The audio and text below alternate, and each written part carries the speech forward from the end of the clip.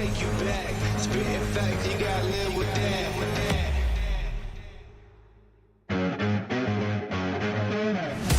Who got it? Who want it? No problem. We mob it. Who got it? Who want it? No problem. We mob it. Belly of the beast.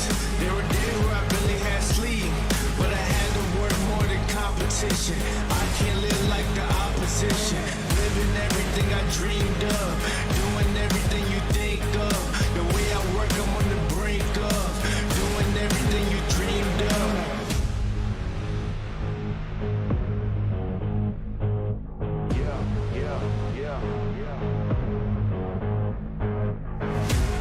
Only aim for perfection.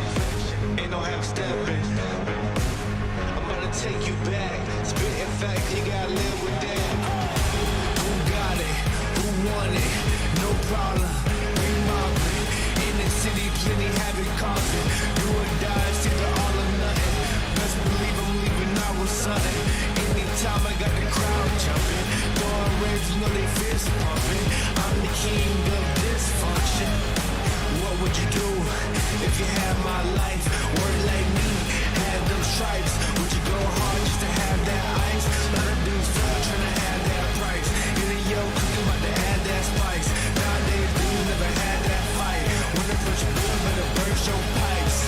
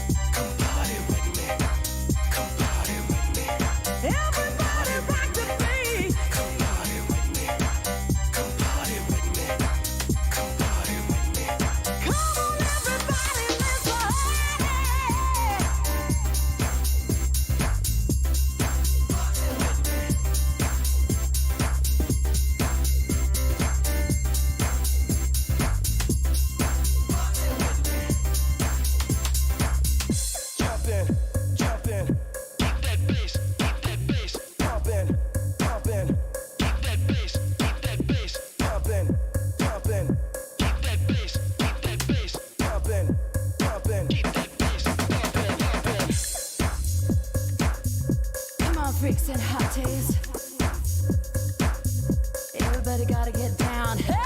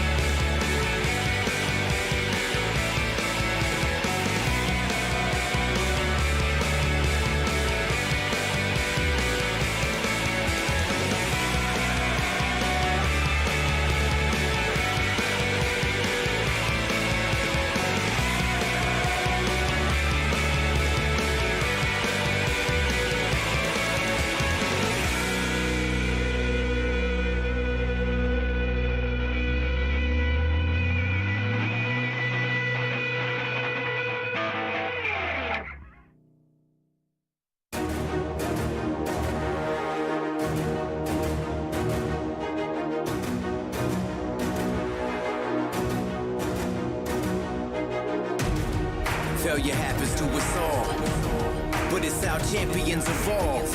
The only thing that matters from a loss is if you get back up when you fall. You gotta get up. Failure happens to us all, but this is how champions evolve. The only thing that matters from a loss is will you get back up when you fall. You better get up. You gotta get up. You gotta get up. I need you to get up. Get up. You witnessing a champ in the making, fueled by your passion for greatness. Yeah, but adversity and bad situations meet us in the middle of the paths that we taking. But it's what you do after that makes men. Will you quit or will you stand up and face it? Tell me, do you have what it takes to swing back when this life asks for the fade? Can you tell me you'll adapt to the change when the punch lands and it puts you flat on your face? After you wake, will you stand up and say, get mad, hit back, lit match to the flames? Failure happens to us all, but it's how champions evolve. The only thing that matters from a loss is if you get back up when you fall. You gotta get up. Failure happens to us all, but this is how champions evolve. The only thing that matters from a loss is will you get back up when you fall. You better get up. You gotta get up. You gotta get up. I need you to get up. Get up.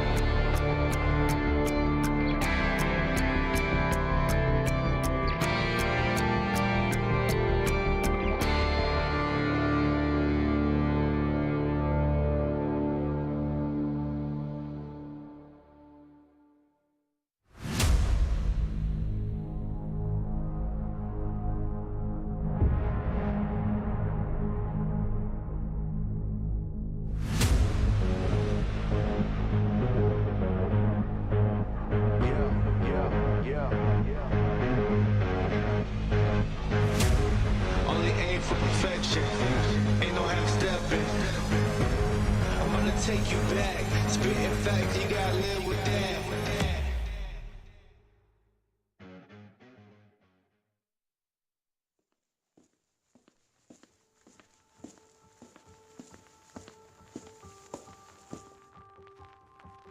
My pain,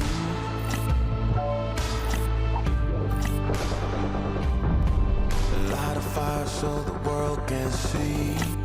There's a fight and a rage deep down in the heart of me.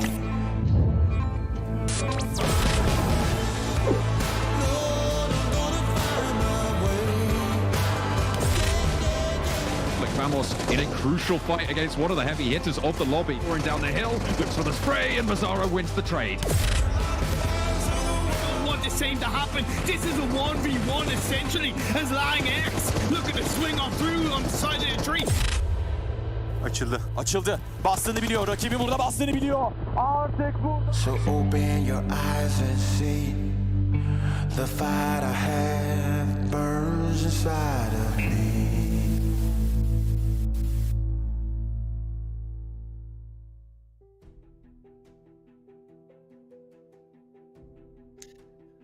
What's going on, everyone? Welcome back to the final day of the PUBG Mobile Pro League Europe Championship for Spring 2022. I'm your host, Jason Kaplan, and we've had our 16 teams battling out these last 3 days and now going into the fourth day to be crowned champion and take home $40,000. There's $150,000 on the line.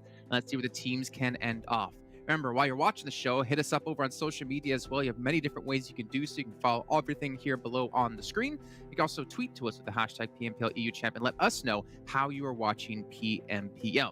Also, lastly, a big shout out here to Monster Energy, our official energy partner here at PMPL. You can unleash your beast as well if you go pick up a monster and chug that bad boy, because you're going to need it. It's going to be a hype day of action, a hype day of games, and a hype day of analysis desk, as we do have our punishment coming into fruition from yesterday, and you're going to hear what's the punishment, Jason. Well, I didn't want to throw it to us just yet, but we'll do it. Every day we've been doing our predictions of who's going to be taking home a chicken dinner, and the loser at the end of it gets punished in a very special and unique way. Day 2 was me being able to not say the word host, which was relatively easy. Day 3, it was Maxman having to refer to Claris and myself as nobility, basically, and he was a peasant. Day 4, Max has to wear his shirt backwards. It looks Max, awful. how you doing? It's hard to breathe. I can't. It looks worse than I ever thought it was gonna. Oh my god. Yeah. Oh. Well, Max, I don't know. Can you raise your arms for us? Oh no. Okay. Last little bit, Max. Can you show us the other side of the shirt?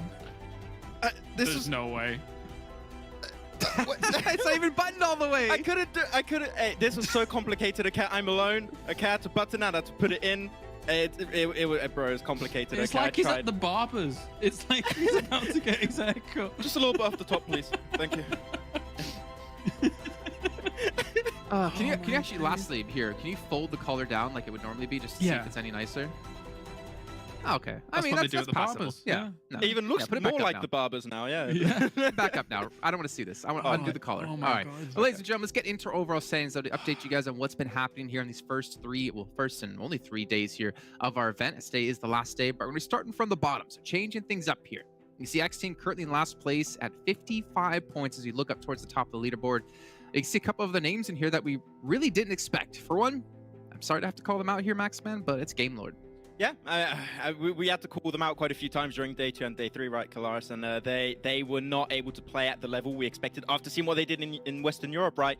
They were the team that coming into this was the Western European team to beat and had the best chance to potentially perform against the Turkish team because they already did it before. Sure, not well, but they had a chance, they had that experience. And now the rotations are slow and they show no intention of fixing that. And day 4 is clearly too late for them to do that. So yeah, we'll see if they can try and pick up a few pieces here, but it's too late for them to really kick their way up towards the top. Yeah, it strikes me when things like this happen from the very word go in a tournament. I almost feel like some of the Western Europe teams came in almost defeated, you know, already from the very word go. I mean, when we knew that the Turkish teams were going to come in strong, and these are the kinds of trends that you see when, you know, some of these teams are having even just a mental block about the idea of even going up against them. So I don't like it, unfortunately, but that's where we're sat at right now, because we know that these teams down towards one like Game One, like even UDR Killers here, are capable of more in a tournament like this. Yeah, very true indeed. And obviously a little bit disappointed, but you know what? They still have a chance to at least shoot up the leaderboard here and potentially get themselves some extra money. But as we move now into our 4th through 11th place, you can see fastPay Wildcats, considering the amount of times Max has picked them and cursed them, they're doing relatively well. Yeah, and actually yesterday they had their best day, which is what a surprise. Amazing. That is. Actually, they got himself yesterday, looking at the stats, they got himself a first place with 16 eliminations, which was their big pop-off game. They got 2 4th place finishes also, and a few eliminations here and there. First game they got 7 eliminations, then game 16 it was 4 eliminations. So able to really, as I said, like already get their best day so far, which is good. The question is, can they follow it up with another good day? Because if there's any team that would have a chance of deceiving the top 3 and to breach top 3, it is currently fastPay Wildcats and also Xray, I would say. So there's a chance, but right now the top 3 are unbeatable right now. Klaus, can I just can I let you know about a quick little stat here? Maxman has picked fastPay Wildcats at least once in predictions every day, except yesterday, which, as he said, was their best day. Yeah, it's unbelievable, isn't it? I mean, we knew that the curse was powerful, but not quite that powerful. And once again, if you're fastPay Wildcats coming into today, you're really hoping that this man to my left, camera left, does not predict you. Look, I already have my shirt like the other way around. I don't think I need this either. I mean, if you lose 3 days in a row, Max, I don't know what the hell we're going to come up with as a punishment, to be honest. I mean, Jason, did you expect it any other way? Like, serious question. Did you? No, definitely not. Exactly. Look, That's what I said. production doesn't want to show you. They went back to it. Well, we can see, though, look at the top really quickly. Fireflux, 257 points. They have almost more points in elims than our 8th place team has total.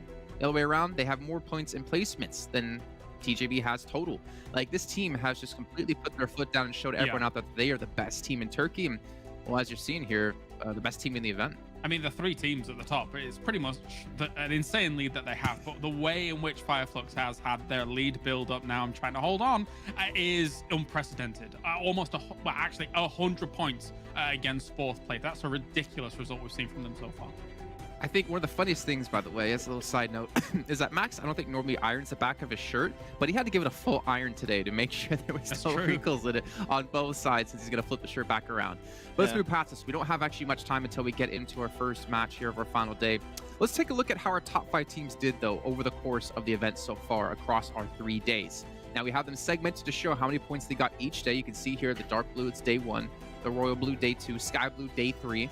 And at the moment, Fireflux, I mean, yeah, they had a little bit of a fall off since day 2, but still 95 points is more points than any team here in top 5 has gotten in a single day, except Regnum on day 1.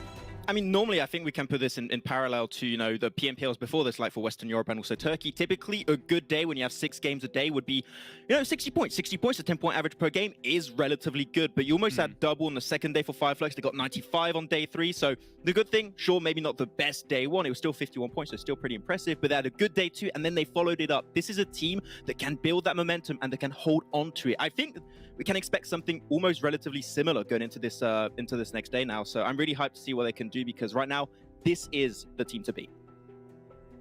Okay, well, looking down towards Regnum, they've had an okay event so far. Clearly sitting in 2nd place, but one thing that does kind of scare me is their consistency has kind of fallen off. Like going 104 day 1, then falling to 50, and then getting 64. I mean, yeah, right now it's good enough to get them 2nd place, but if they don't have a standout performance today, I don't think there's any chance they catch Fireflux. Yeah, I think it is going to be difficult regardless. I think the 104-point day that they had, when I look at the rest of how everything's gone down so far, seems like a bit of an anomaly.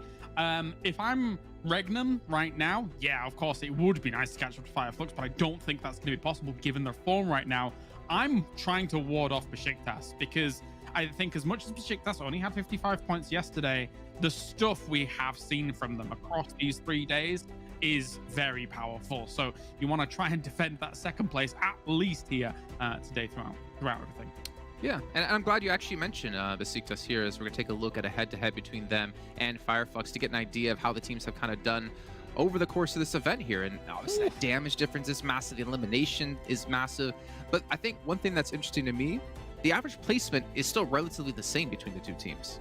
Yeah, really close. Of course, Fireflux able to get himself a few more actual wins towards the end, so that's going to be helping out increase the average placement by quite a bit. But you're looking at all the stats, of course, by how dominant Fireflux have been in day 2 and day 3. You expect like the damage, elimination, placement points to be relatively higher, but I'm looking at the survival time, especially right, Kalaris, being just that much higher compared to Fireflux, really showcasing the hyper consistency, you could almost call it, for Beşiktaş Esports in this tournament. So Fireflux, if they have a bad day, like there's a small lurk that could be happening from Beşiktaş where they could try and surprise us. Yeah, of course, this difference in average survival time, there have been moments where Fireflux has 1, 2 out of the 3 Sandhawks, right? Which means that because Sandhawk doesn't last as long as the other battlegrounds, that might be a little bit lower whilst them still getting more points. So that's kind of what you can look at there for that, but that doesn't take anything away from Beşiktaş whatsoever because they're still surviving long, even into those Erangels and Miramars here, putting on a strong performance. Also an interesting head-to-head when you compare these teams. Normally when you see Fireflux at the end of a game, they're like maybe a 2 or 3-man, sometimes even a 4-man squad that's there to try and close off the game. I have the impression something we've seen a lot for Beşiktaş happily happening is all you have Enjoy that's actually going to be the final play and like trying to get that extra survival time. Sometimes it's Peace that has a solo trying to get that extra survival time. Yeah. So just as how the games end for these two teams is relatively different, while Beşiktaş are trying to close off consistent games, Fireflux are actually trying to aim for the win every time out of the impression. So that is something that has definitely helped Fireflux so far. Well, you mentioned Peace, and I feel like we need to talk about him a little bit because it's very similar to what we've had happen in the past with Unicorns of Love, and it was Icy, the one to just do extremely well in eliminations, relatively well when it came to MVP points as well. The rest of the team wasn't able to live up to him. Things are a little bit different for Beşiktaş, but let's take a look at actually Peace up against, I guess, the top player right now at a Fireflux, Kecth. We're talking about the race for MVP, obviously, and which player could potentially pull it off here at the end of the final day. It's 2,000 extra bucks for yourself, but look at this between these two players as well. I mean, considering, you know, Kecth has had more big games in Fireflux with massive amounts of eliminations, I think Peace is doing a fantastic job of keeping himself and his team in the running. Yeah, I mean, for me, for Peace in particular, I'm looking at the fact that his assists are so much lower. Like, he is a lot of the time when he's getting those frags, he's doing it solo. Like, his team are there to try and set him up and everything. He is the sole top frag of the team. And I have to look actually at the stats, but I think he's miles ahead of the rest of his squad currently, which is why it explains that he's got currently the lowest assists for his squad because he's getting most of those solo. Yeah. And then when you look at Kecth, it's not only Kecth, right? Even though Kecth has been doing fantastic, Kalaris, is the fact that he's backed up by Solkay, he's backed up by Lutz also. It's like it's the entire squad that is performing with these type of numbers. So yeah, they're looking great. I like I didn't mention Solkay at all.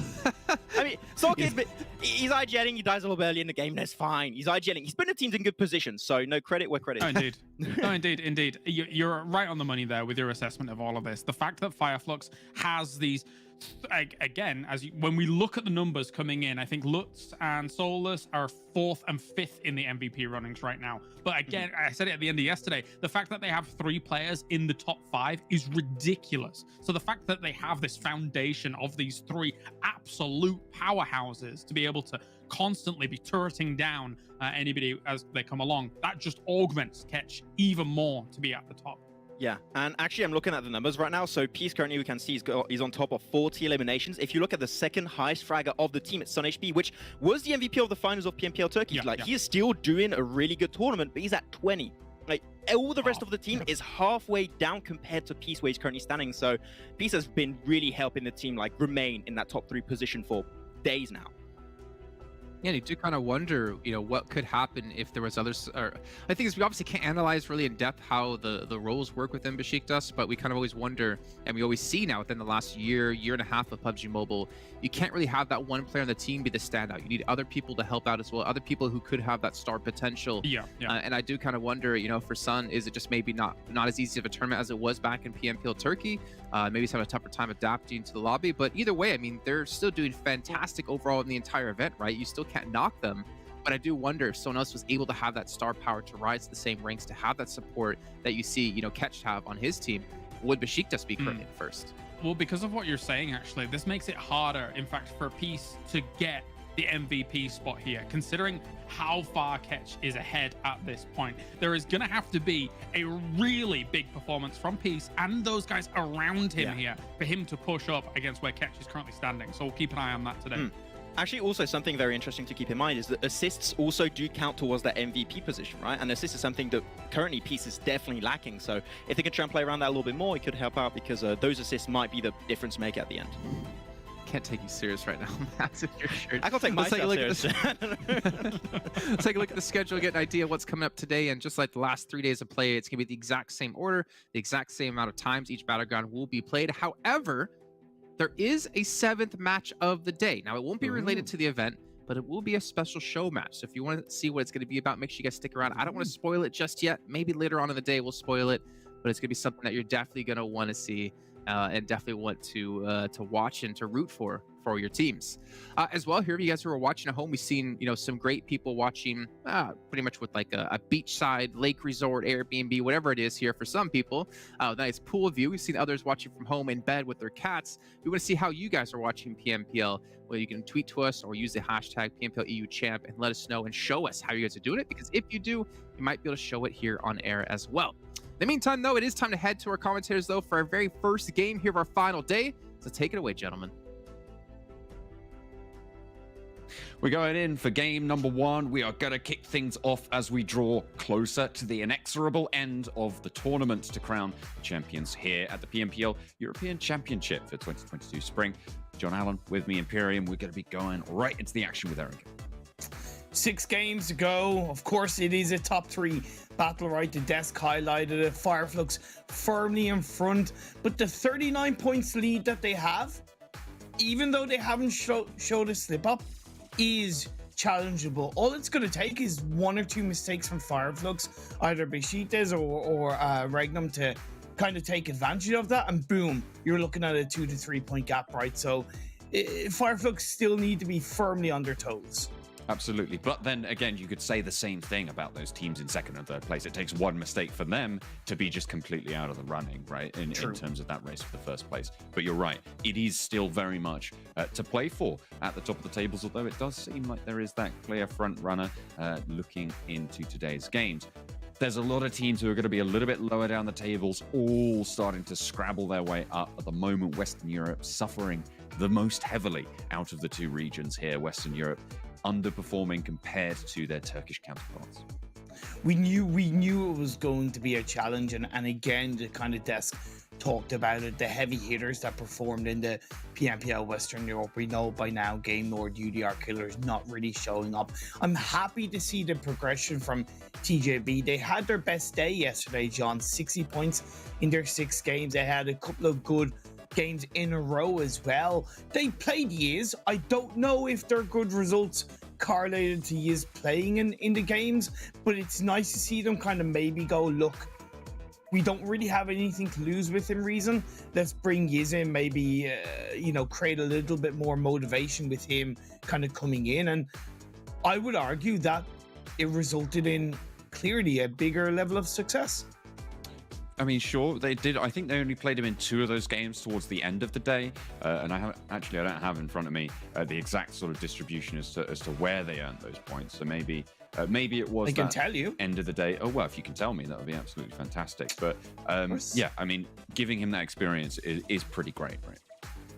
Their best games came in the final four games. So it was like 14, 13, and 29.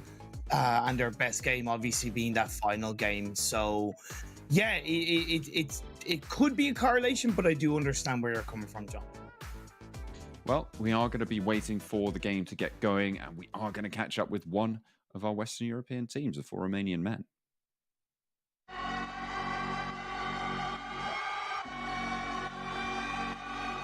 The 4 Romanian Men scraped through the PUBG Mobile Pro League Western Europe and now find themselves on the grand stage of the European Championship. While their performances in the home region has been nothing to write home about, the team is now looking to ride the underdog tag to glory in the European Championship. The team is led by REDOX. Apart from his tactical mastery, he also packs some menacing firepower. But when it comes to all-round gunmanship, Sarah is the superior fragger on the team.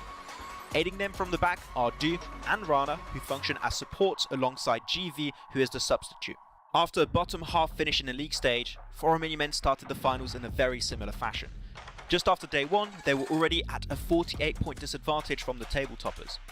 Day 2 was a game changer for the team, and Romanian Men crawled up in the 4th position on the table thanks to consistent top 4 finishes. Ending the day with a 12 elimination 2nd place game, the team opened up the doors to the qualifiers. In a do or die situation in the last 2 matches, the team fought till its dying breath to collect some invaluable placement points.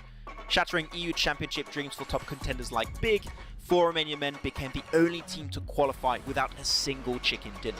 Going into the European Championship, there's a lot of improvements possible for the team. The squad loves to operate from central locations, but it needs to protect itself better while stuck on the edge of the circle. Can they fine-tune their approach in time for the European Championship?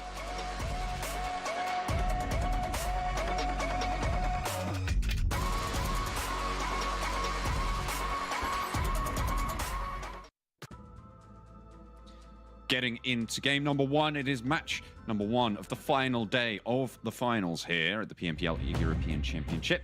We're taking a look at the playing path right now as we head from shooting range down to mill to power. The video for Romanian Men definitely gave us a lot of insight, and I would say they proved themselves and ourselves pretty heavily across the European Championships. I know Kalaris highlighted how it seems like the European teams came into this championship looking defeated or playing with fear, and we've already talked about it across the days. I would say that out of the European teams, the team that's looked less fearful, less afraid to take fights and win fights and control their position has actually been Romanian Men. Maybe it's because they know that they kind of, within reason, just about scraped in, so it's kind of like, okay, well look, we've come in as the least successful European team. Let's go for broke, no fear, just fighting. For the time being, it's worked out for the most part. Hopefully see a little bit more of that working out. The teams on the northwestern side a little bit closer than we haven't seen too much of this northwestern action. Most of the planes actually have sort of leaned towards the east, towards the south. But now we're seeing TJB dropping out early, getting to North George, and actually I think that might be a Romanian Men player downed over in North George, if I'm not mistaken, and getting that flush on out as well. So a good start for TJB, not the greatest for Romanian Men, who have dropped over towards Everest on a little bit of a split there. And Flux are close by too. I understand why Romanian Men might look to maybe send a player towards the edge of North George to try and secure a vehicle. However, when you know TJB drop in North George, there's absolutely no issue, and TJB have shown this in the past, that they will adjust and either send 1 or 2 players to try and get that elimination point. And yeah, unnecessary, I would say, from Romanian Men. And when you look at this phase 1 circle, it's going to be a challenge as a trio to defend and control their position on that western edge of the circle. Very, very southeasterly shift. It does threaten Military Island. I don't think, John, we've had a Military Island finish in the European Championship, so why not have one on the final day? I don't think we have. I think you're right. That's going to be on the cards, but still fairly unlikely. A little bit of a duel between these two players. It wasn't really super. I don't actually know if Redox had a weapon there. They both sort of hot dropped on that position, but either way, Romanian Men did lose that player early on. Southeastern side, a lot of these teams, actually 2 teams playing in Milta, so that could prove to be quite interesting. And if you're finding that interesting, then I can guarantee that you're one of the people who's contributing to our peak concurrent user milestone during the PMPL European Championship. If we hit 80,000 concurrent viewers, that will be a PMPL 2022 Spring t-shirt for everyone. One of those for free, and that's a permanent cosmetic, along with the PMPL Activity Crate. There's 2 of those, and Crimson Swordsman set, which are the previous tiers of reward. So if we hit that 80,000 mark, those will be unlocked. So make sure that you're getting your friends involved and getting them on for watching. S2G don't normally drop in milk there as far as I know, John, so this is a bit unexpected from X Team. The spread from X Team looks stronger. However, S2G clearly have a more solidified team position, so if they are aware of X Team's separation, they can push in the direction of both Nightmare, Syax, take them down, and then they have that body advantage. Time's ticking. The threat is there. I would say the longer S2G leave to wait to push it, the harder it becomes for them to take control of that kind of body advantage on this side of Milta. Kelsey playing scout, dropping smokes, making the cross. Could be sideswiped a little bit if he's not careful, but it's going to take a couple of bullets. Hits the deck, gets behind the little outcrop of wall, and there is an even further forwards X team position out to the right of Beg for Mercy. So some decent sight lines to slow things down. But as soon as S2G reach that point, reach far enough forwards, they are going to be able to leverage that numbers advantage that they have on that side of the road. They need to send a third player across. Either Beg or Zombie needs to get across the road to join up BAZZILIOSO and Nightmare. Great suppression by Beg for Mercy to slow down Kelsey and the rest of S2G. But again, moves need to be made for X Team if they want to try and defend the body disadvantage they initially have. I think someone tried to throw a bandage over towards Kelsey there, unfortunately. Sark's able to land the shot around the side and get the knock over onto Kelsey. And they've sort of shimmied around it quite nicely. Beg for Mercy picks up the flush there. And S2G losing out in this fight with X Team right now. X Team sat dead at the bottom of the tables. But they've still got some fight in them. I said about S2G, the longer they left it to push, the harder it was going to be to take advantage of it. And good shots, good proactivity for Beg for Mercy. Again, I still recommend that Zombie or himself needs to join across the way. Yes, technically they have the body advantage in this fight. However, Nightmare and Syx, it's very easy for it to go the other way around. And you can see shots onto Nightmare does put him down to about 25 health. Not much more going on right now. They haven't got the push or the position to go for a push over onto Nightmare's position. They need to regroup, and Silas and Rip7 are going to be able to do that. And to be fair, Silas is a massive clutch master so far in this tournament, right? Rip7 in his own right, still a lot of prowess there. A lot of times we've seen that name crop up in later circles. So maybe something to be said there. Surreal, in the meantime, are pushing down south towards Penta, who have grouped around the mouth of the bridge. Yeah, while this kind of fight rages on, I'm expecting a lot of teams to rotate pretty early, pretty deep into the center of the circle, considering how much water is in play. Okay, I don't think you should go this close to Milta in terms of on that more eastern side of the circle, because it could very easily be a phase 2 shift back up to northwest. But again, going center is going to be a bit more advantageous. The more teams that go there, the more action that is going to unfold.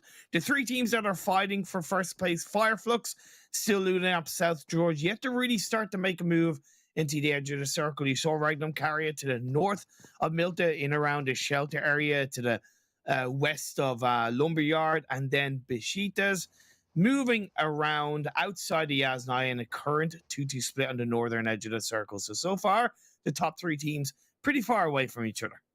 Maybe opportunity for all of them to be able to snaffle up a decent points total here. Of course, not really want any of the others want to happen. So maybe they do want them to get into a little bit of trouble. Hamzy spots Beg for Mercy around the side. Should be Reservoir for Zyox. The DPS can keep it safe, but there are close by players from S2G. Beg for Mercy needs to crawl to safety, but how fast can you get there? Rip7 right at the wall now. And the backup and the push through the window is going to come on in. S2G need to be worried. I think there's a player upstairs, but the backup is cut down. Excellently shot out for the top of the building. The DBS not going to be able to land on the money. And S2G push up the stairs. Not going to be able to get past that one this time around. Not so lucky. Around the side. DBS still firing, pumping out lead as fast as it can, but it's not going to be enough to take down Silas. This guy clutches anything you throw at him.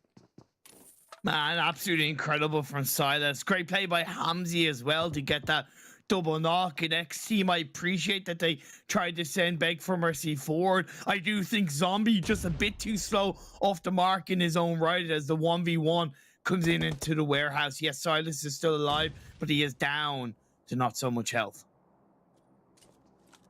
Hamzy, Zombie. Cooking nades around the side. Zombie goes for the push, and around the side, Hamzy flies on in, takes the flush. X Team eliminated in Milta. I think maybe Zombie didn't realize that Hamzy was that close to him inside the warehouse and maybe thought he was more on the edge and went to kind of run and yeah, got caught out with his pants down. Phase 2 has centered up quite nicely. Still a sliver of Military Island and playing. We've seen Wildcats do this before when Military Island is somewhat featured in the first couple of circles. They'll stay on the island. I look at this as being a bit riskier, at least for now, because of the amount of teams that are in front of them. They still don't need to move across the Eastern Bridge. They can stray one player forward on either side or on one side of the bridge, the recently adjusted bridge that has that path line underneath that you're able to walk across and at least get across the bridge without any real trouble. Once again, Flux still making their way into the circle inside blue. They have TJB in front of them on that 2-2 split, and 4 Romanian men now playing it safe, coming in from that south coastal line mainland position. Game Lord still a little bit split near prison, but staying out of trouble for now. They are in this next circle, so timing may be a little bit faster for them. Surreal, Penta, information, I think, onto each other. Maybe Surreal don't know, but with the push around the headland from Manu in the vehicle, I imagine that they have got that little bit of information. Yeah, definitely know about each other's whereabouts. They need to be careful. The cross from the fastPay Wildcats not committed to just yet, and you don't really need to. No, you don't. And this is the kind of circle, though, where you don't want to be split. Like, Penta are playing a massively risky game being so heavily split inside this circle. When you're going to center this quick, it needs to be as a full squad. Maximum 3-1 split when you have 2 compounds locked down, right? You have 1 in one compound across the road, let's say, and 3 in another compound very close by, either across the road or somewhat in a short distance. But the way Penta have themselves split up, they're so lucky they're not getting caught out. They could possibly now at the hands of Surreal. Manu. Spoiling for a little scrap for quite a while now, and Surreal finally take the bait. Jesus. Not going to find a lot of damage onto him, though. And that's some information given away about Surreal's positions. How separated they are. What can they really do with that information, right? It's the fine line between kind of running around and kind of taking a bit of a risk, baiting a team, trying to find that position. But as a team, if you're not actually prepared to take advantage of that, it's wasted and it once again becomes too risky. So Penta playing a dangerous game, like I mentioned, inside the center of the circle. 4 Romanian men go deeper than I expected. TJB with a massive 2-2 split. 1 pair in the northwestern edge of the circle, another pair in the direct western edge of the circle. Hey, look, I don't disagree because it's on the edge, but that heavy of a split, certainly unorthodox. See if it works out. Circle just about to pop in just a moment. Regnum Karya, one of our teams to watch, very central. Fireflux, another one of those teams that we're looking out for, playing on that edge style on that northwestern side, but looks like they're going to do that pretty effectively as TJB lose a player to them. Circle pops, it goes out east, and Eastern Stars are very widely split. I mean, you were talking about how that heavy split can be potentially troublesome, but if they regroup now, they might have a really solid chance here. This is great for Eastern Stars. They know this area like the back of their hand, and it's one thing looting and dropping and kind of getting the gear inside this area, but it's another thing controlling it. So yeah, Eastern Stars need to gather themselves up, lock down one part of the either mini Milta or Milta power area and see what they can do from there as Xray rotate down through the south hills of Lumberyard. Teams sending it through Milta. This is a cluster as teams panic to strafe into a center circle position. S2G down to just Hamzy.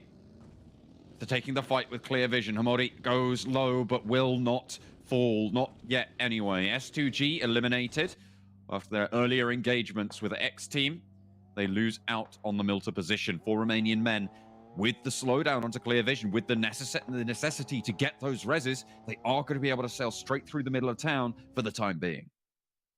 This is great play by Fireflux. Good teamwork, strong communication. They've already picked up an elimination onto one of the TJB players. Game Lord down on the high ground above prison. It's a risky spot to control Prison Hill because there's nearly always a higher elevated position, right? There's nearly always an opportunity that a team can come from behind, come from the side. So Game Lord split, again, like TJB, very risky. Beşiktaş taking a fight for the next Ruya, and it is going well right now. A lot of knocks seem to be going up for the Turkish squad. They are staying alive. One elimination found. They're carving out a little bit of territory to the north side of Milta, just on those hills between those trees for now. Fireflux a little bit further north. Take a look at the spray that Hamzy was able to get onto one of the players. Nice little drop down. Look at this replay, picking up points even before going down. And S2G did actually put 5 on the board overall this game. It's not bad, not bad. It's unfortunately the product of what they've proven throughout this European Championships. They're able to get eliminations, they're able to clutch up moments, but they haven't really been able to get into the late game as a full squad. I would actually argue there hasn't been one single game S2G has gotten into like past the 17-20 minute mark as a full squad, and that is a big thing they need to address after this championship. We're about to see the next phase pop up. The northeastern side clearly open. It's going to be a northwest shift. Lumberyard Hills, Milta Fields is open, but very risky to hold on to. And Regnum Carrier couldn't have asked for a better shift. We're going to be seeing the analyst predictions soon, I imagine, and it is starting to get interesting in terms of positioning. I'm looking at Fireflux and thinking they seem indomitable over the course of this tournament. I wouldn't be too surprised to see a couple of those blue wings appear at the bottom of our screen. 4 Romanian men, though, maybe wishing they had a couple of wings to hop over there and save Serra. Losing a player very, very early, remember, on the hot drop with Fireflux. Now they've moved down south. It looks like they're not going to have an easier time here either. Rana moving in towards Serra, looking for the res. There was off the back of shots onto UDR.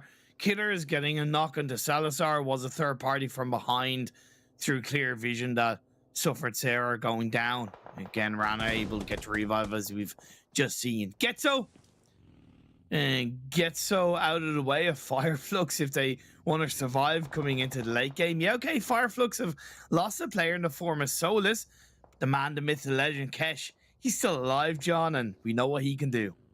Certainly highly effective operating over here on Erangel. Gets so close by. They don't really have too many more sightlines that they're worried about right now. Although you can see Kecth just moving in, trying to use that cover. Lutz backing it up through the lumberyard. And they're taking it slow. They're taking it steady. Getso seemingly know that this is going on, but don't really have the position to deal with it. There you go. The predictions come through, John. And I'm not surprised. Jason and Maxman both going for Regnum Carrier. Understand the Beşiktaş pick that's come out from Kalaris, because Beşiktaş have stuck to this western side outside of Milta for quite a while. They were able to pick up an elimination point earlier on, and they didn't move off the back of the previous circle shift. In my eyes, that shows confidence and the awareness that, hey, if we rotate, if we kind of react too quickly, we could be in panic stations and get ourselves caught out. So Kalaris' pick, at least in my eyes, makes a lot of sense. See if it makes sense to the totals at the end of the day. I mean, so far, Jason's got to be worried, given Maxman's record. But you know what? We'll give him this opportunity. You know, clean slate, it's a new dawn, it's a new day. Not for these teams, though. They have to carry those points totals in.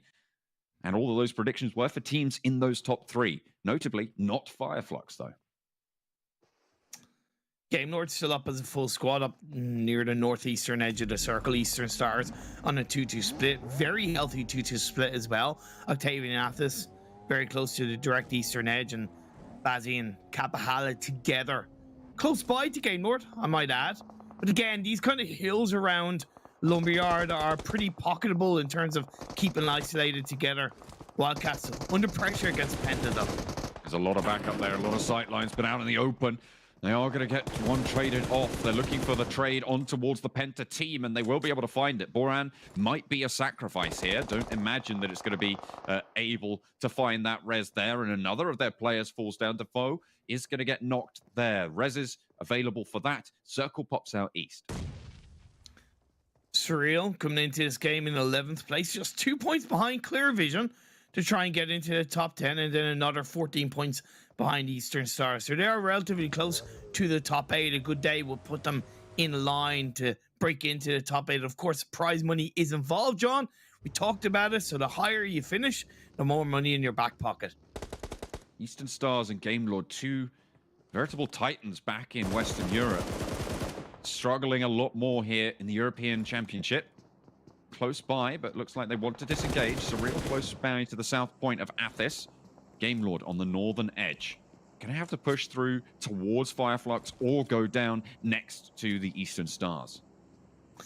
Eastern Stars, though, they're too heavily split, in my opinion. They have a massive risk of losing one or two players. You see ATHIS trying to fend off Surreal. Luckily, a bit of a third party from Regnum Carrier will see Surreal lose a player, but again, bodies need to push forward from Eastern Stars if they want to control this compound, want to control an endgame result.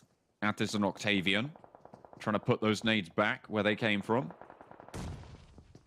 And they are going to back off. They are playing at least a little bit disciplined around this compound. UDR Killers eliminated on the meantime. I think that was out on the western side of the circle. But Surreal, they're happy with the little bit of sanctuary that they found themselves. Losing one player, getting towards this edge of the next circle. Easier said than done, so they'll be happy that they made it there. Doku Machine was able to pick up a player from Romanian Men that crashed into a solo position near the center of the circle. Getso and Game Lord are engaging on each other towards the northern side. You can see Kezers with the nade has got to drop onto Robs for the time being, and TJB as a duo trying to fend off the push from Beşiktaş. TJB spraying down. There's a lot of players in that vehicle. Too many for my liking for the Beşiktaş players, but they managed to get away with it. SonHP drops that smoke and they might have some safety, but there's a lot of teams nearby. Fireflux, not the least of which, going to be looking their way. TJB with those shots, going to be giving that one up. Playing in this Wizard Tower here, Fireflux have a really solid overlook over a lot of this hillside. But there's a lot of teams that are going to be looking their way too. You have the hard cover, you have the elevation point, and you have that baseline that you're able to hold on to, and that's what Game Lord were fighting for against Getso, and it seems like they're winning that fight. Finally, Game Lord, in this final day, wake up, smell the coffee, and pick up 6 eliminations, still surviving as a full squad. It may be better late than ever, but it is better late than never. It certainly is, yeah. It's late, which is the operative part of that, unfortunately. Fireflux, though, up top, close to where Game Lord are going to try and push by the looks of things. If that direction of travel is on point. Game Lord took the first player from Fireflux, and they're here to finish the job. Fireflux, though, not going to go down without a fight. This Game Lord, look for the trades, look for those shots. At the moment, though, Beşiktaş struggling on this western side as well. This area of the circle that it's finishing on, the hill down Lumberyard, is incredibly challenging to control. It's so easy to get third-partied from many angles. That's why the Wizard Tower that Fireflux has locked down is so valuable to them holding on to a winning spot. Doesn't stop nades flowing through the windows, and that's what Lin is looking for. Ooh, right onto Solkay and Lutz. I don't think he got either of those knocks and gets knocked himself, but takes Solkay and Lutz super low there. Fireflux going to have to take a breath to heal just a little bit. Then in the next zone, they'll be okay. Regnum Kaya, the hope for 2/3 of the desk, eliminated in one fell swoop as Clear Vision take them down. Wow, Clear Vision. They're not messing around in this game. Currently updated, elimination points is still 3 players strong. Is this the day that the Western Europe teams wake up? Clear Vision on 8 eliminations, Game Lord on 7, Eastern Stars on 4. All 3 teams with 3 players up. You've still got Fireflux waiting, though. You've still got Beşiktaş with a duo. Peace, SonHP, very solid as a duo. And in difficult terrain, maybe they can do something here. Maybe they can play a little bit more tricksy than people are expecting. Eastern Stars struggling down the hill from Game Lord. Looks like Fireflux are embroiled in a fight with TJB. Solkay goes down, but Kecth, the Terminator, wants to walk on forwards and walk straight over TJB. Look at that. Spots the player around the tree. Easy pickings for the man himself. SlangX is going to fall down. Just Lin remains now.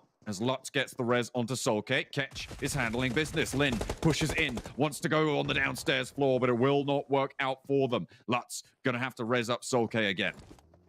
Hasta la vista, baby. That's what Fireflux say to TJB as we are down to our final 7 teams. Eastern Stars did lose a player, I believe, at the hands of Game Lord, so that split didn't really work out in my opinion. I know they've somewhat have had a positive game, but I think Eastern Stars could have played a little bit of a safer, more solidified position early on.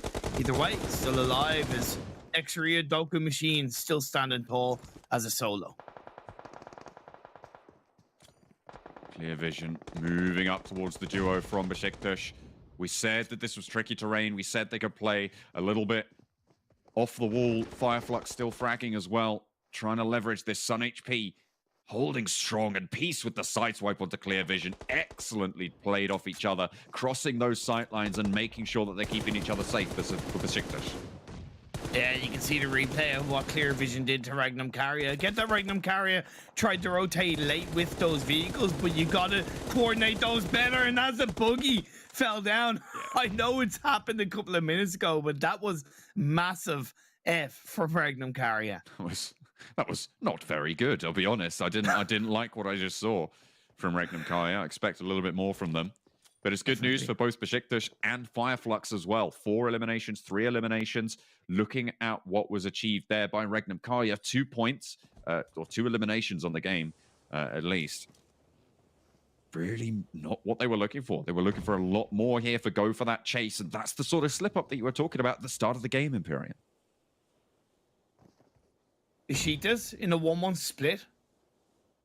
Relatively supporting each other, but again, with the angles of these hills, it can be difficult in its own right. Eastern Stars, Octavian, the last player alive, Game Lord, lost a player to Fireflux from behind, but as they focus in front of them, they clear out Eastern Stars, and now they can focus on what is now behind them, technically in front, Fireflux.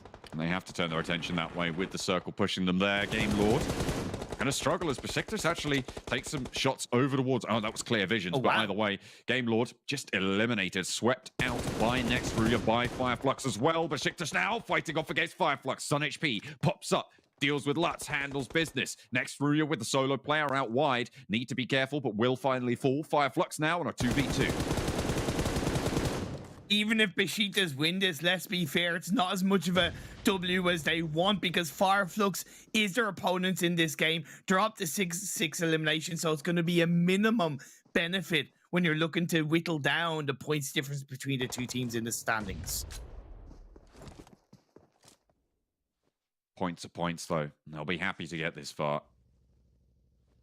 And stand up against Regnum Carrier as well. Try to open a lead against the other contender for that top spot, if nothing else. Reducing the competition might prove to be pivotal. Kecth swings out wide, spots Pieces flank, and will be able to take that one down. Roasts him on up behind the tree on the scorched hillside, and they just move on forwards. I think that was a play zone. But Fireflux are going to be able to take the first chicken dinner here today. Fantastic stuff from the tournament lead. It realistically just doesn't stop, and I know we still have 5 more games to go, and I started this game with the attitude of, hey, all it takes is 2 to 3 bad results. Fireflux doesn't look like they're getting bad results, so I say this is the championship secure for me. It's incredible, their consistency. Yeah, they have just done it time and time again. They even lost a player as well on the northern side. They just moved through past that lumberyard really, really nicely, held down the wizard tower on the hillside, controlled the teams around them as well, and just won the fights time and time again. Like, they've got now 5 chicken dinners in 19 games, right? That is 1 every 4 games. That's exactly what you're looking for. Hey, maybe, you know what? I predicted them. I'm going to claim that one. I'm going to take the dub there. Add a point to the tally for me. But we're going to head back over to the desk to talk about what they thought about that last game. Well, what they thought was me biting my nails, getting really scared that Claris was going to take home the first point of the day with Beşiktaş surviving for such a long time there. But luckily for us, Fireflux closed things out. And if I'm not mistaken, that's the 3rd day in a row they've won the first match of the day. Oh yeah, it's over, isn't it, boys? It's going to be really difficult for all these other teams to win. The thing is that they get themselves these first wins, and we were saying it at the start of yesterday, after they got their first win, like when this happens, they keep rolling with it afterwards. Yeah. So they're gonna keep rolling with it. They're gonna get so many points and still be number one. I don't know where we're gonna end at the end of today. It's gonna be crazy. Yeah, I mean, it's a momentum-based team, right? Every time they get that one good game, they're going to be able to build something on top of that. And also, this is not like they were not fighting from a very good position. There are teams like leapfrogging their position, but they just play despite them not being in the best position in those circles. So, well, I mean, we said on the pre-show, right, this is currently the team to beat, and they showed it once again why they're the team to beat, because even in like games that are not given to them, they can still close it off. It was close, to be fair, but yeah, they locked things down, and we also had the battle for MVP at the end as well, with Kecth up against Peace. But it looks like Kecth was able to win out on that fight. More importantly, though, Game Lord, 18 points, probably their best game, if I'm not mistaken, that they've had this entire event, sadly. Yeah, I mean, they got pushed. It was not even a fight that they were really taking themselves, as what I was talking about with Kalarza during that game. The fight came to them. It was Getso trying to fight for that position, and Game Lord held on to it. But I hope this is going to maybe change their perspective on this tournament, right? At least for this day, even though it's still too late to do a change that's going to be impacting your position in the rankings. But I hope that they see this and say, like, oh, we can actually fight versus Turkish team. We've just won versus Getso. Let's maybe try and do it more. No, just a quick little idea. Yeah, cool. I genuinely feel like that's the first 4v4 fight I've seen Game Lord take all tournament. And it probably isn't, but I mean, considering what we've had to observe from them so far, yeah, and they won it. You know, they won it pretty handedly. So hopefully we see more of that. The circle, you know, they said that they've been having some hard times with circles, but this circle was kind to them on their side of the map. And yeah, they had a fight and they won it. Brilliant. Max, you can see our pick in 12th at 2 points.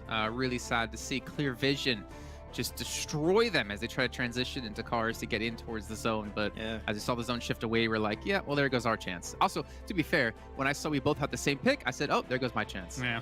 I think we should give you like a joker, is that you guys like are allowed to pick maybe 5 seconds after my pick, just to make sure you guys don't have the same as me. I think that'll be a good way for you to be fine. But yeah, unfortunately, they tried to move with their 2 cars and they didn't smoke the cars properly. So like your easy shot for Clear Vision, and they just took the 4 limbs. So pretty easy for them. Just do me a favor and pick what Kalaris picks in the future, and I'll pick something else. And then if the punishment comes, I'll be very nice. Sabotage. I promise. All right, let's take a look, though, at Game Lord stats here in this last match of their players, because, again, we haven't really been able to talk about this team much, considering they were the talk of the talk when it came to PMPL Western Europe. And we are seeing Victor and Navallo able to put up the big amount of damage done, and that's the 2 players we always look for when it comes to this team. Not sure exactly why they've been quiet this entire event, but we started to finally see some life in them here, as you mentioned before, Kalaris. Yeah, I think since the first game of the tournament, this is by far their biggest point gain of the entire tournament. They started off the tournament with a 4th place as well as 9 eliminations, and since then, it has been quiet here for Game Lord. So to see them get another 18 points on the board, I think, you know, it's long overdue from what we've seen from them so far. And again, guys, last day, you know what? You're not going to win this tournament unless you somehow eliminate everybody in the lobby every single game.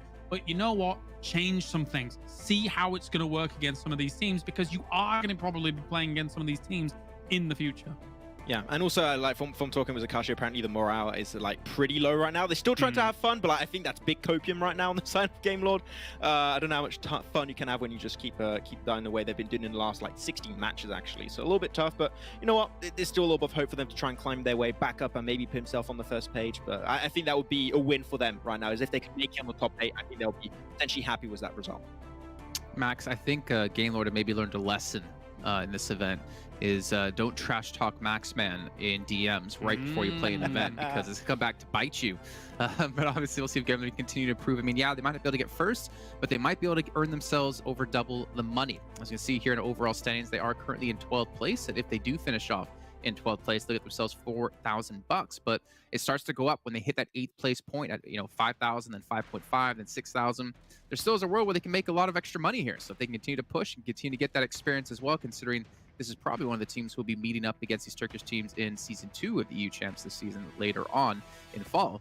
This is definitely a good learning experience. But Clear Vision, I mean, again, they've fallen off the front page. TJB, Eastern Stars are the ones locking it down here on the front page for Western Europe. And there's only a 1-point difference between those 2 teams. Yeah, and it's been a little bit of a downward spiral for a few other teams, actually, like Surreal, for example. So there are opportunities for teams to slowly climb their way up the rankings. So there's opportunities for those teams on the second page to maybe have a little bit of a better impact on this fourth day. But if I do want to highlight one team from Western Europe that has been impressing me in the last few matches they've been able to get, is actually Eastern Stars, right? They got themselves a really good position. You were talking about it, Kalaris, actually, during that game to go for mini meal turn to regroup, which they did do eventually. Yeah. I have the impression currently they could be a contender to try and get close to that top 5, even maybe take it away. Oh my gosh. Yeah, sorry. It's too big a lead, isn't it? It's ridiculous. What you were saying though here, I actually don't like the fact that they took mini milter power over other locations that they could have taken, because I mean, it was, you know, in PUBG Mobile, there's a lot of tendencies for hard shifts. If you take mini milter, then you're kind of banking your ideas in that circle that they moved there on that. I mean, they spread out south of that as well, but you know, the spread that they took, that land, I don't know. I would have rather they took some of the compounds west of it and then tried to play from there. Okay, yeah, 53 points between first and second place. It is basically a battle of who can catch up to them, if any team. And as you kind of said before, Kalaris, if you see them win the first match of the day, then they just coast on through and maintain that kind of level of play throughout the rest of the day. And we're almost getting to that point where we can almost call it for them to take home the trophy and the 40,000 bucks. But for you guys at home, this is our last day. This is your last chance to get yourself here on the broadcast. Let us know exactly how you're watching the show. You can tweet to us or post on Instagram with the hashtag PMPL EU Champ, because we want to see exactly how you guys are checking out the show. We also do have a photo to show you guys. Actually, one of the viewers out there. We'll throw it up here in a quick second. Okay, here we go. I thought it was going to be Maxman for a second. I don't know why. Match day, watching with a laptop and a tablet. I don't know what's on the tablet. I can't really see. And But I like the pink headphones. Yeah, I'm jealous. Yeah. I don't have any PUBG Mobile merch. But outside at night, that's not like cozy to watch. I think there's better ways to watch like outside. I don't know. I haven't touched grass in a long time, so at least they're doing that, which is cool. So how do you know if it's good or not? You know what? Fair point. Good point. Yeah, I don't know. Yeah, the weather's nice. Get outside, get some moonlight, which is technically sunlight. Anyways, let's head to our commentators though, because we're gonna hop into the second match of the day here. Let's get off. Get me off camera, please. Go. Get out of here. Shoot. Yeah, we better get you off after that one. Goodness me. Come on, behave. We're getting into game number 2 after that previous game.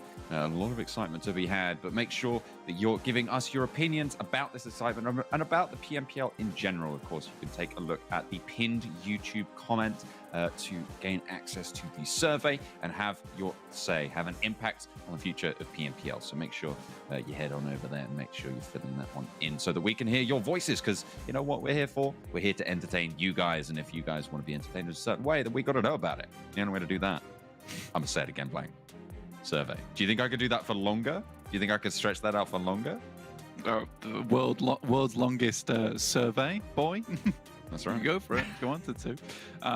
But yeah, I mean, this is, as always, going to be a very exciting day, final day. Looking at who's going to be topping the charts. You got someone in their room with you? Is it someone Beşiktaş telling you to very give them loud some good outside look my at? window all of a sudden. That's fair enough. That's fair enough. I think right now, though, the boys have kind of called it over on the desk, which is like, it's going to be very hard. And it's almost confirmed, right, for Fire Flux. And now, at this point in time, for Beşiktaş and Regdom Kaya, you're almost hoping that Fire Flux only have a bad day here on out. It's that catch-up game. And it becomes infinitely harder if Fire Flux keep putting up these same kind of point numbers. I mean, we've had these massive point scoring days, 111 before. I think that was marking the top end of point scoring. So there is definitely a chance here for Beşiktaş to put up some huge points today, but it's a question, because this is very, very bad for the morale. It's 279 points versus 226, right? Yeah, it's going to be difficult. No matter what, really, at this point. Moving on, just getting a chicken dinner at the start. You've got to feel pretty good about yourselves if you are Fire Flux. But Game Lord also stayed alive for probably longer, probably one of their best performances in this tournament so far. Let's take a look at what Game Lord have done.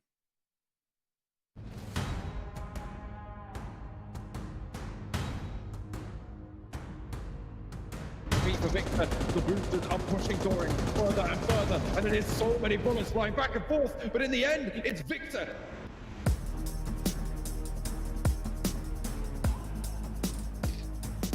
The hot favourites from Western Europe, the mighty Game Lord. We already know everything about the team and how perfectly they harness their strength.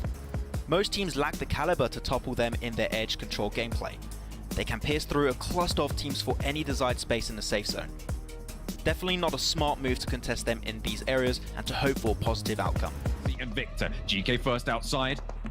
Langx on that forefront position. Spicy should know this. Langz pushes around the side, but gets on in, sneaks up to the pillar. GK first draws the ire of Spicy, but he's able to turn it around, and GK and TJB will fall, but Lin is still healing it.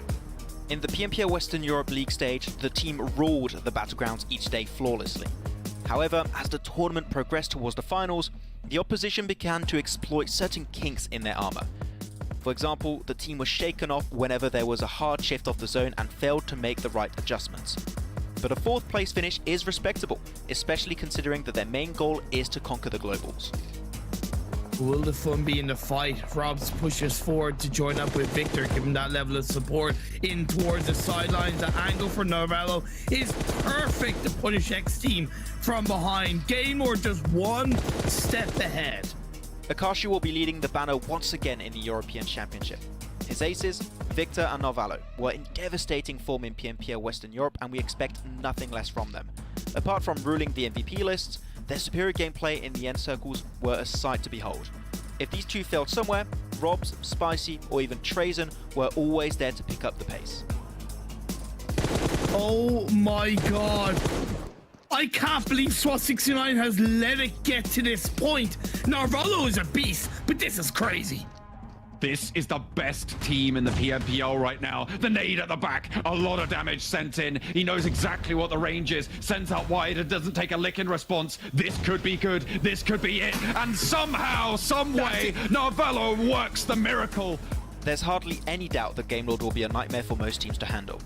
Especially in a straight-up 4v4 fight, there's few teams who come equipped with as much firepower. Tune in to the PMPL European Championship Spring 2022 to be a part of Game Lord's journey and see them take on the best teams of Europe.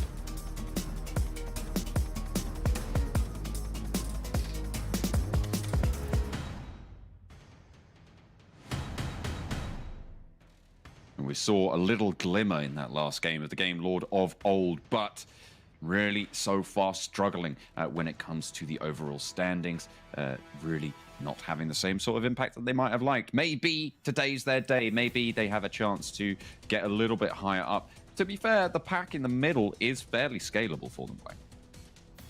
Yeah, there's certainly opportunity to move up in terms of the leaderboard rankings. And I think just looking at prize pool in general, like 4th place is hotly contested for, and there's no shortcomings of money there. I mean, that's 10 grand a total for 4th place, which drops down to 7,005. So a total of a 3 grand jump up there. So it's definitely worth trying to go for that 4th place spot. Right now, I would pretty much say that 3rd, 2nd, and 1st are a battle between Regnum, Beşiktaş, as well as Flux.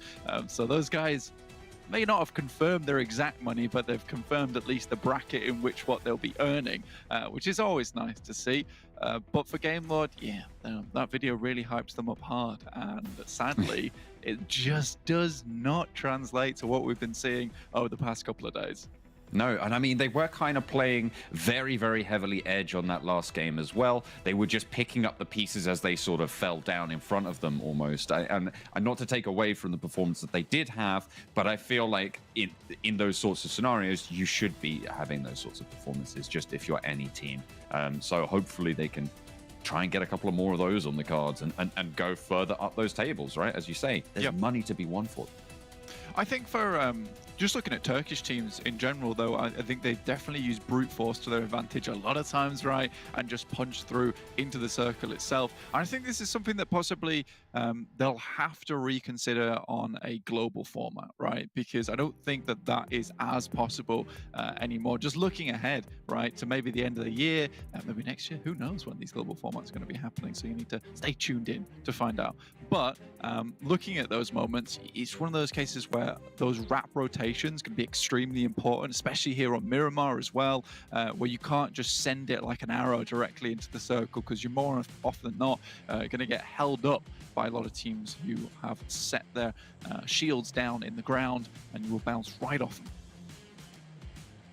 And you don't want to be bouncing. You don't want to be bouncing out through the air. Everyone could see you. You're tumbling through the air, and you look like a bit of a weirdo, to be honest. Like, it's not good. No, it's not good. This is a bit of a weirdo plane path as well. As you can see on your screen, can't quite see the map as of yet. There you go. Towards El Azhar, right on the eastern side of the map here. So that western side, El Pozo, Monte Nuevo, these are places that most teams would be more than likely driving across to should they want to head over there. Depending on the next circle, realistically, if it heads down off to that western side, we've seen a lot down towards Ledriere as well as Chumacero recently. That could be a play that comes through, but we've not really seen any of these northwestern circles on Miramar, so it would be good to see those. And again, that would be another case of throwing perhaps Game Lord a bone here up in La Cobreria. On the other hand, Eastern Stars, we mentioned this day 2, no longer dropping alongside the Wildcats down towards Impala, and Wildcats have found some decent success here on Miramar from that position after no longer having to fight for it. I think they did struggle for the longest time with when to leave that fight in the first place, and I think that's come to bear in a couple of other fights, but with this circle, it does set them up very nicely for the rest of the game. Look at the teams heading out westward as well. 2 teams in Los Leones right now for Romanian Men, and I think that's, if I remember my colors, Surreal, yeah. We'll be playing on that light lilac, I think we decided on last time, I can't quite remember. Flux over in San Martin, close to X Team on their eastern side. On the north of them, they've got Next Ruya as well. Make sure you're grabbing your PMPL 2022 special crates, which are available in game. A lot of our players are showcasing that specific outfit here in the PMPL European Championship. It does look pretty nice, and honestly, it's not a green that you tend to see very often, like the green the Next Ruya is currently sporting, but it does look extremely nice. And you guys can also look extremely nice in game with a permanent t-shirt reward, Mr. John Allen. You can only get that if we do get the 80,000 concurrent viewer peak, which we're hoping for at the end of this tournament, because I'm sure all of you guys would love to have that in your wardrobe alongside the activity crates and the Crimson Sword set from the initial marker that you have to grab for the concurrent viewers. There's been plenty of cosmetics coming through from PMPLs in general, which you love to see, but this is the freshest, this is the newest, it's hot off the press, so make sure you are getting involved for that. Clear Vision on the Picardo position right now. No one really challenging them for it. Regnum Kaya are south of them with their outpost in Tron, but the majority of them over in Chumacero. Clear Vision, sadly, just a bit of a drop-off at the moment for them. Started out fairly strongly, coming into day 1 with a 3rd place. Day 2 was great with a 1st and a 2nd place, but from there onwards it has been pretty poor results. 2 16th places, a 12th and a 14th over the previous day, which is fairly unfortunate. Now, one little interesting thing that I did see is Beşiktaş's current stats with only 1 chicken dinner, but 4 4th places, 2 3rd places and 3 2nd place finishes here. Sorry, I take that back. 4 2nd place finishes. But what was most fun for me was that 2 of their 2nd place finishes were against Flux, who took the chicken dinner on both of those games over our previous day yesterday, which has got to feel really rough, right? And I think that just looking at it forward, it just feels like they are 2nd best to this team, are not able to kind of take them out on a 1-to-1 format. A lot of these times, though, I do think that it does come down to losing a couple of players in the beginning. I think Mina was talking to the guys on the desk, how it does always seem to be SonHP as well as Peace who are taking up those final moments in those circles, whereas Zessy and Enjoy tend to be the meat shield that is sent out forward on a couple of wheels. I mean, they're playing as maybe a little bit of a sacrifice player potentially on some of those pushes. Need to really deep dive into their performances to really sort of pull that one out. But yeah, you're right. It's not ideal to be getting into these late circles with fewer players. I was looking at when you said, you know, all of their 2 of their 2nd places, Flux have come first. All of their 4th places, all 4 of those, Flux have been 1st or 2nd place as well. So it's kind of, it really is just unfortunate. And that's the difficulty, right? And this is a reoccurring trend. So this is not something that's happened in an isolated environment. It's a case where as much as Beşiktaş can try and get those points on board, it doesn't really matter at this point in time, because still Flux are ahead of them, earning better points. So no matter on the games where they're putting up good numbers, it is Fireflux putting up the better. Now, we can take a little bit more of a deep dive into that conversation you brought up before, John, about perhaps they're a sacrificial lamb. Now, I don't want to put too much blame on Zessy because it might have sounded that way before, but this guy does seem to be their forward scout. And sure, he goes down, but he does get a lot of information in the first place, and that's what allowed him to get that second place last game, was identifying where the players were from TJB were playing, and then they moved accordingly to that. It's just unfortunate you do see Enjoy go down as well. Maybe with the 3v3, something different could have happened. Unfortunately for Eastern Stars, nothing different here on Miramar, losing players early on, and S2G will be picking up those elimination points. No eliminations in response either. S2G even getting that res off Octavian. Sure, going to be looking out over the hills here, over the slopes, but gives the game away and in a solo position, needs to find value. Luckily, pins the nail onto Kelsey and will take that one down. Silas answers with a volley of fire, but Eastern Stars, 2 players, look at how split they are around this S2G position. You've got to want, as soon as Octavian or Bazzi are found, that's it. I think for Octavian, still one of my favorite players from Europe, honestly. Really, really competent player overall, and I think that he has dragged Eastern Stars out of a lot of tricky situations all on his lonesome. You know, it always used to be about the Kapahala. Now it's about the 8-armed man with a gun in each, and he's making it happen on the map. So you really do like that from Octavian, and this is something that we like to see, is teams and players just rising up out of the mist. And you can sort of see that same thing with Wildcats, who've had a great day yesterday, and honestly that was from a 16th place. So I think for Wildcats, they've done some really good stuff to make up to here in 4th place. Now it's about holding on to that position, and there are teams behind them biting at their heels, and they need to swat them away. Certainly a lot to be fought for. Over up there.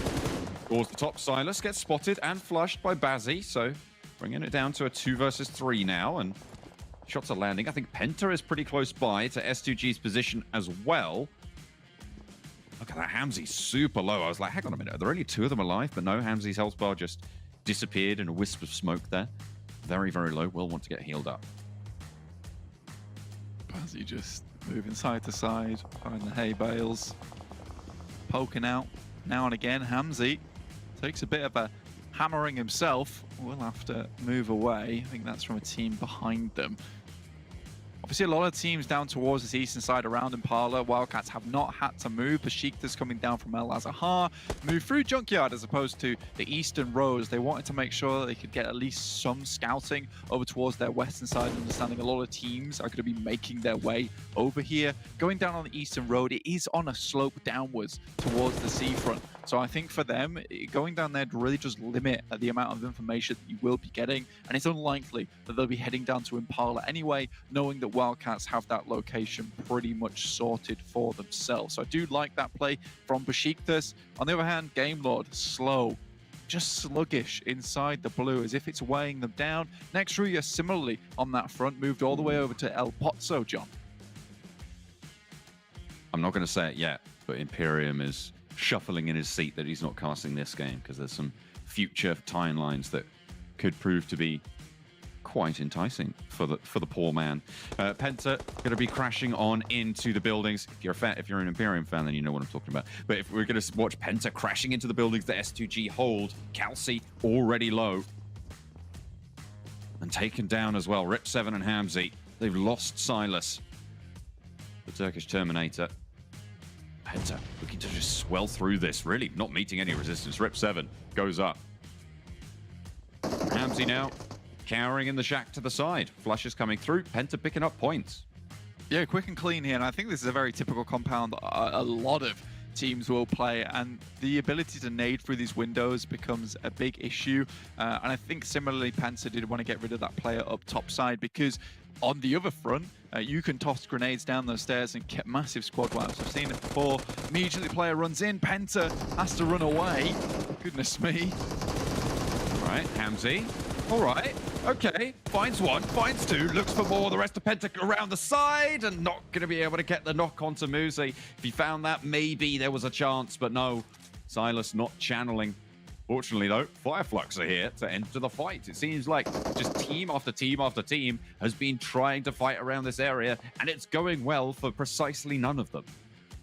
Yeah, I think this is something that happened in Western Europe as well with TJB and another team. It's just a case that people want to get this position for themselves so often, and then you just have this case where it's one team inhabiting after the next.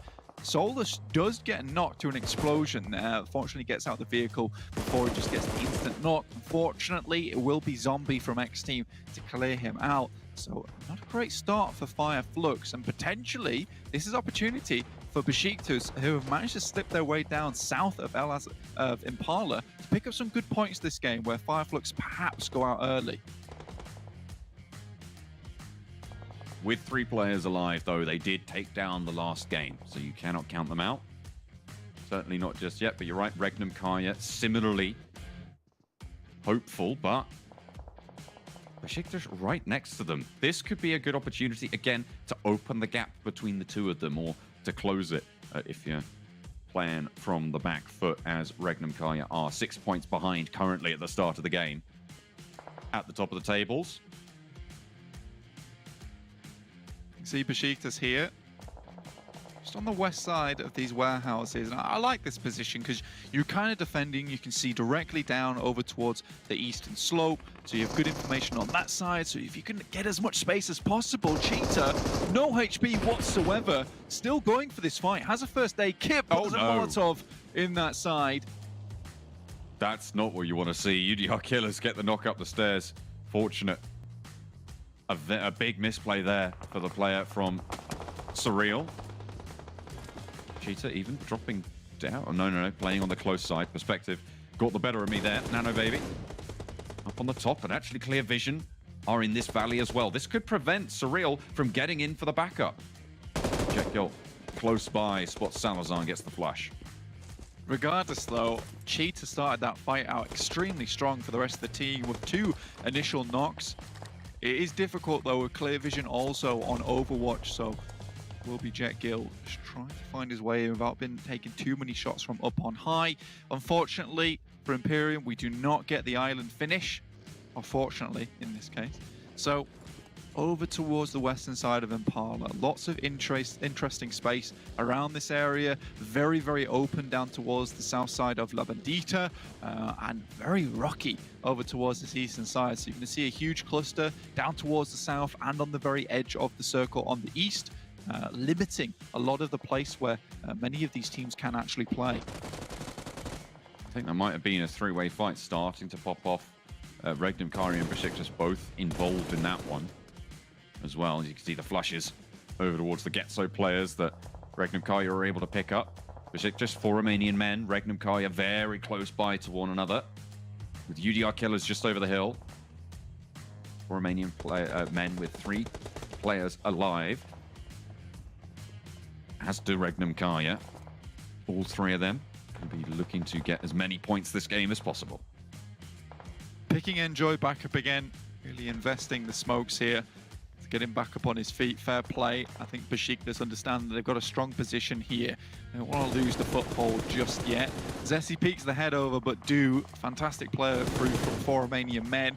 Just take some immediate shots, and they're taking a lot of angles at the moment. So yeah, they're limited sightlines off towards their east, but it's this western side that's becoming difficult to deal with. Doxy just peppering the vehicles there, making sure that they can't really go for these peaks. TJB have spotted out a player as well. We'll be able to get the knock everyone to do, and look at that, the health bar just going down and down and down super fast there. Not going to be good for business. Beşiktaş with 4 players alive. They're going to have to fend off against 4 Romanian men, but only SonHP is in this position. Zessy away on this split. Peace and Enjoy on a forwards mark as well. So, are they going to regroup here as Rana and Sarah look to take control of the warehouse? 4 Romanian men, like you said, moving down. Only 2 players, though. SonHP did go to deal with them. Oh, I think he's in position, and I don't think they're completely ready for this one, John. TJB down towards that south side. 4-man split at the moment, trying to cover as much ground as possible. Got that 2-2 Two outside, two in. Now they're going to regroup with one another. Beşiktaş need to deal with these insurgents quickly because we have to deal with some more in just a second. Circle moves up, and it's the Istanbul Wildcats that continue to get a little bit of circle look here. They get the position on top of those mountains. I wouldn't be too surprised if they almost committed to the south side of those mountains as well.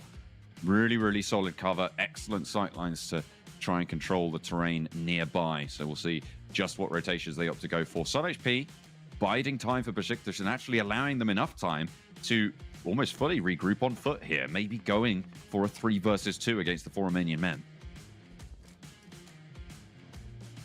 Potentially, they do move back up towards the top of the hillside. Again, this is a very rough circle to be playing in. We've seen it a few times before. Well, that is a cheeky spot. I like this. I like this a lot, in fact. But this is a very difficult circle to play in. You're almost betting on the circle right now because over towards that top right-hand side for Wildcats, difficult for any team to start scaling there now. Shots coming down, though. I believe that is from Eastern Stars. Down towards 4 Romanian men. Sarah takes a hell of a beating, but now SonHP can't really leave this little nest that he's nuzzled himself into. He's got a nade in his hand. I think what they were trying to do is trying to bait some shots up from one of these balcony windows, take some shots out there, and as soon as he knows where they are, maybe drop a couple of nades in there, see if you can get a knock. Look at the predictions coming through. Jason, the one to take up the fastPay Wildcats, but the rest of the team rooting for Beşiktaş. It's fair enough at this point in time. You always love an underdog story. But from this far behind, it's a question of whether it's possible or not. At the moment, Flux still running with 3. Managed to make themselves fairly central. Tron taking shots over towards Xray. Doka Machine on the floor will get knocked out here. Xray trying to get across some open ground here. 3 players alive for them after losing Wild earlier. Xray similarly now a trio. But Musketeers moving into this next one, but UDR Killers gonna try and trump them on that front. 1 elimination so far for the squad and pushing through. They know Xray are here. They will have seen this movement. They'll know exactly where they are. So can they leverage that information? And it looks like REDOXbot are looking out this way as well. Xray, again, we're just 3 players, still possible, still 100% possible. UDR Killers are behind them though. It is Kecth. Towards Ulysses, moves for the vehicle. Quick shots, maybe a little bit too early on the pull here. They at least get a knock from the backside onto one of the players from UDR Killers. There is another there to pick up the pieces. Potentially get themselves out of this situation.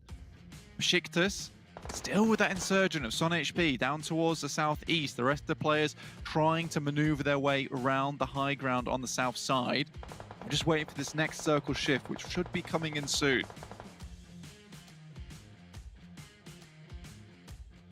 REDOXbot on the south side. Clearing out the last player from Getso, gives them a little bit of breathing room there.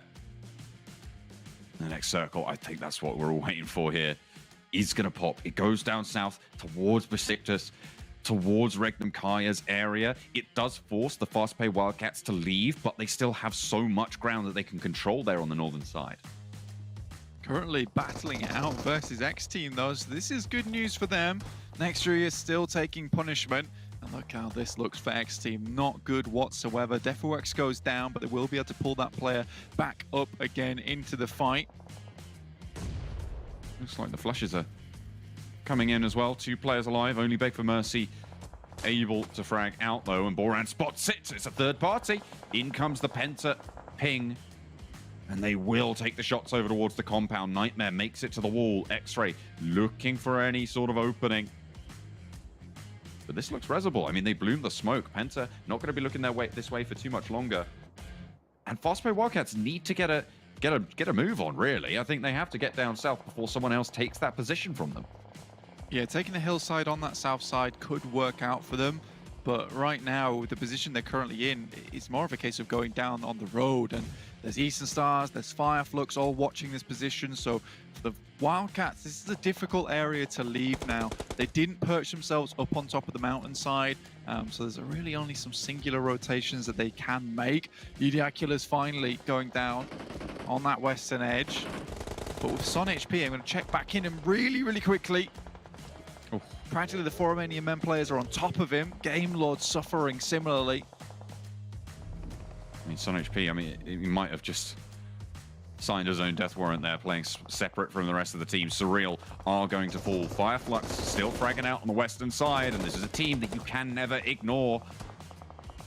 They have the roadside. Do they have enough cover to make it in? Eastern Stars a little bit further ahead of them. Beşiktaş as well. Probably going to be looking to guard them out on that front. Penta, Game Lord, all struggling on this northwestern side in the queue behind Fireflux. Having that player down towards the warehouse for Beşiktaş is very strong, as like that little member that can cause a huge difference in terms of assassination style and providing that anchor point for the team to head over towards. Solkay whiffs the Molotov. Peace also moving up. Another whiff there as well. Goodness me. Cannot get the hang of fire. We would hope that Prometheus would come down and hopefully teach him how it's done. Seemingly suffering from the wrath of the gods, unfortunately, this time around, though. Not ideal. Game Lord finally eliminated out on the western side. Not going to be seeing too much more of that glimmer from the first game of the day. Nades in. Eastern Stars with one player left standing. OCTAVIAN. He said one of the stronger players in the Western European region. What can he do here against the strongest team in the tournament? Fireflux moving in, Lutz around the window, and OCTAVIAN excellently peeks out and takes care of Lutz. Kecth now, though, is another challenge altogether, and OCTAVIAN looks for more. Solkay takes his teammate down. He pops the nade in. Finally, he's able to handle it, but Soulless and Lutz both taken out. That was more hairy than it needed to be. Well, that's OCTAVIAN for you, almost going for a 1v3 versus the best team currently in the lobby. Lux goes down to a knock coming through from Peace, who's playing right on this western edge. Look how split these guys are. Enjoy goes down now that Circle heads down towards the south side, and still SonHP remains there in the shadows.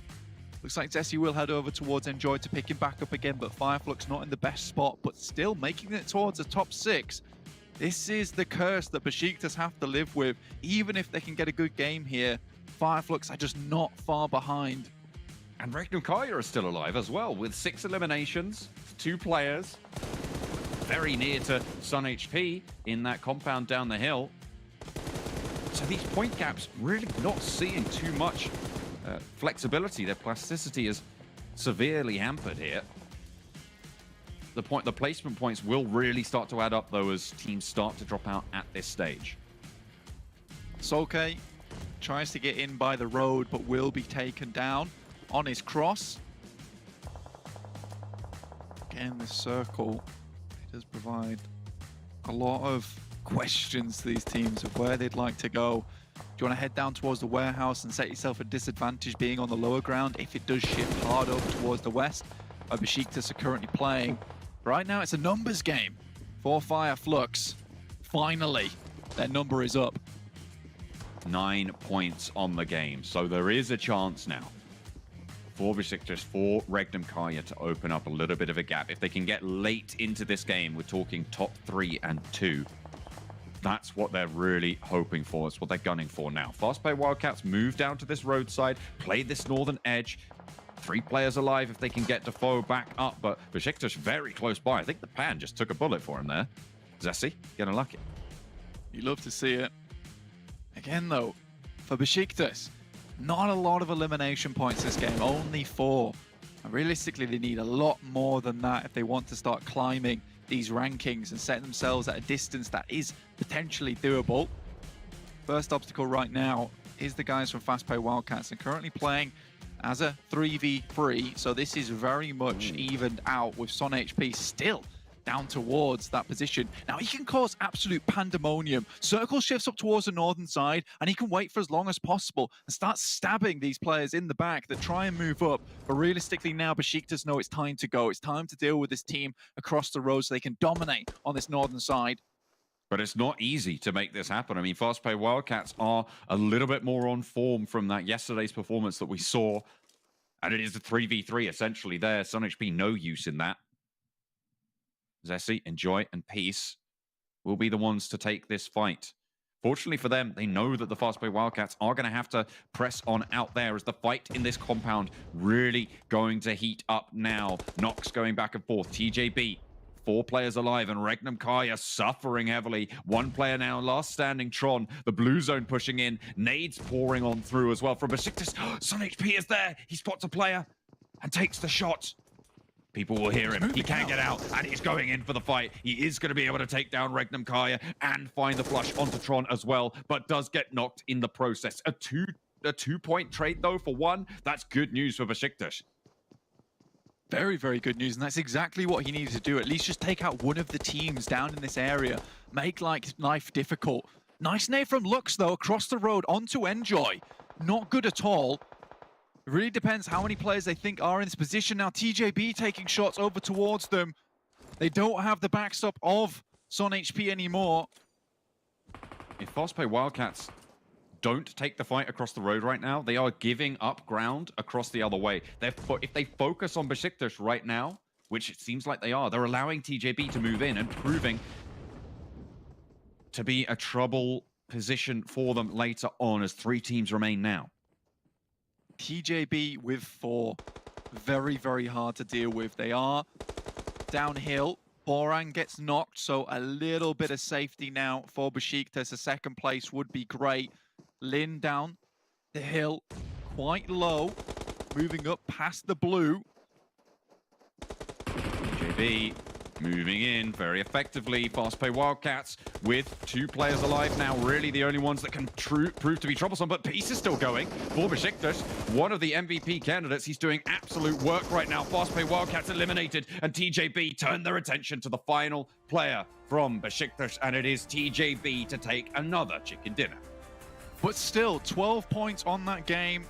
Very, very good stuff there for Beşiktaş. Similarly for fastPay Wildcats, we were talking right at the beginning about how they want to cement that 4th place and maintain that 10 grand prize total for themselves. So this works out in their favor, and a really, really good game from them. Started off in Impala, yeah, they get some circle look, but I do think that they were crossing from a very difficult spot, John, up on that northern side after the circle shifted down. SonHP might have pushed his luck a little bit with that position, but I think he just got himself into a spot and super glued himself in, unfortunately for himself, and it was very, very hard for him to unstick himself. Nice plays here from TJB, 2,000 damage total, but it is Defoex to really take this game away. 5 eliminations and 1,000 damage total. Really, really good stuff from fastPay Wildcats. Yeah, a really good position on that northern side of the road. Unfortunately, when they were forced up to the edge of that road, TJB had already moved on up. They had traded off already with Beşiktaş. They tried to isolate that position, and it came back to bite them. We're going to head to a very short break, so don't go anywhere. We'll come back with the desk.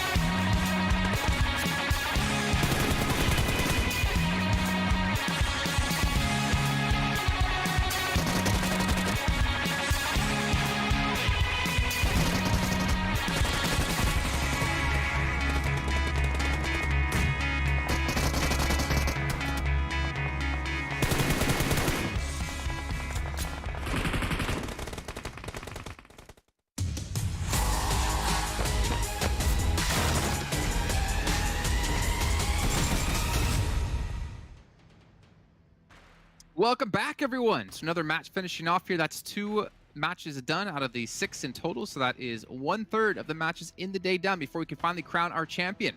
And TJB take home the chicken dinner in that last match. Now, it won't be enough for them to get into first place, but again, it might be enough for them to move up the leaderboard so they can get extra money going their way. I'm Jason Kaplan, joined by Maxman, joined by Kalaris on the very end. And we have to start to break down this last match. Now, I will say this. Our prediction game has been pretty spot on today so far. I feel like we've made top 3 both games so far between us. Except, actually, no, take that back. Regnum in the first match didn't do that well. But that was because Max picked it and I picked an accident. How's that on me? Okay, well, cool, fair enough. Yeah, I guess. But yeah, it's been pretty close for Beşiktaş and fastPay Wildcats. fastPay Wildcats, actually, I do have to say, I am impressed they made it that far, seeing how tough the terrain they were working with was. And I think that if they actually had some smokes to close off that game, it could have been a Wildcats win. Maybe. But unfortunately, it seemed like the utility was a little bit lacking on their side at the end. Yeah, and TJB getting themselves the win here with 24 points. I mean, the way they controlled their position on this east side, I think is smart. Like, I was theorizing, you know, maybe you could wrap north and take some of the position south of where Wildcats was. But then I remembered to myself, you know, that area is quite open. If you try and take that, Wildcats are going to have an absolute field day with you. So they were very cautious about their approach on the east side. I'm debating whether or not in my mind their 2-2 split was to slow down some of the teams from that northern side moving downwards, because if it was, that's super smart, and then to move through the warehouses and take those fights, equally smart. I have actually another theory on potentially why they decided to do that. I think it was just to keep their options open. They were just like, okay, we're going to go for that 2-2 split. Let's wait for the next circle shift, and wherever it goes, we'll just play accordingly to that. And actually, the moment you see the circle shift south of the road, they instantly send Lin and GK first back to the position with Yiz and also Lingx. And then they start playing that position into the warehouse. They're pushing the team, and then they start pushing Beşiktaş and Wildcats too. So I think keeping the options open with the road in play is really smart, and it worked out there. Okay, well, we can look at our second page now. Game Lord again, unfortunately not performing too well here. 3 points for themselves. Surreal as well. They seem to have tanked, unfortunately, after that first day of play. S2G, you know, we talked about them in day 1. We talked about how they had a lot of eliminations compared to placements. I feel like they haven't been faring too well these last couple of days, and I expected maybe a little bit more out of that crew, considering they were our best performing Turkish team at PMGC. But either way, they're not able to break through the ranks here and continue to have good games. Yeah, still the same issue as S2G, which is they lose players early, like really early in the game sometimes, and then you have Hamza-G, you have Solkay, which still are going to be able to frag out, but when you go up against a Beşiktaş, a Wildcats, a 5 Flux, like, are you going to be able to 2v4, 2v3 the squad? Typically, no. So that's still the big issue with S2G, which I'm saying is very heavily pulling them back. If they can work on that in particular, maybe a few games they can get coming their way, maybe a win would be great, but I think that's definitely hurting them a lot here. I mean, exactly what you say. They're the only team in the top 11 that doesn't have a chicken dinner. They've got themselves a few podium finishes, but they've not been able to round out games. And I think when you come into a tournament like this against these kinds of teams, you have to be able to round out games if you want to get towards top 3. Yeah, 100%. And you need to be able to perform here if you want to obviously get into PMGC, right? You need to continue to show improvements over the course of the year. Obviously, we're not sure exactly how the PMGC qualifications work this year, but one thing we do know is if it's anything similar to last year, every point you're getting here is super important, and potentially winning the whole thing will get you a slot as well. But let's take a look at our damage in this last match compared to Limbs as well. And honestly, I feel like I deserve a point for fastPay Wildcats here with their 2,200 damage done and their 10 eliminations. But that's not how the points work, unfortunately. That's correct, Jason. That's not how it works. No, but I mean, to be fair to them, you know, given the situation, given the hard shift away from them, as you said, I think that they did pretty well. They had a few options, in my opinion, which was from where they were when that circle shifts hard south, is you either descend from the mountains and then find yourself in that open area where I thought maybe TJB will go, but it's a little bit too open, or you go west and then come down in the southern area. And they did choose that, and that was actually the route that was fraught with more danger due to the fact that there were so many teams around there, and they played it well, Max. So gotta take my hat off to them. I think their moves around the map, actually, in the northern side were very, very well calculated, because they were scouting over the side of Impala for the longest time. They got that big overview position. You got all the info you need. So they were just going from strong position to strong position, moving around, which is normally a very hard position to actually get a decent spot in. So yeah, good information game, good rotations, and tried to close it off. But as we saw, like, crossing that road was going to be complicated, and TJB were just not willing to let that happen. Yeah, I mean, we know how strong TJB can be. I mean, I feel like what we're seeing here isn't representative to how good the team has kind of been in the past. But when I say past, I'm talking like pre-PMPL this season, like back when we had them known as Panda, back when we had them kind of as unicorns. I love a little bit. Like we were astounded by how strong like GK First was a player.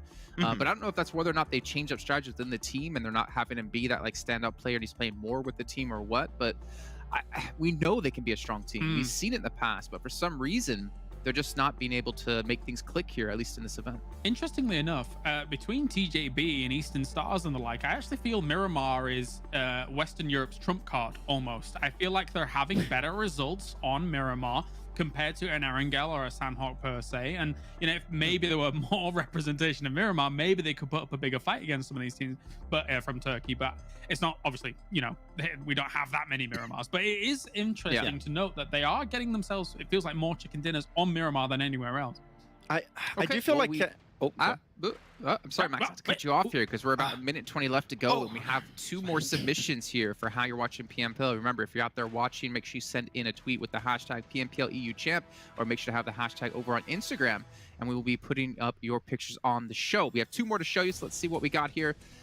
Oh, hey, DK ZA coming in with 1, 2, 3, 4, 5, 6 screens. Is that like a Nintendo DS right there, where he has it like flipped up to have 2 screens? 3DS? Excuse me? Is that Nintendo 3DS right there? He's got like 2 screens at the bottom. It could be. And he's got also the device taking the pictures. He's plus the device taking the pictures. Like, I think we had the competition yesterday of people like taking the picture with the device and also watching. Wait a minute. Okay, yeah. One of the man's screens is off. You'll have to step up your game a little bit here, mate. You could have had 7 screens on. It might be a tablet actually. A Wacom Isn't tablet. Isn't it a drawing tablet? Yeah, like it might be a Wacom. Yeah. I'm hearing from production. It's a laptop. Oh. Well then, you know, 7 screens. What's going on, brother? What else do we got? We have a second one as well coming through here. Oh, little Poocho. That looked like me when I had my shirt the other way. Wait, so on a phone, on a laptop, and then there's like a Discord on the other phone. Oh, what's all these people having 2 phones, man? No, I think they're having a watch along, right? That's sick. I like that. Like some nice view party. Clear comms, guys. Clear comms. There's like a river outside, I think. I mean, now I feel creepy because I'm like stalking like everything in the picture, trying to see like every analyze. That's what we're here for. It looks like a nice little view. Oh, cool. Yeah, make sure you guys at home as well keep submitting them. We'll keep showing them during the show as well. But it is time to head into our next match of the day, match number 3. We should be getting back to Erangel, so we're gonna throw it back to our commentators to kick it off. We are 2 games down into the final day. Thank you very much, gentlemen. And blank, Fireflux continue to have a stranglehold over 2nd and 3rd place. That is true. That's true. I mean, that last game though, Beşiktaş with 244, Fireflux in 288, so 44 points behind currently. But better than the start of the day by a little bit, let's put it that way. And I think that, you know, if Beşiktaş can keep this up, and realistically there has been a few times where towards the end of the day, Fireflux have kind of slipped up just a little bit with some lackluster performances. I say that, but practically all their games are insanely good, and then they, on the off chance, they have like an 11th or a 12th place, which I guess is just unlucky timings on some of the rotates. But Beşiktaş are praying for slip-ups. Please, more slip-ups. But I think for Fireflux at the moment, they are just playing very, very well. And again, I said this to John last game, it's a numbers game for them, and they just need to keep those numbers up. I'm glad you brought up the point as the playing path is upon us. It seems dead center pretty much from south to north. I'm glad you brought up the kind of later on in the day and the few slip-ups that could come through, because it's something that we hadn't really talked about, the mentality and the kind of, you know, tiredness and the wherewithal that can come through from some of these players and teams. It's 6 games. Yeah, okay, they might be used to playing that from a scrim point of view, but from a competitive, where winner takes all kind of point of view, it's quite draining on these players and teams. So that could come into the mix come game 5, game 6. Yeah, your mental has got to be hard as a boiled egg, mate. You don't want that thing to crack when it comes to the end of the day, because it is just quite difficult when you come to those final games and you just want to make sure that you can put up your best performance in that last game to cement yourself where you currently are. Yeah, I think starting off the day with a great game is good. A chicken dinner, it really puts you in a good position, kind of takes that pressure off just a little bit right? That is very important, but still making sure you keep up those points at the end of the day is equally as important. Now, Flux extremely good on our angle, so I'm expecting another good game here. And this is the third game of the day, right? We're halfway through to the end. Oh, dear me. Yes. So, Novka, this is where, you know, if Flux can put themselves up another good game, I think that, you know, they might just have it in the bag at that point.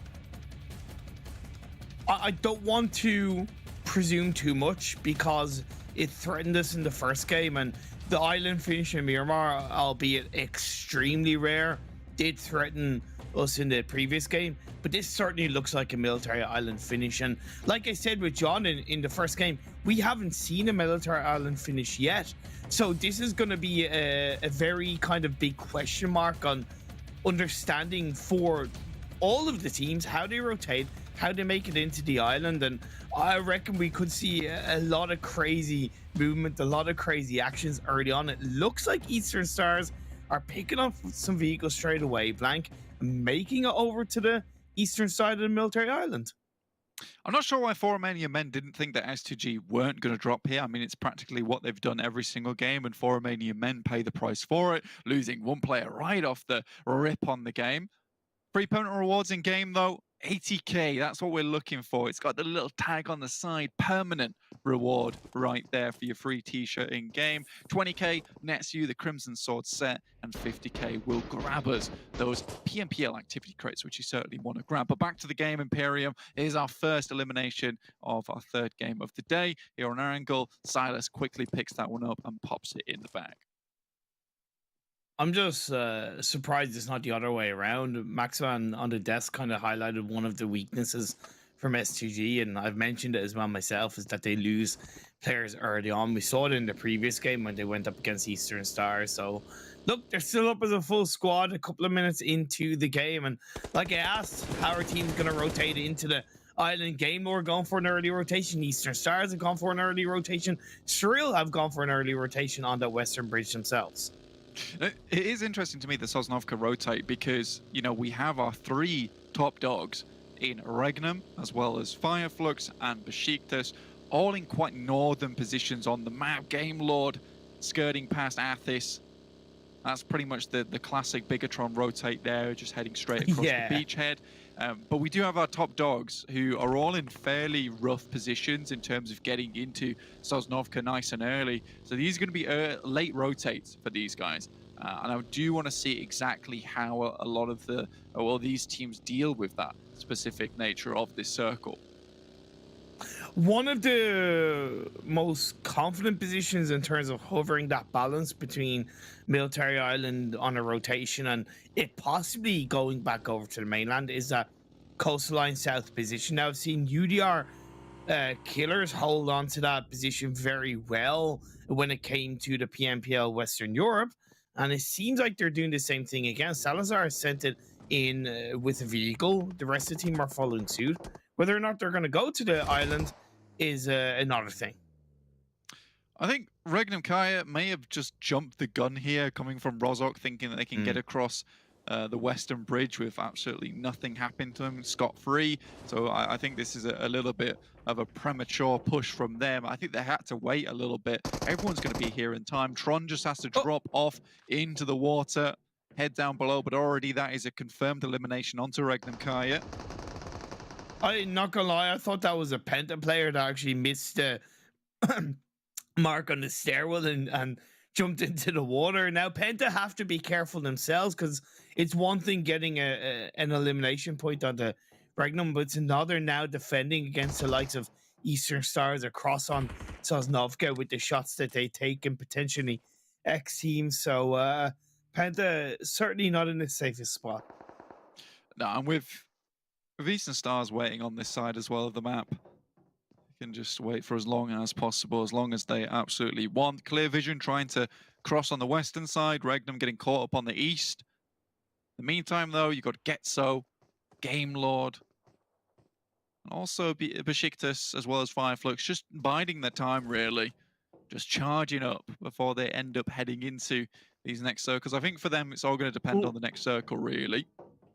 Well, to be fair, Blank, it's just Robs that's up by Kameshki. The rest of Game Lord did go for that early rotation and are on the very south side of the island. I don't know if Robs has a bit of an issue in terms of it doesn't look like he's moving. So, no, he has moved. So maybe he's just trying to. I don't know what Game Lord are doing with that. Play of having Robs still all the way in Kecthie, but yeah, the rest of the team at least have made it into the south of the island. Yeah, possibly a disagreement. Who knows? Just pulling the shoot a little bit too late. It is not to be known, unfortunately, for us. But 3 players down towards the south side. It works out for them. They can play this. They'll be fairly safe for a long, long time. Team's starting to accrue some vehicles, moving the way through. S2G currently just on like a bit of a warpath at the moment in the vehicles. Took down a couple of players from Xray. Now looking to finish the job with 4 Romanian men heading down towards Quarry. Penta getting into the vehicles after the smoke's being laid out. ATHIS now going to be waiting behind the car. Gets 1 knock. Chuck out a nade if you have a nade. Chuck out a nade if you have a nade, ATHIS. There you go, Molly. That should do the job. Shots of frenzy. Octavian on another angle. Outside of the bridge is going to get a second knock. A third by ATHIS. That is Penta put down in a heavy way. And I said they weren't in the safest spot. And it's being proven by Eastern Stars. I like how you take the nade out, use the nade, and realistically, ATHIS is like, no, dude, I'm the pro player. I know what I'm doing. I've got this, and just crushes 3 players in front of him. So unreal work coming through from ATHIS there. Definitely. You have to love it. Now Octavian taking the off angles, not really anywhere that holes can go. Penta tries to restabilize. Muzi drops the smoke, doesn't want to be spotted on this side, can at least get Manu back up again. I think these 2 are the deadly duo from Penta, Muzi and Manu. I think they've done a lot of work, at least in the Western European tournament, as well as here, to bring Penta as far as they have come. I do wonder if it's a missed opportunity by Eastern Stars to push more aggressively. I know they have a 2-2 split with Bazzi and Kapahala still looting up Novo. But again, when you know you've got 2 eliminations, you know you got a 3rd knock, kind of why not push it to absolutely get that squad right and make it easier? Because as much as they hold on to the bridge, there's no guarantee that it's going to be like that for the whole game if you have 2-3 other teams rotating on that eastern bridge. But so far, so good for Eastern Stars. Yeah, I mean, not pushing it too hard, it kind of makes sense, right, with X Team now funneling their way in. I think they imagine that a lot of these northeastern teams are going to start coming their way now. And if anything, leaving those 2 players in Penta behind gives them a little bit of a blockade. A couple of guard dogs for them who are going to have to fend for themselves versus X Team when they get thrown a bone. Beşiktaş similarly will be trying to make this crossing. And again, it's that late crossing that I was talking about earlier. Flux off in the blues. You can see over towards that northwestern side, still trying to make their way down. S2G at Ferry Pier, perhaps picking up a boat, attempting to cross in that way. 4 Romanian men in Primorsk looking to be picking up a boat and head down to the south side of the island.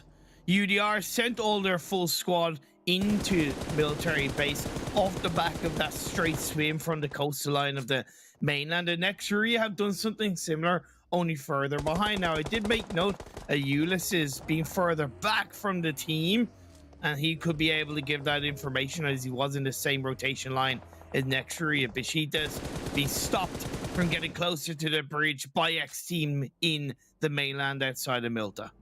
Yeah, Beck for Mercy's got a side swipe on him here. Ulysses flying through the air. Wow, this man got some, he got some distance. Goodness me, I thought he was getting knocked mid-air there. Survives it. That deserves to go on MTV.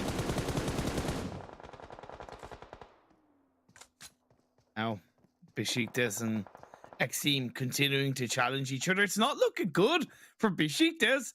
And that's definitely going to hurt them when it comes to fighting Fireflux up at the top spot. Possible blunder being made on that rotation from Yasnaya. A little bit too close for comfort in around the Milta area. Plus with, I think that's Getso getting involved. It's going to be a 3-way dance outside of the Eastern Bridge.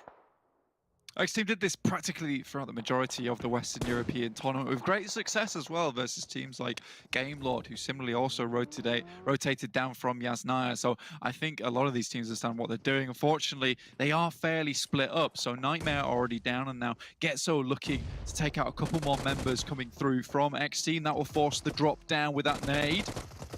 I like this push from Getso. It's coordinated, it's as a team, and they get the drop on the zombie. That's split indeed from X-Team. Hasn't really paid off. I don't mind a sacrificial lamb. It's effective, it can be, but it's not ideal, and I think X-Team could have played it a little bit differently. It was unfortunate that at the same time that Nightmare got knocked, so it means that the body support just wasn't there, and they recognized that, hey, look, we're better off disengaging away from Beşiktaş. Another team is there, and we get closer to the bridge, and hopefully we can do something from that position. Getso looking to put some bullets into the back tires there for X-Team. Beşiktaş is still out the way, and I imagine at this point in time, it's a case of just racing the clock. It's second zone. Shots on X-Team as they move through as well. Somehow, Cyrex managed to get some shots behind him onto Kecth, but ATHIS once again just dominant on the bridge. Like, ATHIS is just you shall not pass level of positioning and shooting and gameplay. He is the true gatekeeper of the bridge, and you must pay your toll if you want to enter. But that toll is in the form of your life, so either way, you're going down into the ground. So good play by Eastern Stars and ATHIS alone. The next circle unexpectedly blank shifts massively down south. Yeah, now it's really time to get a move on for a lot of these teams over still inside the blue. Beşiktaş floundering, currently really understanding what they need to do here. And honestly, it's just relying on the guys from Getso to make a move now. And honestly, they're going to have to make sure they've got a lot of meds on board. Nice shots from Peace, though, will take down Kecth, which makes this team just a little less scary for them.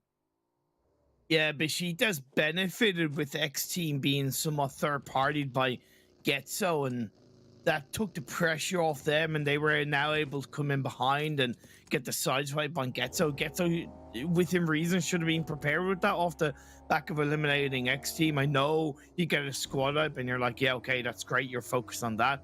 But again, 360-degree awareness is required if you're going to succeed in PUBG Mobile. They're making it into the edge of the bridge. Beşiktaş pushing forward. The majority of the teams are still inside the circle. The last player of Game Lord Robs is still in the blue, as are TJB and Fireflux on that western side of the map by that western bridge. Fireflux currently pinched between S2G as well as TJB. Oh, wow. You can see here already starting to ensue. Not going well for these guys. Solkay and Lutz have to just drop up. Going back isn't really an option versus TJB. Quickly one of the players gets put down. And just not enough variable rotations into the island. I get that this is the first military island finish we're seeing in the PMPL European Championships, but they still look at a rotation into the island as fundamentals around having that alternative play with the rotation, having that alternative rotation from that coastline and mainland. A good few teams have pulled it off, but it's a little bit surprising that so many teams are trying to commit to a bridge rotation even this late into the game. Well, I think that it's that previous circle that really lets this happen, right? Is that, you know, the circle, the blue doesn't really envelop both these bridges too early on, which allows Eastern Stars to sit around here for a very, very long time. Getso X-Team, Beşiktaş all have the same idea. It just doesn't go well for them. But again, I do think that's a little bit of overconfidence coming through from both Beşiktaş as well as Fireflux, maybe not really reading the situation properly for themselves. Eastern Stars on one side, S2G on the other. We have the two gatekeepers of the bridges of Erangel and TJB are gonna fall, crumble to the ground. The winners of their previous game are out of here. Down to 13 teams, 36 players. Inside the base area, a little bit of action going on between, I think that's Xray and Regnum Carrier. Wildcats also involved, as the circle has centered up in around the airplane ruins. Peace looking to heal it out for as long as he can, but honestly, I wouldn't expect Rob's coming down from the northeast of the map either, whilst the rest of his team is down towards the southeast. Wildcats in a really good position on the airstrip, unfortunately down to 2 players only.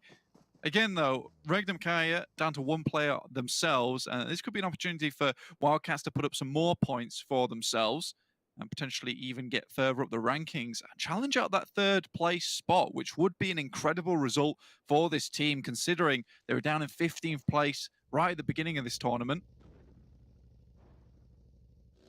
Last player of Flux, as far as I know, indeed, Solkay. Feels like it's safe, and look at the destruction, the result of what has been bridge rotations and bridge camps. Vehicles spewing here, vehicles spewing there. Not even the ones that are already on the bridge. The buggies of TJB. That's all that's left. It quickly drops out. See if you can find any loot there. No first aid kits, unfortunately. And Robs just passes by. Peace, unfortunately, off in the distance. Really doubt if they can even get into a vehicle at this point in time. Just trying to live as long as possible. Has 5 first aid kits, though. The rest of the game, Lord, are on that western edge of the circle. On a side note, Surreal on our fantastic spot down in the south side, as our Eastern Stars on the east, ironically. And next year you have a controlling spread up towards the northwestern edge of the circle. It seems like, yeah, Getso looking to push in, and they pay the price losing a player. They're now down to 2. Both final players from Flux and Beşiktaş still trying to make their way into the circle. For Solkay, though, much closer to the circle itself, but also much closer to the action. But this is a decent position to find himself in. It's going to keep him safe for a little bit longer. Drive, heal. Drive, heal. He's going to once again kind of stop to get meds. Okay, switches over to Buggy, but that tire is down. He's wasting more time. I appreciate what he's trying to do. My eyes, just stick to one vehicle piece. Well, I mean, the reason you go for the buggy there is because you don't have to get out of the vehicle to heal. You can heal while still inside the buggy. Fair. So it makes it much easier for Self to actually make that one happen on the way. And again, I just don't think he has the amount of meds that he needs. Jason Maxman still predicting the same. Goodness me, brains are absolutely in sync. Kalaris, though, on the other hand, go for something just a little bit different here. 2 great minds think alike, and fools beg to differ. So will they be the great minds, or will they be the fools? And Kalaris can claim a point in his favor. I certainly get why these teams are being picked across the desk. UDR, the dead center. They have, I think, compounds either side of the road outside of airstrips. So that's certainly a positive. And S2G on that kind of northern side, out of the thick of the action, while Eastern Stars are getting into the thick of the action, picking up an elimination point for themselves. Goodness me, dropping out the vehicle. Still keeps it going, though. Just no loot to be found. And this will be the end for Peace. He will not be making it into the circle, unfortunately, as hard as he does try. And it's kind of sad because Robs was able to just pass straight by him. And maybe if he did take down Robs, he could have added to his medical count. Now looking down towards the southeast, though, all eyes back on the game. And Flux have managed to make their way in with Solkay, which was pretty incredible, to say the least, for him. Silas coming up towards his spot, though. Circle shifted down south, so it's away from the airstrip. And then the Barrett open lands either side of the road. Surreal have Jekyll in the edge of the circle. 4 Romanian Men gonna have to crest closer. There is a couple of high ground hills, but other than that, you're relying on whatever advantage you're able to get, that hard cover and play, and hopefully the timing is right on the shots as S2G pick up 2 elimination points. Kalaris is picked for the chicken dinner, just falling prowl to S2G. Some really good shots here. I think S2G have been feeling it from the beginning of the game after that first initial knock on elimination, and then immediately onto next year as well. So they are absolutely pumping this game, holding nothing back. Solkay looking for a new position around the map, heads directly into the waiting arms of Game Lord. So far, he's still alive. Wonder how long that can last for. Like I said, there's very little inside the circle bar rocker juice. So when you're pushing in kind of as early as Solkay has, you have so many players potentially shooting at you. You can see he's on a sliver of health, and Yeah, down. Oh, wait, no, he's technically still alive. What the hell? Yeah, somehow managed to stay alive and brings all the attention of Game Lord over towards Surreal's spot. For Romanian Men, similarly here, the shots that were down towards unintended for Solkay, and now it's all popping off, and Solkay has kind of caused an absolute commotion down towards the southwest edge, sorry. Even for Romanian Men, I feel like they're getting a bit distracted by Solkay, and they suffered a knock in the form of Rana, and you hit the nail on the head. Surreal, blinded by the final player, Flux. Game Lord come in from that western edge and get the squad wipe. Victor is knocked, but Narvello should be able to get the revive. Once he waits a little bit of time, both players are inside the circle. The next phase is about to pop up, and nobody's in the center. The remaining 9 teams all playing edge. Well, bar Solkay. fastPay Wildcats do go down with only 1 elimination, 9th place, so not really where they wanted it to be. To try and leapfrog over Regnum Kaya. See Beast there, holding off versus Xray. I don't think they have any idea of where he is. Oh, Yeka stands up. I don't think he's seen Beast. But Beast Exam has certainly seen Yeka. It's just 2 players in Xray, and when they're so close beside each other, you have the same spray in the same direction. You could be looking at a clean 2-piece Beast. Timing is going to be imperative. He's inside this next circle as it did shift up north.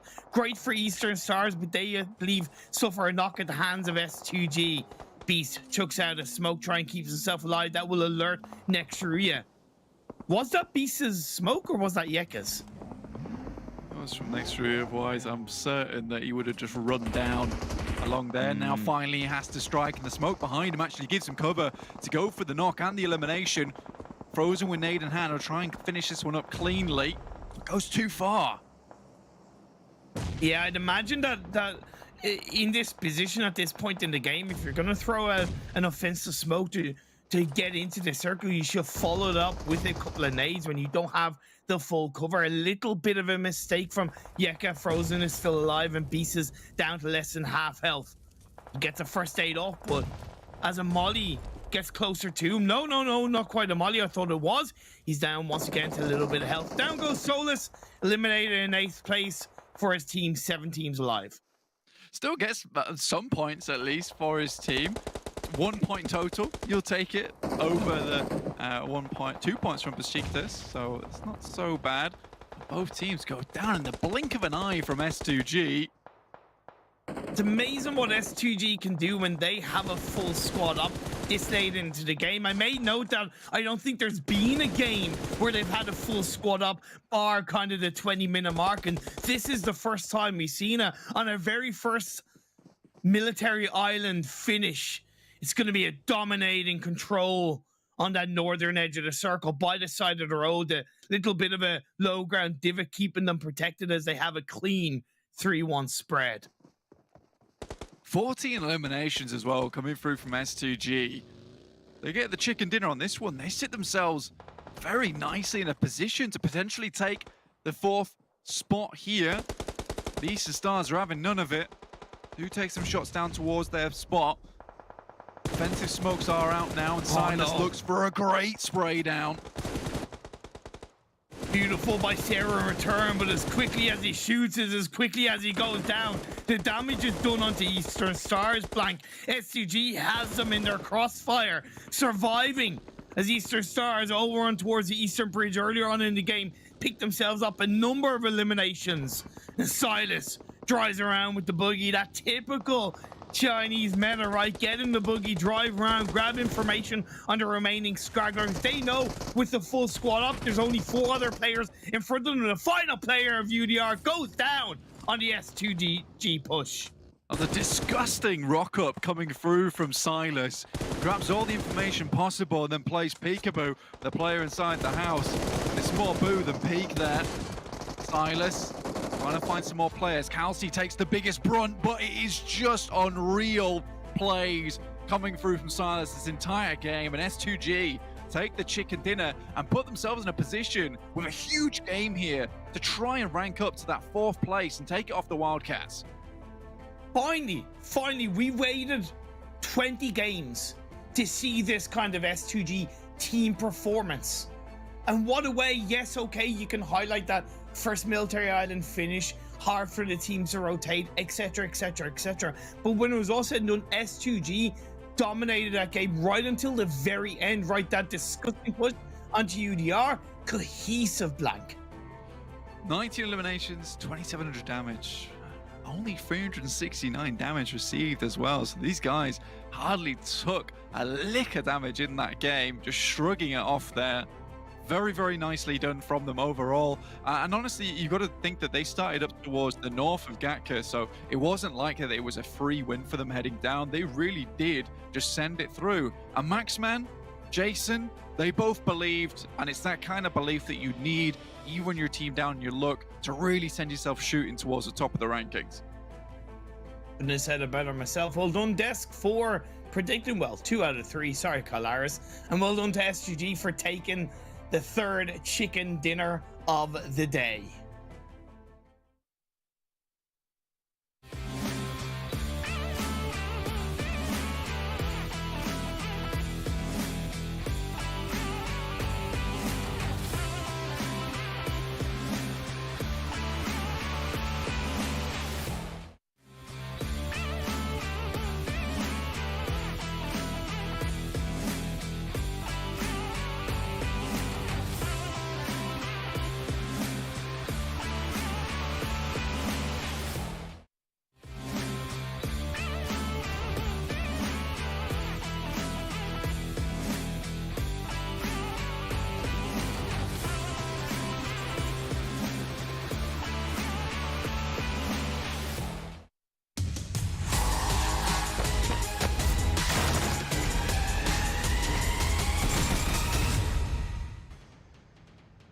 What's going on, guys? Welcome back to the show here. As we've had, you know what, Max? Oh no, don't. Oh, he did it straight away. Oh, nice. Oh, nice. Thank God. Oh. Little high five. You and I getting a point on the board here. Let's take a look at the match standings. As S2G take home a win, a victory, a chicken dinner, not for themselves. They did it for us. 19 eliminations, 34 points on top of that. A fantastic game out of S2G. Okay, the reason why I picked them initially is for the meme, like, actually, they're still all alive at this point of the game. I'm going to predict them. And it actually works out. It goes to show, if they make it to the late game as a 4-man crew, they do have that firepower to actually close off the games, which is great. I want to see more of that. It is Day Force, is a little bit too late, but it's still enough to potentially get a little bit higher in the ranking and get some extra dollar in their pocket, which is looking good. Yes, backfilling on the certain UDR killer's position was a smart play by S2G. Very well done by them, 34 points. Okay, we're looking down the list. Easter Stars, to be fair, 21 points, a great game. I mean, UDR Killers, they did still get 14 points, though, on the board here, Colaris. And for a team that was on the bottom, basically the bottom of the leaderboards, that was much needed. Yeah, Easter Stars able to have a little bit of a resurgence at the end, which is really cool. I mean, they were at the start of the day the top team from Western Europe, right? So it's good to see a little bit of hope. Potentially able to also overtake an extra Turkish team would be good. So yeah, Easter Stars, UDR Killers, Romanian Men, Game Lord too. Quite a lot of Western European teams actually on the top of this game in terms of point coming in. So good stuff. It's still a little bit late, as I already mentioned a few times, but it's still a little bit of hope still being alive for the teams. Exactly. We'll take a look at the second page. fastPay Wildcats, Max's go-to team, only 2 points. Not anymore. X team, unfortunately, you know, down the bottom of the board. I mean, TJB as well have a great game. They get a victory in the last match of the day, and then they go into the match thereafter where they need to maintain momentum, and they unfortunately fall. But speaking of momentum, we talked about the consistency of Fireflux when they win the first match of the day. Well, that consistency's kind of fallen off here in this match, at least. Yeah, it might be one of the worst games in the whole tournament so far, which we can't really hold against them too much. You know, sometimes it's going to happen. But what you were saying before, actually, you know, some call them the Istanbul Wildcats, some call them the fastPay Wildcats, but some out there are now, I heard this on the grapevine. I'm now calling them the Maxman Wildcats, actually. I don't know what you think about that, Max. Yeah, I signed a contract with them. I'm sponsoring them for like all of 2022. It's happening. Yeah. What are you sponsoring them with, Max? I started baking cakes recently, so that's my contribution to the team. I heard this. Yes. You told me the other day you were making some cakes, and they turned out pretty good. You haven't sent any my way. You haven't sent any to Cloris, so.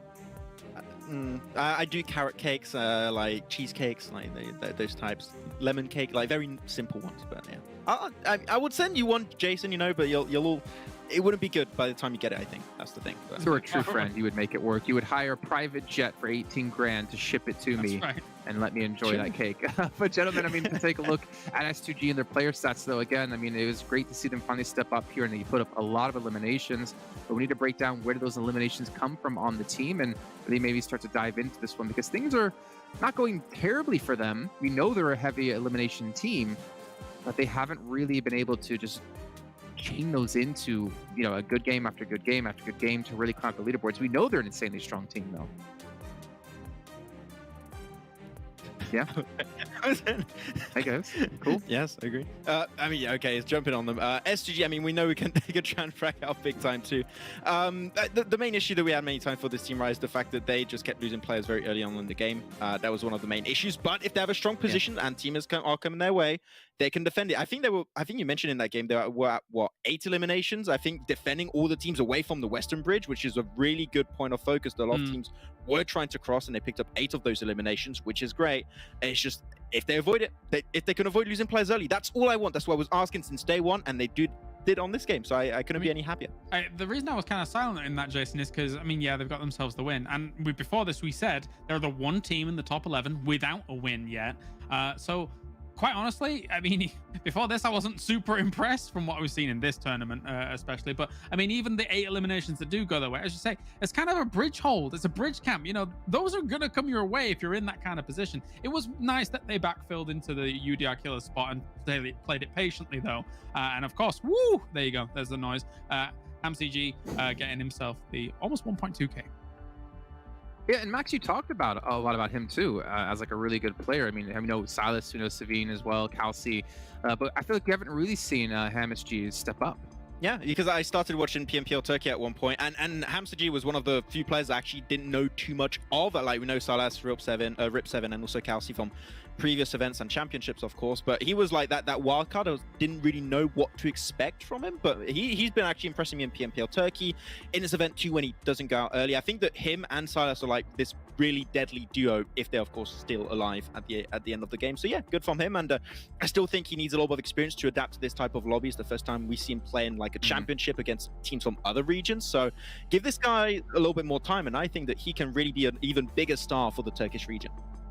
Okay, I mean, for me, what's great to see is we have some of these potential stars in this Turkish region. Again, I know we mentioned this yesterday, but like Footboss was the only team coming in from that region. Just like Stalwart Esports, last PMGC, were the only team from Mongolia. Then we got to see new teams rise to the ranks here and show what the region can really bring. But we are getting close to the next match. But before we can get into that, we're going to remind you guys once again, we want to see how you are watching PMPL. As long as you tweet with the hashtag PMPL EU Champ, or even post the hashtag over on Instagram, you get involved here on the show and we'll potentially show your picture on camera. On the stream. That makes more sense. You're using a camera to take a picture. That makes more sense. Here we go. We got one coming through. We got 4 screens. We got a Timo. We got a Poro. We got, Tibbers. Okay. Yeah. Not just a PUBG Mobile fan, I see. There's no Jinx figurine. That's also in the game, by the way. So we could have had a nice little crossover right there. But I still feel like we're getting flexed on with the amount of screens these guys have. I don't have this many. I think people are doing this on purpose now, I'm pretty sure. I feel like it's like a trend, yeah. Guys, look how many screens I have. I'm like, okay, you work in a TV shop, you put it on every TV, cool. Like, I feel like it would try and attack the cable management, but it's like 100 times better than mine. Like, I don't want to show my cable management, so it's a good attempt, yeah. No, there's no way your cable management is worse than mine, by the way. Mine is a travesty. Like, it's real bad. Well, it's pretty bad here too, man. Just check, no.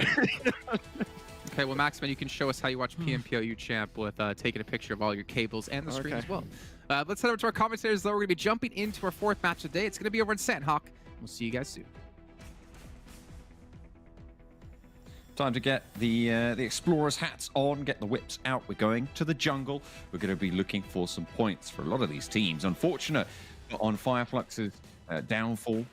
They weren't able, the teams in 2nd and 3rd weren't able to get good performances in the previous one. So not ideal, but there's still more opportunities here, but that gap is closing. It is. Coming into Sandhawk, at least, John, as we were talking about Fireflux and mentioning how it has been technically one of their worst days. Sandhawk's been their biggest map coming into the start of the European Championships. I noted that with the aggression from Fireflux, it could be their map to control. It didn't start off the best on day one with 6 points, but the last 2 days, it has really proven to be a massive success with 27 points in the SonHP of day 2 and a total of 23 points in the SonHP of day number 3. So it's been a massive boost in terms of points securing for them, and let's see if they can follow suit in this one. Plane path going in on the western side should be accessible to everyone, as we always know on SonHP. That's an interesting way to drop on down, but fair enough. Seems to be working. It's floating in the air. Just admiring the view. Waiting. One of the 4 Romanian Men players, of course. They do drop around the ruins area, so it makes sense for them to just fall out of the plane path. As you can see, all of the teams now jumping out, sectioning themselves. I'm worried about Penta. It's a split push in the direction of Eastern Stars, and I believe the last time that we saw this kind of happen, it was Eastern Stars come out on top. They're jumping right on top of 2 of the Penta players.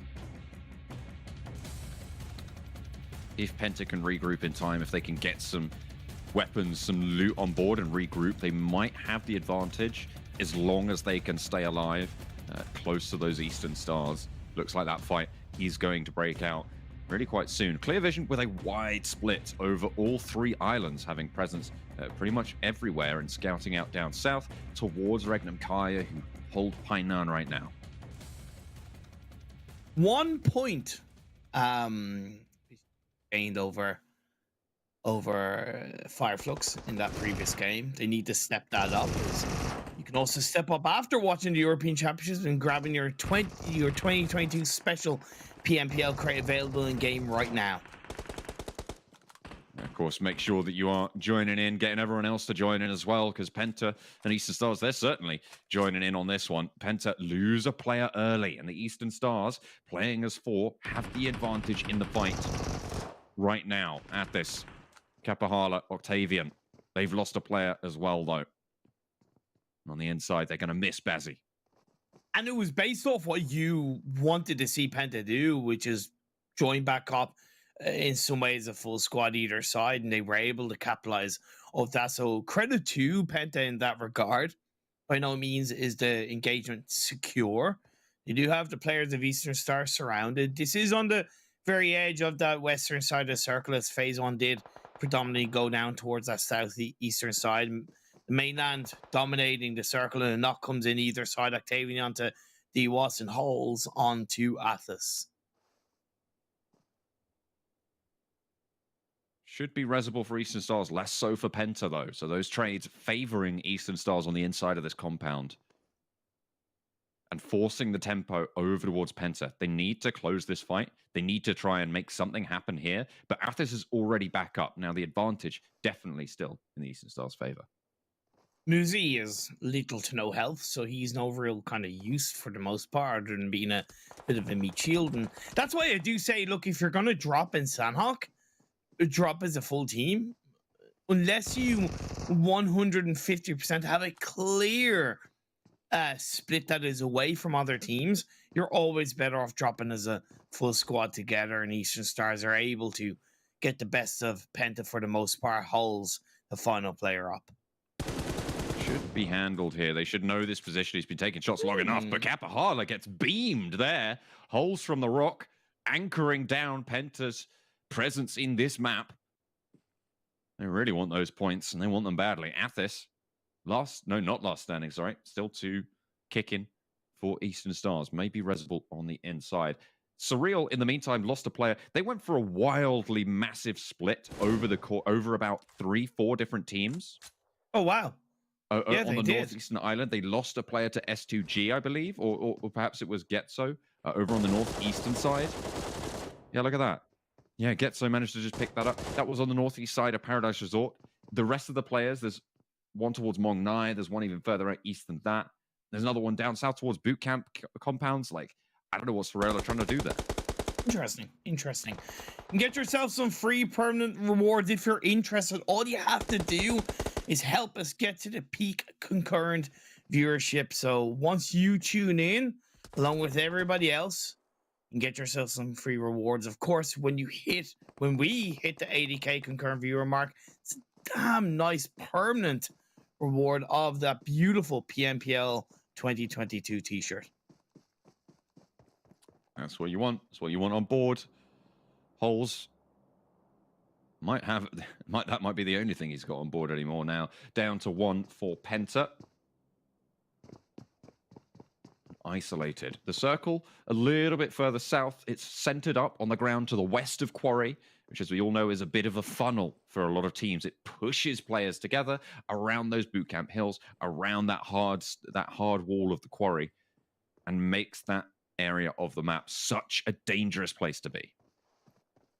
I like this earlier rotation from Game Lord. I think this is the first SonHP game that they've really pulled off a solid early rotation from the top mock house split that they normally pull off.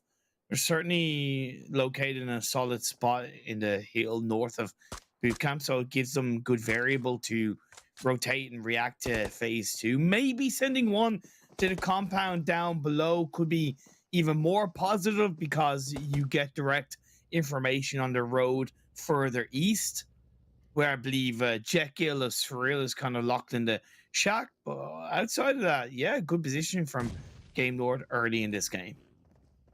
Getso S2G around Paradise Resort. Getso pinched away the point for the elimination onto Surreal, and now they want the rest of them. So S2G falling away right from the edge, but now they can reposition. They know there's a team moving through here. I have to question whether Getso need to take this full fight, whether they need to find a push into Paradise Resort when they're most likely going to have to head away from it very, very soon. They are trading well, though, and Silas goes low, just tags the res. Oh, unfortunately for them, though, Getso around the side might interrupt that and force the flush. There it goes. Excellent decision-making there. They know that they can't go for that res as soon as there's a vehicle popping out, and they get the flush onto Silas as well.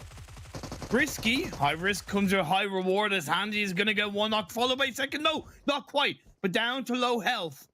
Very low health, as the rest of STG are going to have to support Hamdi in the right way. Sprone down low. Kezers with the UMP. Ironside at that. Rip 7 comes in strong on the sideline. Like I said, the body advantage really needs to play through now, as Kezers is with Snoz as the last 2 players up. 2 versus 2 now. Rip 7 nade sent his way. Needs to be careful about that one, but seems to have avoided the worst of it. Hamsi goes for the trade and wins it out as well. Potentially trying to get this res here. If Hamsi pushes it, he'll spot it on the open staircase there. Goes around the side instead. Tries to isolate the ground. Wants to play with team cover and will be able to do so. Knows that the players are starting to swing out and should be aware of this position. Now they can fight as a duo. They swing out wide. They double peek. They get the spray. They get 1. They get 2. And they make it work. S2G stay alive. 3 players, but they lose the star, Silas. That was still a great turnaround by S2G. And one key aspect of that, if you notice between themselves and Getso, S2G did not go for the revive on the Calci until they really had that engagement locked down in the form of either clean body advantage or complete squad wipe, whereas Getso did. So out of the 2 teams, S2G clearly more confident that with 2 players still up, they could turn the engagement around and take out Getso. And indeed they did. So very well done, S2G.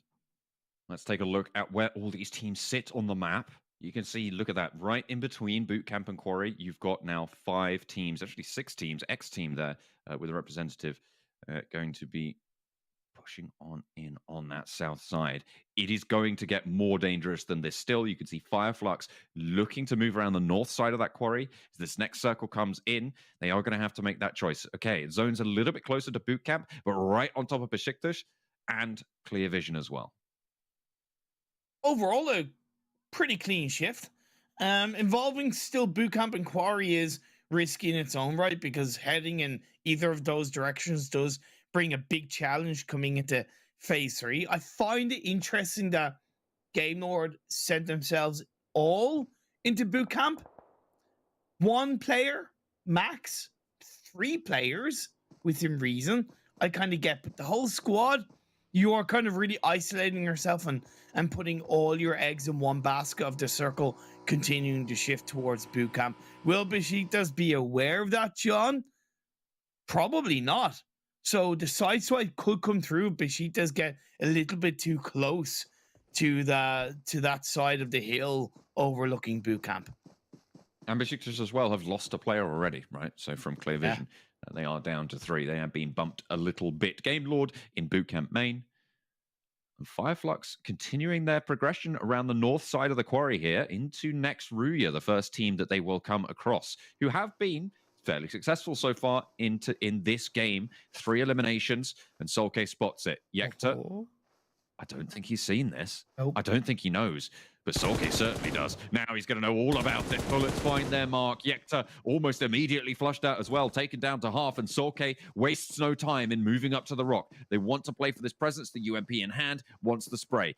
Force the crawl around. Xray maybe looking for a refrag here. You can see Doken up the top, looking for the sightlines, looking for the rest of the team as well. They know that Fireflux will not operate alone.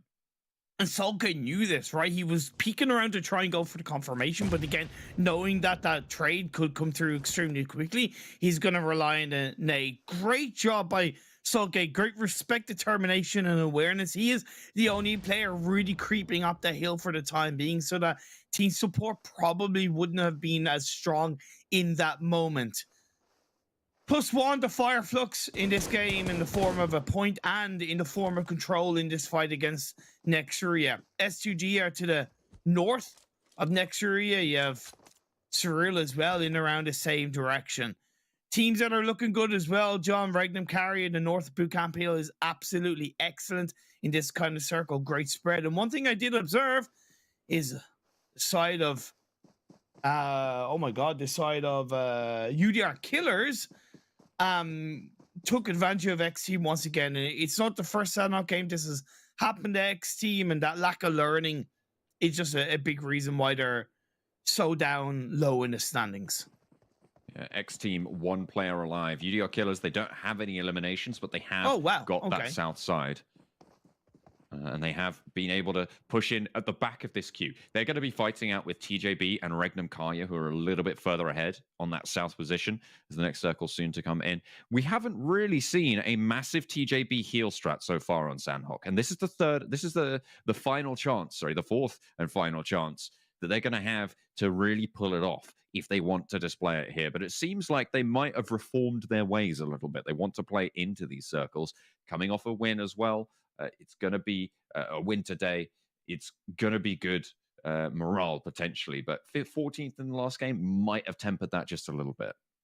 They certainly have been rotating a bit early, a bit quicker throughout these Sonic circles. Yesterday's game, it was more circle in their direction than the other way around. However, again, not opting to go flat heel strat in any way, shape, or form up until the very end was certainly positive, if I do remember. Maybe it wasn't yesterday's Sonic game, but the day before. The next shift does stay in their direction down towards Painan, and Bootcamp is still in play for Game Lord. TJB are going to go straight into Painan, which I really agree with. There's the crash. Rip 7 immediately cut down by Clear Vision, who are on 3 players alive.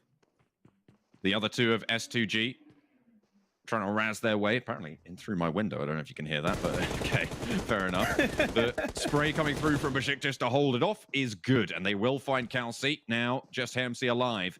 The heal going to be allowed to go through. A nice Molotov there, but unfortunately peaked a little bit too wide and had the head taken off for the trouble. S2G eliminated. Beşiktaş pick up points.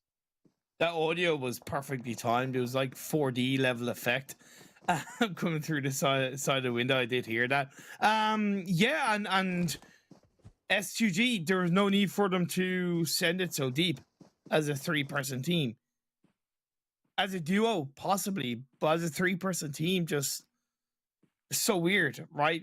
99% chance teams are going to be inside those compounds that you head towards, and down they go. Unfortunately, the winners of the previous game still making those fundamental mistakes, which is seeing them not challenge against the likes of Wildcats as heavily as they probably could. You saw there on the side, the average elimination count for Fireflux on Sandhawk is 8. So they're currently 6 short of that quota, but we are only 15 minutes into the game. Have to see if they can pick up the rest of them and make up those numbers. Those are rookie numbers. Those aren't top 1 numbers. You got to do better. Like they say in wrestling, just let it play out, John. Let it play out. Trust the process, as the Eastern Stars are trusting their rotation in towards a trifecta compound. It's not really the most comfortable position in a circle, especially if we see the next shift head towards the mainland, because they're going to have to traverse across the bridge onto the edge of the South Bootcamp Hill, where 4 Romanian men, the Romanian brethren's light in weight, ready to victimize them. I don't know how much information 4 Romanian men have on Eastern Stars being in the compound, but I would argue they've been able to look in that direction for quite a while and get the information on board. REDOXbot is still in a good spot as our TJB, and even within reason, UDR Killer is a little bit down the south of Painan compound, because I look at UDR's disengagement exit strategy on the next shift as possibly a little bit more variable than TJB. Look at that Penta with holes all the way out on that northwestern island still. The next circle pops. Next team with only 1 player alive, but they're very, very close to the Surreal players. Right onto the compound for clear vision. Right onto Beşiktaş as well. Game Lord committing to boot camp was always going to be a massive risk, and I really didn't think it was going to fare well for them, and I still don't think that, because it has gone away from the majority of that massive area of Sandhawk, one of the most important compounds and cities to kind of lock onto in that regard. Surreal get the knock, get the drop on the Fireflux. Kecth, Solkay down, Lutz is down as well. The hands and neck Ria. It's all going horribly wrong, John, for Fireflux right now. I wonder if the predictions have already come through as well, because with that, I imagine maybe there's a hasty reshuffle. On the eastern side, if they could have cleared out this area, it might have gone a little bit better, but let's take a look at what X Team were able to do. There was a sneaky little snake in the grass there, and they will be aware of that position now. They'll be worried to their south.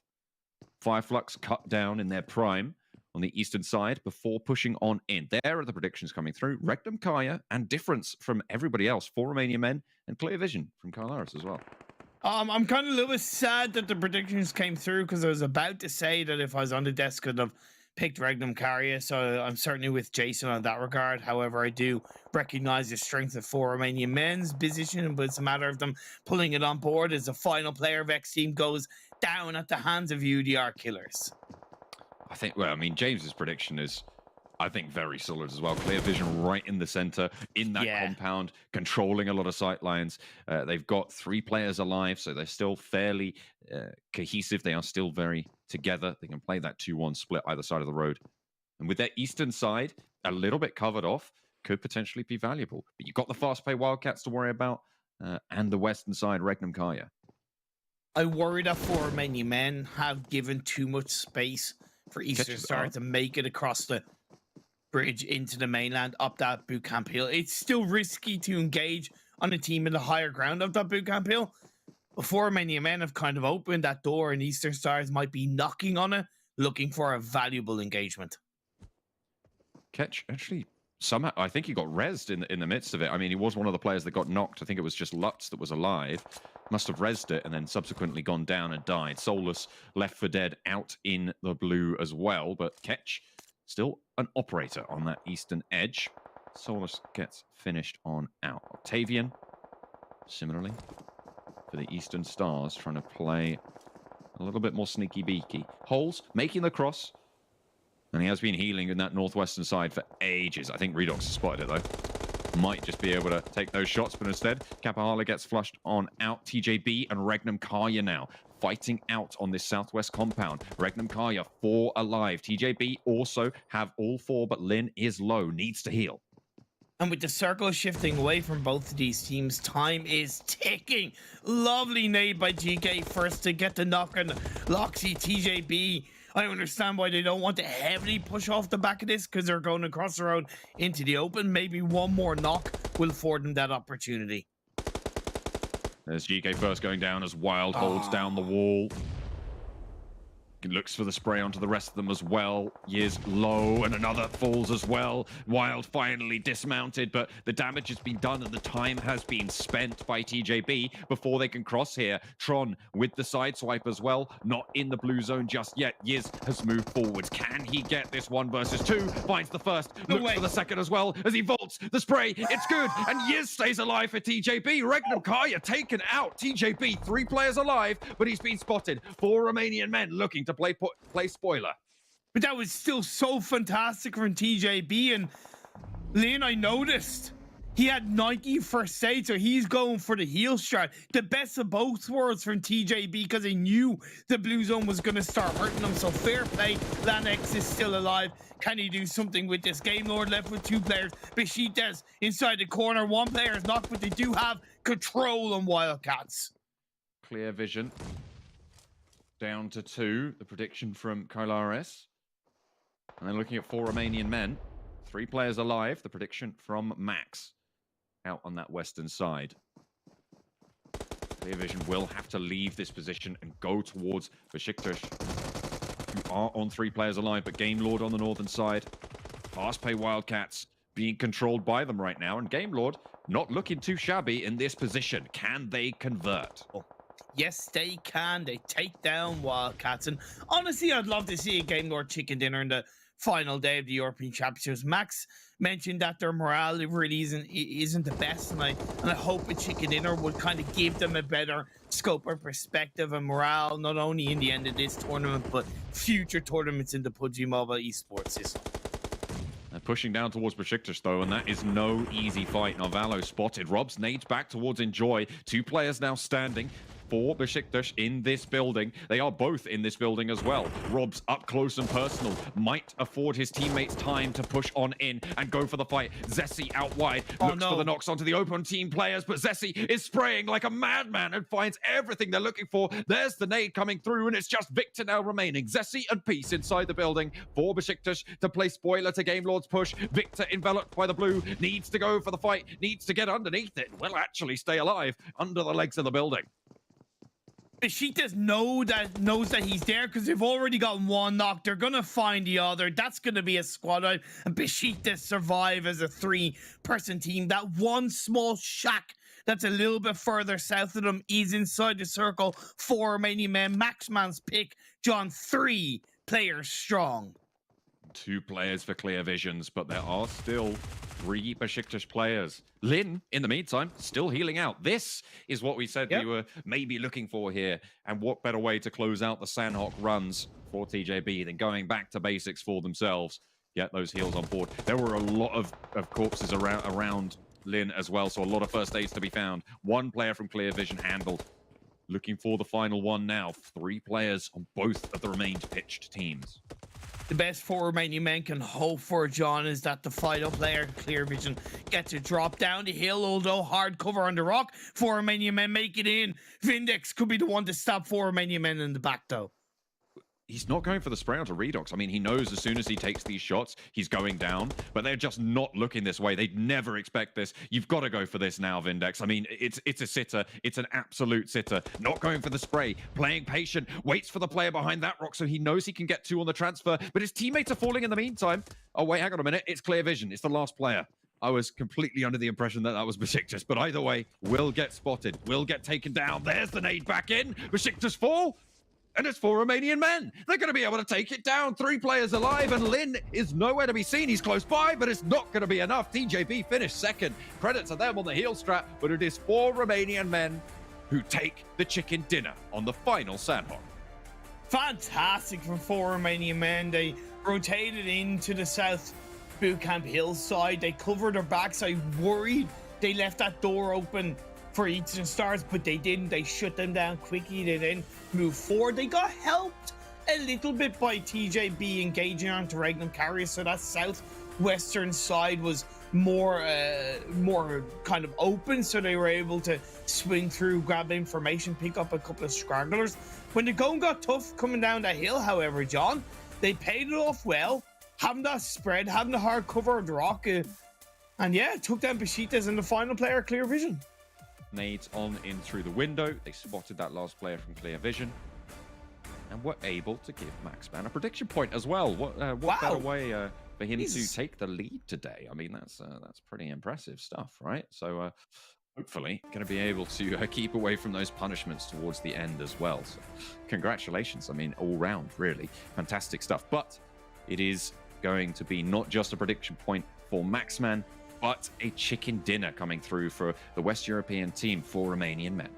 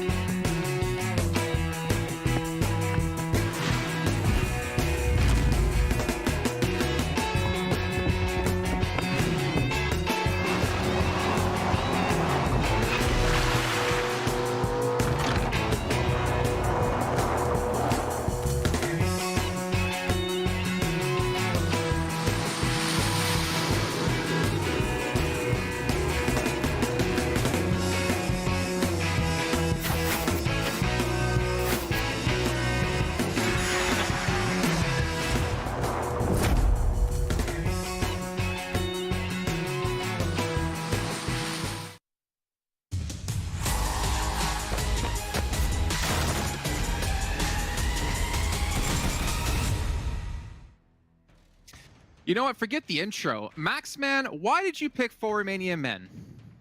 Okay, I just want to go right into it. Because they had the high ground position, they were going to gatekeep 2 teams over to the western side, and they're going to play that information game while going down, which is what they did. That was why I predicted them, and also wanted to predict a Western European team eventually. So Close. I mean, I think we should just do a little vote here. I vote to nullify his prediction, because I think he cheated. What? Ooh. The thing is, I'm scared because I know this could actually happen for real.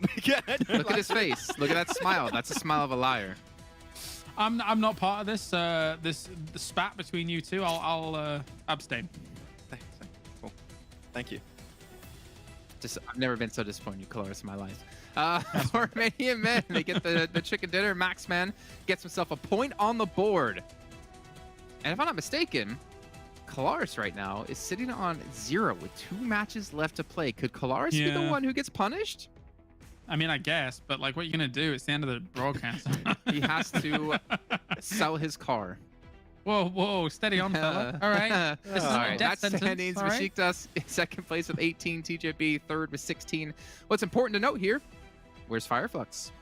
Second page, most likely. And Beşiktaş, can they maybe close that gap and look to overtake them here in these final matches? That's the big thing about Beşiktaş, right? Is that even in games where they struggle to get into position, they still get at least minimum double-digit points. I have the impression every single game, even in games that should not allow them to get that far into it. Compared to Fireflux, when they have a bad game, it just happens to be a pretty bad game, like 1-2 points. Like we saw that happen a little bit today, right? So that gap, I would love to see the rankings, like the overall rankings, what it looks like, but that gap must have closed pretty significantly since the start of the day. Okay, taking a look at the second page here, 4 points for Fireflux. So really having a tough time here. Regnum, I don't want to talk about him. fastPay Wildcats, 2 points. Penta on 3, S2G on 4 again. You know, having a victory, excuse me, and then having a little bit of a struggle in the match after seems to be just an ongoing thing here for teams when it comes to PUBG Mobile. But either way, fantastic job to see for 4 Romanian Men, as they were one of the few teams, the only 2 teams actually, in the top 8 when we're looking at that second day of play. And maybe we can actually dive into their player stats here in this last match to get a closer idea of who is standing out. Yeah, I mean, fair play to them. Technically speaking, in Max's defense, there is a pretty decent hill to play off the back of from that angle if you're able to clear out all of the threats coming your way. But of course, I mean, you're then beholden to where those circles do go, and they are able to play out pretty nicely. I will say though, whilst we're taking a look at these numbers, which are relatively, you know, Sandhawk numbers-esque in how it goes, I got a VINDEX, man. VINDEX, just take the attempted knock into the flush as a whole, because you're out in the open on the road. You're probably not gonna surpass one of the other teams. Yeah. I was crying. I can understand the thought process, like, oh, maybe I can get 2 eliminations, right? That's the thought process 100% he was going with. But if you stay on the road for like 5 seconds without any cover, like you know you're going to get spotted out, just take what you can. Definitely. One elimination, 1 point is a point. It might make the difference between you getting, like, I don't know, 3K and 5K in prize pool later on. I don't know. Yeah, it's just, you know that they was never going to get 2 eliminations. Just take 1, and that's a win. That's what you should have took. But Max, wasn't it your team he was aiming at? Yeah, but still, you know what? Yeah, actually, I don't care. You do care. You do care. I know you care. He's happy. He's finally leading for once. He's at 2 points. I'm at 1 point, and Clara's at 0. But let's see how our overall points are going so far within the tournament. Not related to us in particular. We can see here towards the bottom of the leaderboard, we got 60 points for X team. That's not trying to come out They've particular. done very well. Just giving you a starting point to talk about. Thanks, great. Yeah, let's move on as quickly as possible. And the surprise for who's top 3, which is the obvious ones up to the top, will soon to be lingering. But I think there they are. You know, like, I mean, I think it's doable. Know, it is technically doable, I think, for Beşiktaş to be able to take that #1 spot. And to be fair, Fireflux has had a stumble in these past 2 games, right? So yeah. there could still be that strike at #1. Let me jump in here really quick, Max. If you look at the placement points between Fireflux and Beşiktaş and take a look at the chicken dinners between the 2 teams, I think it tells such a different story of consistency versus a team popping off. Yeah, I mean, that's the thing, right? Even if they have some bad circle luck, they are still going to be able to play around it. If they can adapt their play to literally anything that's available compared to Fireflux, I have the impression for them is if they have an opportunity to close off a game with a win, they will seize the opportunity. But if the circle luck is not really coming their way, they maybe struggle a little bit. We saw that on the second Wrangle game, right? Where they couldn't cross that bridge and they struggled to make that happen. You're looking at side of Beşiktaş. If there was them in that kind of situation, maybe they had a different game plan in mind to actually get themselves over onto the island and then play that game. So, man, I got to say the consistency from Beşiktaş is absolutely insane. And yeah, we have 2 more games left. And if they have 2 bangers here and Fireflux do not show up, you never know. That could be the big upset of the finals. It could be. And honestly, I mean, I'm not saying necessarily I'm a favor of Beşiktaş more than Fireflux, but I want to see that competition happen at the top of the table. I want to see it come down to that final match to see who's going to win. I don't want to know basically going into the final game that it's over. But gentlemen, we still have, like you said, those 2 matches left to go. But before we can hop into those, and remind you once again, let us know how you're watching PMPL. Use the hashtag PMPL EU Champ. You can tweet to us, use the hashtag on Instagram, and we're going to find your post, and we're going to put it up here on the show. If it's good enough. We actually do have one to show you. We're going to see it here now. I'm kind of hoping it's like from Max or Claris. Oh, it is. It's mine. Okay, so... Yeah. Say it. My. Hey, there's a monster can. Hey, come on. Hey, though I do have to say, Kalaris did not post his because he was too ashamed, but I did take a look, and I do have to say, I give up. You win, Kalaris. Your cable management is way worse than mine. There you go. My cable management is an abomination. You shouldn't... Nobody... I'm not even showing it. We're not going to show it, but we'll just watch as Max Man's is bad. But trust me when I say mine's significantly worse. What is that on your Discord, Max? Is that a meme in general? Oh, no. We can't. It's a young picture of Max, I think, playing football. No, isn't that like... Yeah, I remember that's a tournament of football where I got a pack of potatoes for first prize. I remember that. Oh, nice. Oh, okay. All right, well, cool. Thank you, Maxman, for submitting. You guys at home, let us see how exactly you're watching again. We only have 2 matches left to go, and then we have a special show match at the very end on Karakin, and that's going to be exciting to see. It's going to be tri-casted by our boys here. And well, speaking of our boys, we'll throw it back over to him here to kick off the next match of the day. Karakin? Oh, goodness me, that'd be exciting. But we have to wait until the tournament's over before we can get on to desserts. You know, you've got to finish your greens. You've got to finish your meat and maybe some of those potatoes that Max was so kindly gifted for winning his football tournament earlier. We are going to be getting into the game, but before we do, make sure that you head over to the survey in the pinned YouTube comment and have your say, have an impact on the future of the PMPL, because we do want to listen, we do want to change things for the better. So if you have any ideas, make sure that you have your say. Go over. Yeah, our ears are wide open, which is a weird phrase to say the least. But either way, please do the survey. Please do the survey. Just one survey. That's all we asked for. They said I can't eat unless you do the survey. Oh, no. They said to me that I could eat all I want. What's going on? Favoritism? Wait a minute, I think what? so. Looking at this, though, down from Yasnaya to Sosnovka. I need to talk to my agent. That's right, I've got all the donuts with me. Looking down towards this map though, Sosnovka finishing here for our little plane path. So obviously a lot of this eastern side of the map open. Beşiktaş can actually get down very nice and early towards Yasnaya, which is great for them. On the other hand of things, Getso heading over towards Severny, and Rob's still on his solo pilgrimage to Kameshki. Maybe taking his bat home here, I'm not sure. Just do what he wants, doesn't he? Does our Robs? Yeah. Just on his bike. Yeah, on his Sen. I'm kind of confused, but yeah, if it works, it works. I think the rest of the teams, obviously, in this location, no longer all just deciding that. Well, there is one rogue player who dropped out a little bit late. He's making his way over now, but I think that is an intentional dropout. Looking at the rest of the map, though, we are having 4 Romanian men dropping out very late in the plane, perhaps heading towards Primos, very peer away. Can't quite make it to South Gatka, but would you really want to after S2G did that too? You don't know they're actually dropping over towards X Team's position, but I think 4 Romanian men left quaking in their boots after that last previous Aaron goal of S2G. It's wiping the floors of absolutely everybody. This is the final Aaron goal of the tournament as well, Blank, and it's a kind centerly circle, you know. It's homely, it's fair.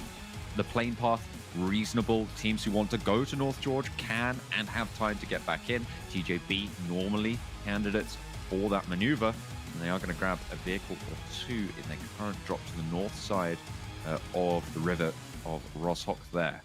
And looking to try and carry themselves on over. Actually spotting a Getso player as well, so potentially picking up a point nicely flushed on out.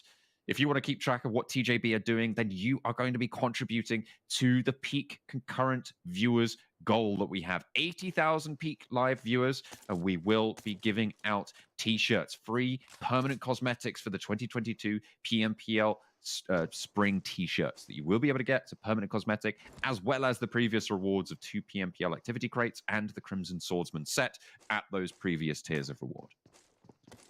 Checking out the map, Fire Flux actually fluctuating from the position in Georgia Pole just purely because of the plane path. They're to the west of Game Lord and to the south of Beşiktaş. So a little bit of a difficult scenario going forward for these guys potentially. Hamzy gets Molotoved, has to drop out the building. Quick Sharp, get himself into a better position. Doesn't really have any meds on him, so just have to go for the boosters. Downstairs. Outside. Cover from Kelsey. Zombie upstairs, isolated. No cover really from the rest of the team. Hamzy has more options, but Zombie not one to shy from the fight and beg for mercy. Spots Kelsey. Well, knows the window he's shooting from either way. Look at this. They're just peppered around. Silas, I think I just caught on the side there. Might be able to see beg for mercy on this outside position by the wall. That gun barrel, he's going to be pointing out something nasty. Zombie around the wall, and they are just playing sneaky beggars, aren't they? Absolutely, John. Fortunately, beg for mercy does find shots onto Kelsey, but he's quick, swift. Backpedals his way into the corner, keeps himself safe. Question, does he really have any meds? Keep this fight going. It's early on, you do have to question that, right? Yeah, 100%. It's unlikely. It's unlikely that you're going to be able to get a super tall order of meds on in. X Team still going against a dominant force of S2G over these last couple of games. I mean, this is X Team's drop spot the majority of the time here in Milta. So for S2G to crash in on in, I mean, it's a little bit of a bold move from S2G, but I think, you know, they're feeling it after their last Arango game. It's fair enough to them. Still just trying to make their mark here. Average eliminations must have bumped up massively from that last game where they were crushing the opposition.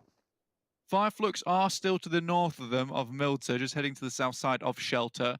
We'll see if they do catch Game Lord out on any of their rotations. I think Game Lord has suffered when teams have encroached on their territory a little bit too much for them. It's quieting down now. Just a little bit in Milta, but I imagine it's going to pop off any second. I am very interested to see how this area of the map changes with the presence of Fireflux in general, because it is a new addition, right? It's a new factor that teams won't be used to sort of coming up against. And when it's Fireflux, you've got to imagine they've got something up their sleeve. A bit of a backup drop. They do grab some vehicles, though. Head towards the crossroads. towards the east of Potato Hill. This fight still rages on down in Milta, though. Eastern Stars might want to get a little bit handy in this one. They're over towards the eastern side, obviously dropping in Milta Power, so it could potentially drop in, cause some problems. It's Hamzy sneaking up on Zombie. Absolutely nails that shot. That's the first knock of this engagement, Blank. And it looks like it might just be a flush. X-Team rallying in just a little bit, but so IS2G, moving the vehicle, right up to that wall. Kelsey playing forwards. You can see he's pretty low, so no stims really to be found right now, and the meds in general are going to be stymied on the tempo of this fight. Yeah, so any damage that goes through, that's damage to stay at that point in time. So Hamzy drops a smoke. You can use that because loot is so valuable at this point in time. Not just meds, but ammo as well. And having this vehicle to quickly reposition round inside Milta, extremely strong plays coming through from S2G. Very diligent at clearing their angles, and Hamzy with that massive rotate. Beautiful stuff. Nightmare might just spot this and go for some shots onto them, but can't quite find anything. And there's a quick refire coming back his way as well. S2G regrouping to the north side of Milta. They swing in under the cover of Rip7 as well on that hillside. You can see him up to the northwest of their current position.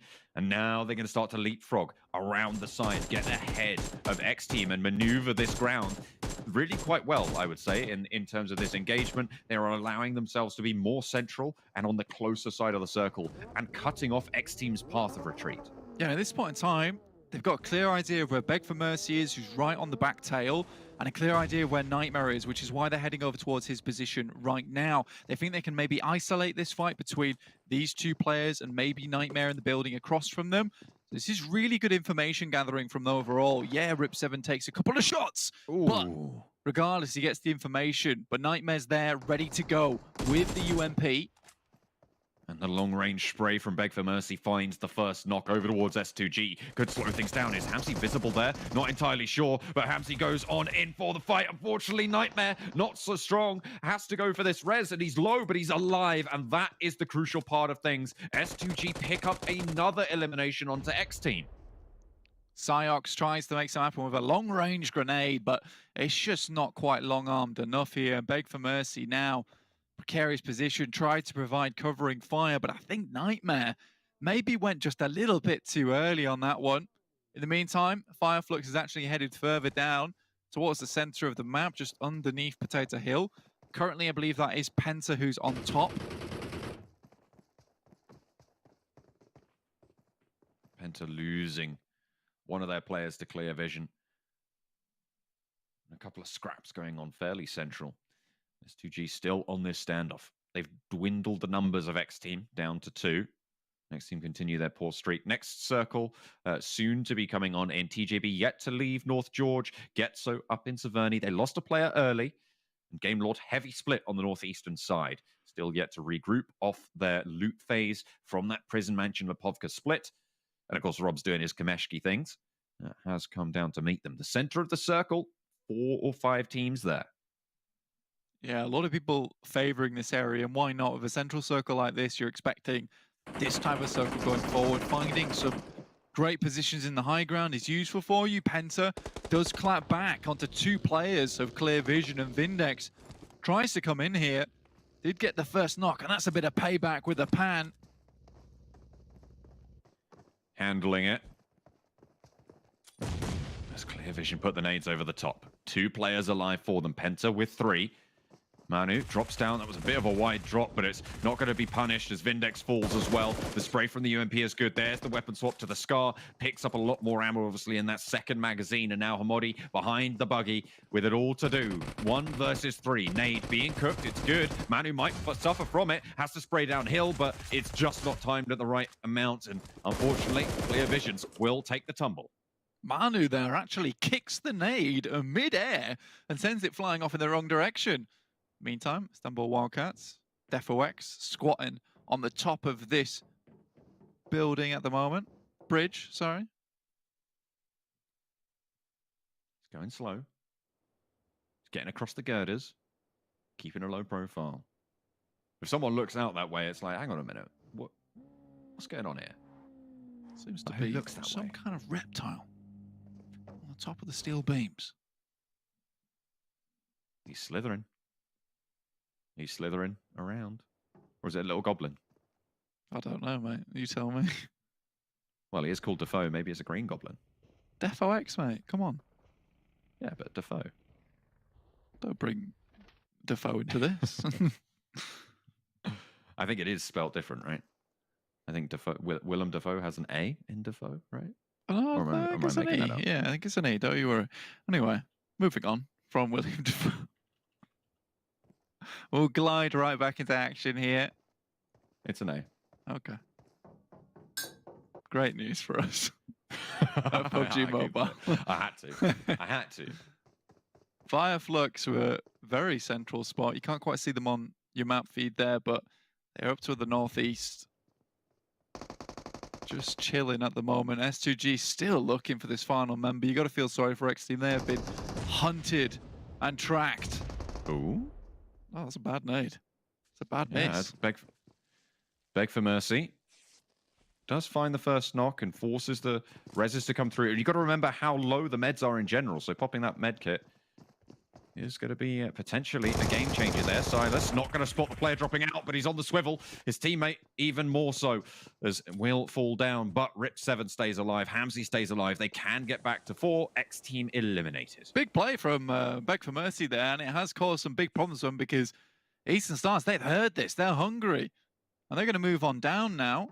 Potentially try and find some of the points. They do have a couple more players up towards Shelter, though. So this might be a case of not regrouping and possibly even just holding out these guys down towards Milton. But 3 points are 3 points, John, at the end of the day. Game Lord's still hovering around that northeastern side.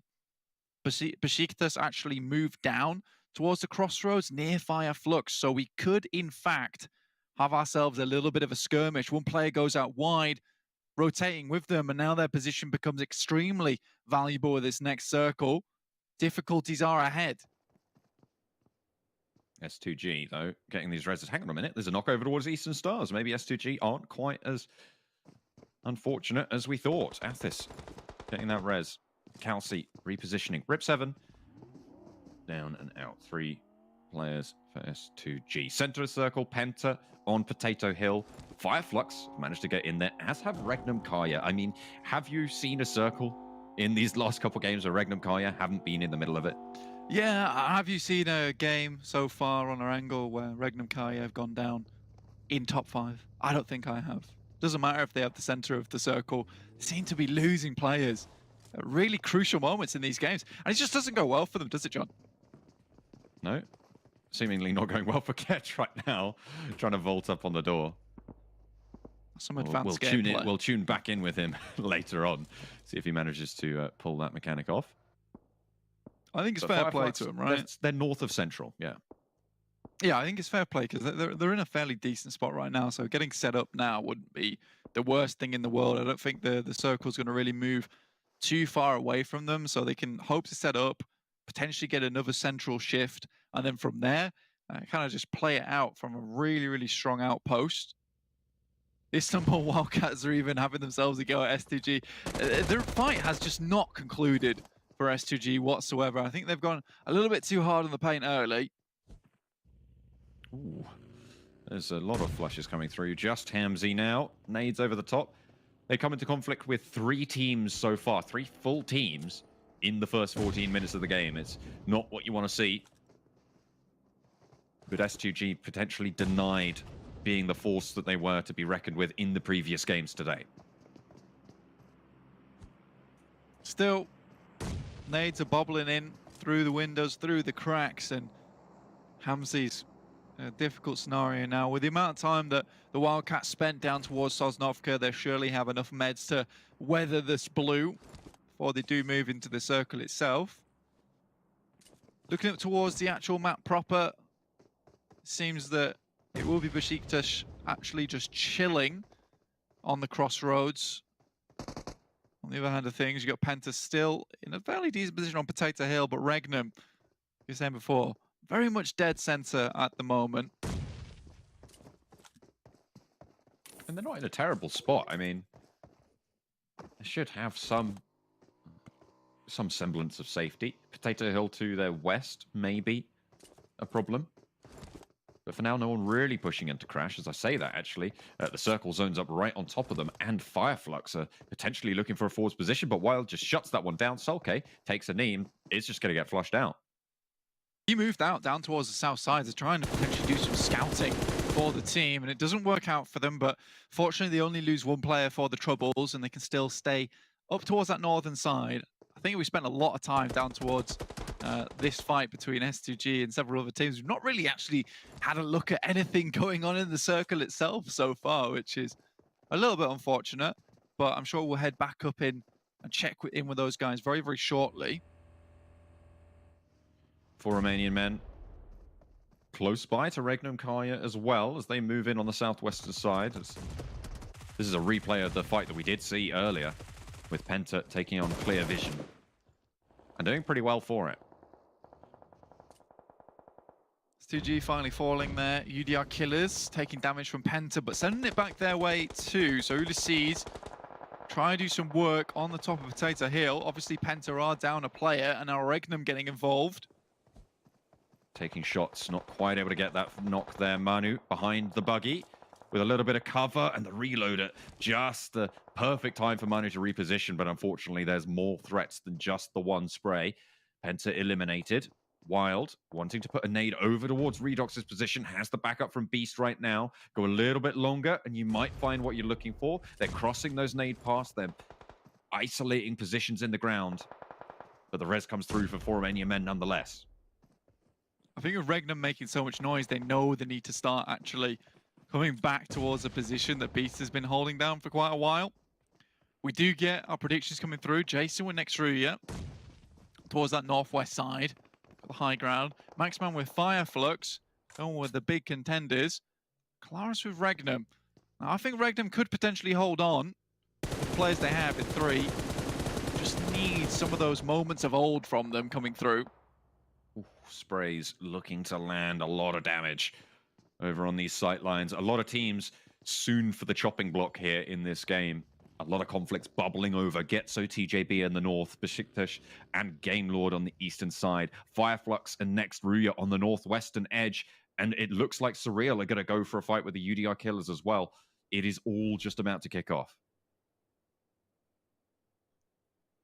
Beşiktaş actually on this eastern side, there was a crash come through from Game Lord and they quickly took down 2 of their players. That's 2 elimination points going towards them. We haven't really tapped into this recently in this game, but for Beşiktaş, they really do need to put up some big numbers, right? On their current average, they're not set to pass Fireflux, and Fireflux obviously also have to do quite badly in their next couple of games, but although you might not want to be dealing with crashes onto your compound, this works in the favor of Beşiktaş as long as they can come out on top in these engagements. They need all the elimination points they can get. You can see in the overall standings are about 40 points behind in terms of elimination points versus the guys from Fireflux. So this is perfect news for them.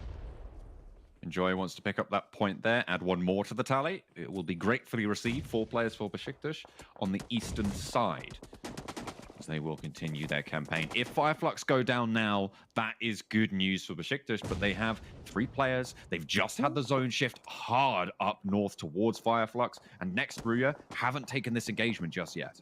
No, this is really good news for Fireflux. Losing that player early on was bad for them, but with the amount of open ground around here, it's going to be quite difficult for teams to make their way forward, to make their way into this circle.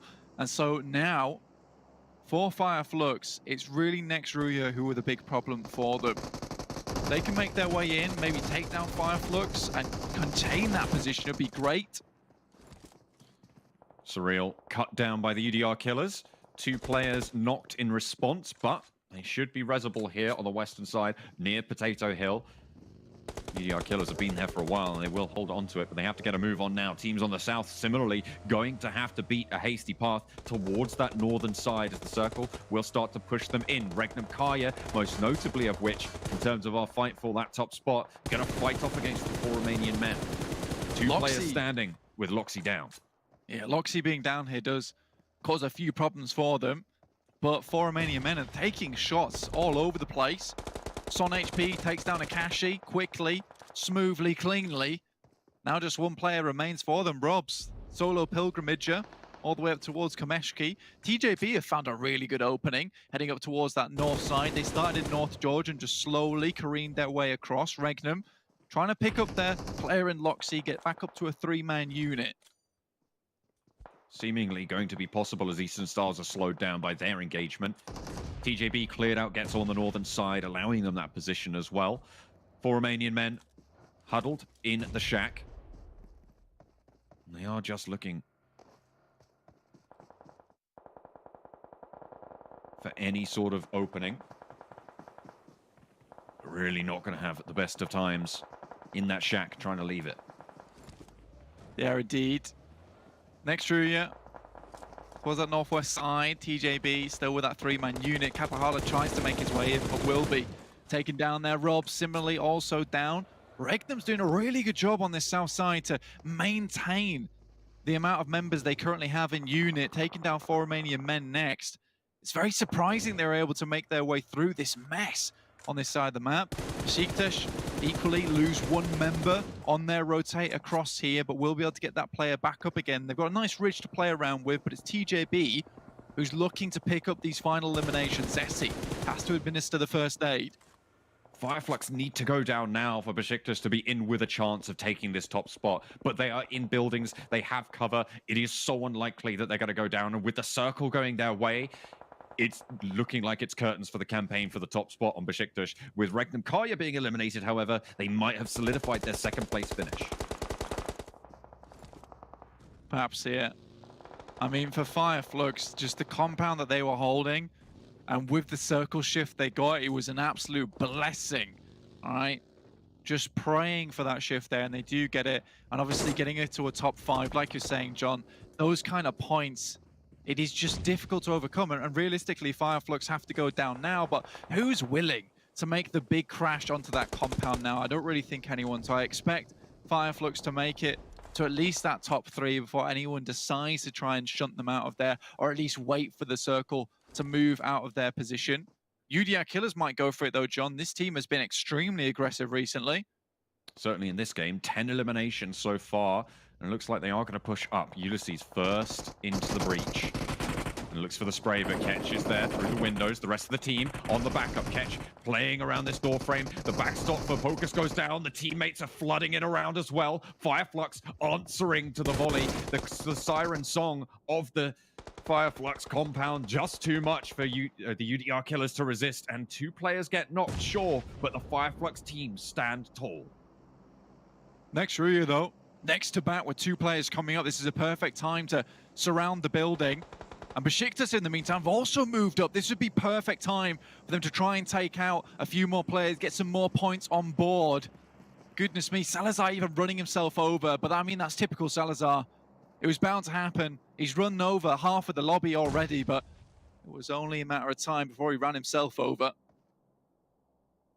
Beşiktaş right on this ridge line. Zessy up behind the crate as well. Kecth and Lutz for Fireflux. TJB, 2 players alive as well.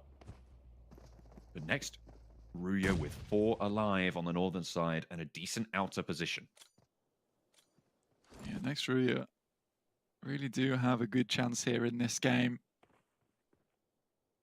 Jason predicting them. Goodness me, this guy's clairvoyant, apparently.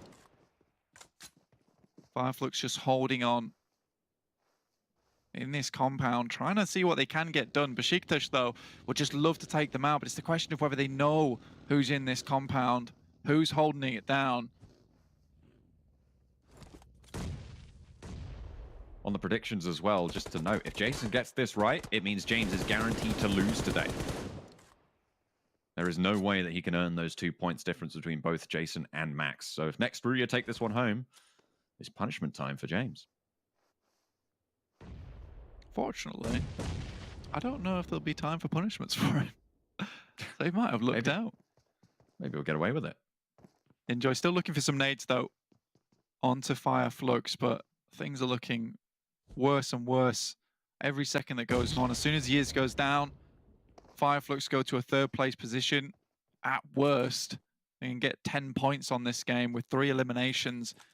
Question is, how many eliminations have Beşiktaş got this game? They really need to pump them up. Circle moves away from both of them, though. So Fireflux will have to leave here. And this is a real opportunity for Beşiktaş, but right now the smokes are good for Fireflux, able to push themselves out of this building under the cover. It would have to be a monstrous game for Beşiktaş to really start pumping up the points that they need to overtake Fireflux and potentially get that first place position at the end of the day. Miramar's going to have to be an absolute corker for them. Right now, Fireflux playing out of their minds to remain on that podium spot. It's going to be so hard to move them away from it as well. If Fireflux can swing out wide, there's potential for them to play spoiler on the next Ruya players. I mean, they have a lot of this zone, sure, but they're on a lot of open ground as well. If they get spotted, I mean, you could see that there, right? The only cover they have is Kecth in that vehicle flying V compound that they've sort of made themselves. Other than that, they're a little bit open. Zessy goes to the information play out in the vehicle. Yiz actually is down below. Good shots from next Ruya. That takes them down in 4th place. That's the worst thing that can happen for them. 3 eliminations. Sure, it's some good points, but now it's time for Beşiktaş to start laddering up. 7 eliminations on the board for them. Yiz, though, on the side swipe. Could go for something quite nasty and already starts it with a UMP and finishes SonHP. This is terrible news for them. And next Ruya floods over the top. Zessy now to receive, needs to stand strong for Beşiktaş, finds one, looks for the transfer, his teammate finds the other, Enjoy looks for more, the sprays are looking good, but Yiz is still going, he's right on the edge of the zone and could play spoiler, need to keep your eye out, and Yiz is going for it, Zessy falls down to the next Ruya push, and now it's just Enjoy, 2 players for next Ruya, and Yiz is still going, could he take this one down, but there's the first aid, Yiz's position known, maybe there's some attention being sent that way, he steals away the position, and there go Beşiktaş, next Ruya find the nades, and they're looking for the reses too. 17 points, but Yiz has absolutely thrusted a stake through the heart of Beşiktaş there. That is so unfortunate. Absolute nutty play from Yiz to wait that long to get a 2nd place. And this might be able to get TJP into a better position. They've had a great day today. Yiz around the side of the rock, looking for the spray, but there's a roll up in the buggy. Looks good for getting the first one, but they're taking their time with it. They're making a meal of it, but it will be a meal nonetheless. It is the chicken dinner for next Ruya. Yiz absolutely looking unstoppable in that game. 17 points for Beşiktaş that game, and 11 for Fireflux. So really not that many points ahead of them, only 6. And the question is that last game, is it even doable with the amount of points they have on board? I think it was 6 points, 23 points they'd need to overtake, and Fireflux would have to go out absolutely last in the next game to make that one happen. I mean, they need not only those 26 points, but they would need to win the tiebreaker. And at the moment, there's no way that they're catching Fireflux's chicken dinner total, which means that they do need to get 24 more points, right? Than Fireflux. It's going to be a tall order. If Fireflux go down very, very early, that is the best case scenario for Beşiktaş. But it also has to be said that with that game, they earned themselves even more of a buffer over Regnum Kaya. So 2nd place, looking at a minimum for Beşiktaş. Yeah, it's rough, John. We'll put it that way. But they have done a valiant effort today to actually manage to catch up even this amount. Like, you got to give massive props to them. Absolutely. Absolutely massive props to Beşiktaş. Fireflux pipped them to the post, and they are in the lead as we enter our final games start, which will be coming in just a few minutes.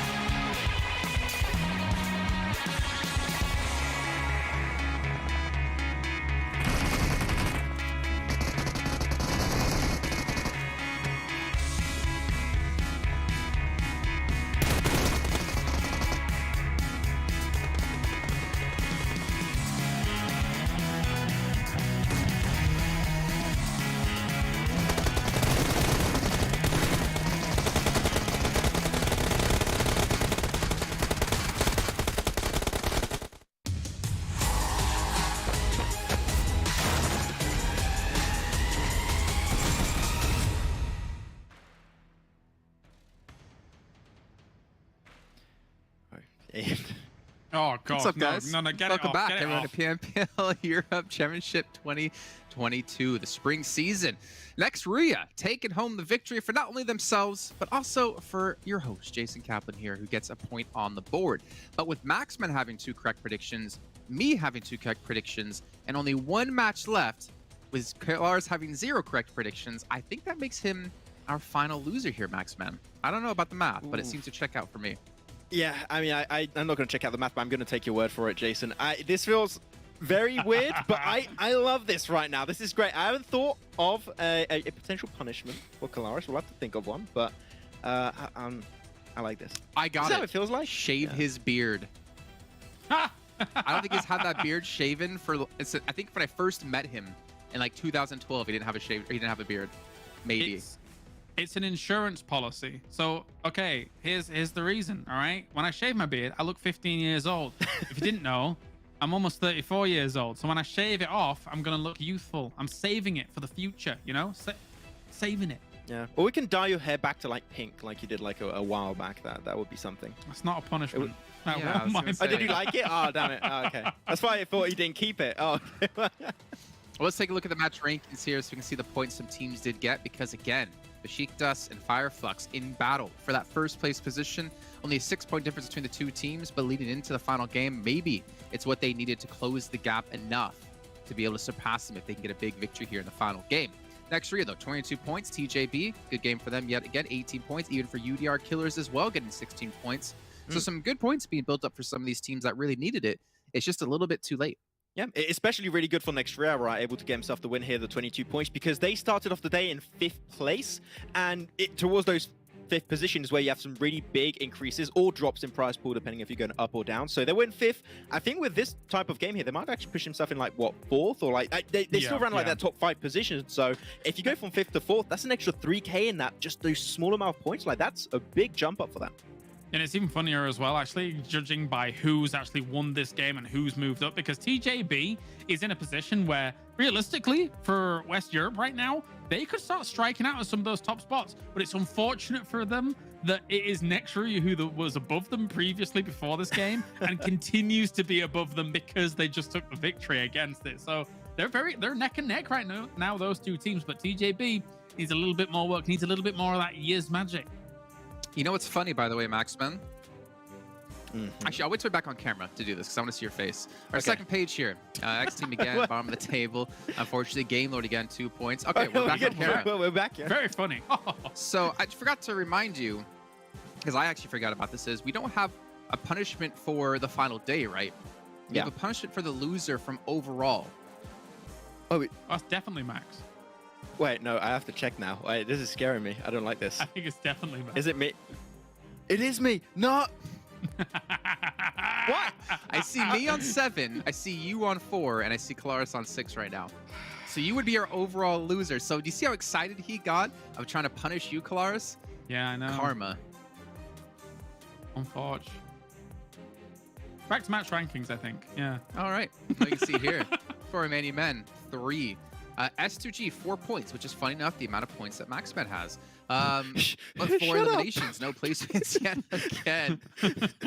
I'm willing to bet we come back to us and he's still going to have that same little bewildered smile on his face. All right? I started to sadness now. What the hell? I was feeling so good. I was going to win a day. Oh, okay. You know what? Fair enough. I mean, I'll take If the you L. thought wearing your shirt backwards was bad, imagine wearing your pants, your shoes, your socks, your underwear, your glasses, and your shirt backwards. How did I wear my shoes backward? Yeah, I don't know how that would work. Okay, cool. I don't know. Maybe sandals. Anyways, let's take a look at Xray's player stats, though, in this last match. Get an idea of who was standing out for the team. Again, we expect a lot of big things out of a certain player on the roster. Usually the likes of Frozen because of how dominant he was when he first arrived on the scene with how young he was. But we'll see here in this match if he had the numbers. Let's throw that up there on your screen so you guys can see it as well here at home. But Xray, I do wonder, what's kind of changed for them? Is it just the other teams have gotten better? Has Xray gotten worse? Have they not adapted quick enough? I mean, the fact is, they were supposed to be the most dominating team when it came to Turkey, but they're definitely not living up to it. Because I also believe right now currently the top player over the course of the entire tournament is Kecth. I'm not sure of the amount of eliminations, but he's actually been the one above Frozen for quite a decent amount of the tournament, so that's been surprising. But yeah, I mean, this game in particular, really good stuff from Kecth, Kecth, and Doku Machine has been doing good too. So it does seem a lot more balanced compared to when you look at this team in PMGC, where there's a lot of Frozen and the team would set him up. I have the impression now all the players have their time to shine from time to time, which is good, but it does seem like that little bit of pizzazz has been a little bit lost in the process. And they seem pretty good in terms of position when it comes to Erangel specifically, which I'm happy to see. I do think that there was a little bit of fortunate maneuvering here due to the fact that you have Beşiktaş and Flux being the ones to kind of ram up against each other and kind of eliminate each other in quite a big chunk of this situation. But overall, when I've seen some of their raps on Erangel, I've liked them, and that's fully enough when we all went for them, predicted them, and then they won. So yeah, some of their movement and positioning is strong. Okay, we do have about a minute left till we get into our final map here of the entire event.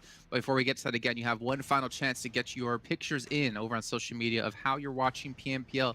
Just use the hashtag PMPL EU Champ, and we can get you in here on the show. Max looks so sad right now. I'm sorry, I'm just looking at your face. Trying to hold it, it's fine, it's cool. You're trying to hold it in. Don't worry, you have to hold it in for another 30 seconds of time because the last match is about to kick off here, gentlemen. So let's get it underway here with Blink and Imperium.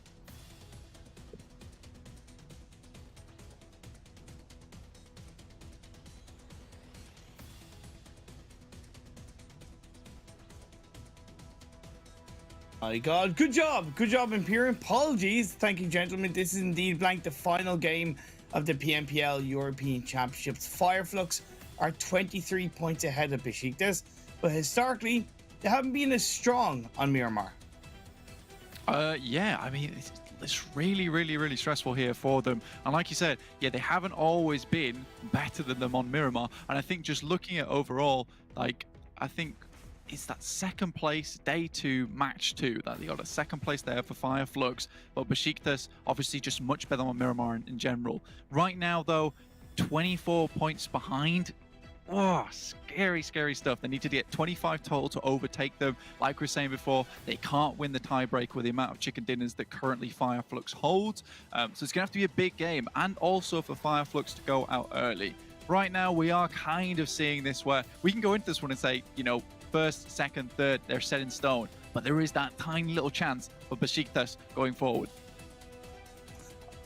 I'm excited for it. We're going to have to wait a little bit longer before the final game. Let's head to a short video.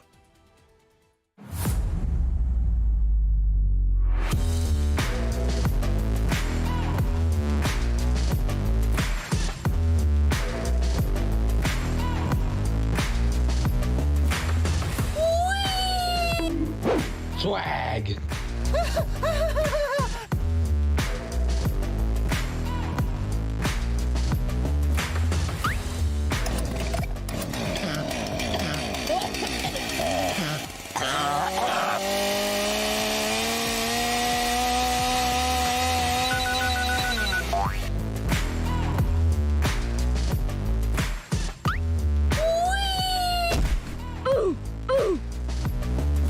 Let's go.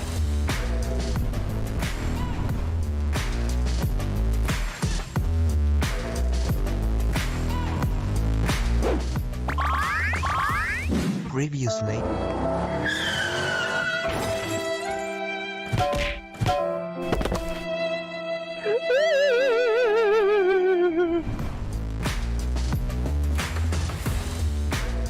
What?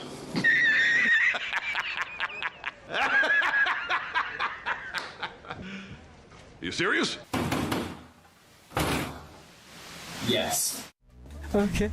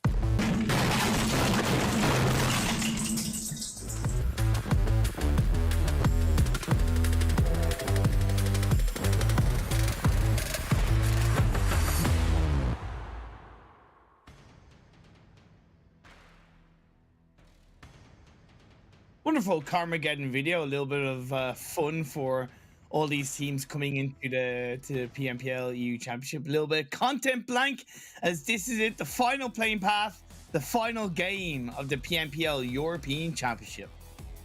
Coming into this one, like you said, there's a couple of things that can happen, but at first, second, third, that is staying exactly where it is here in Imperium.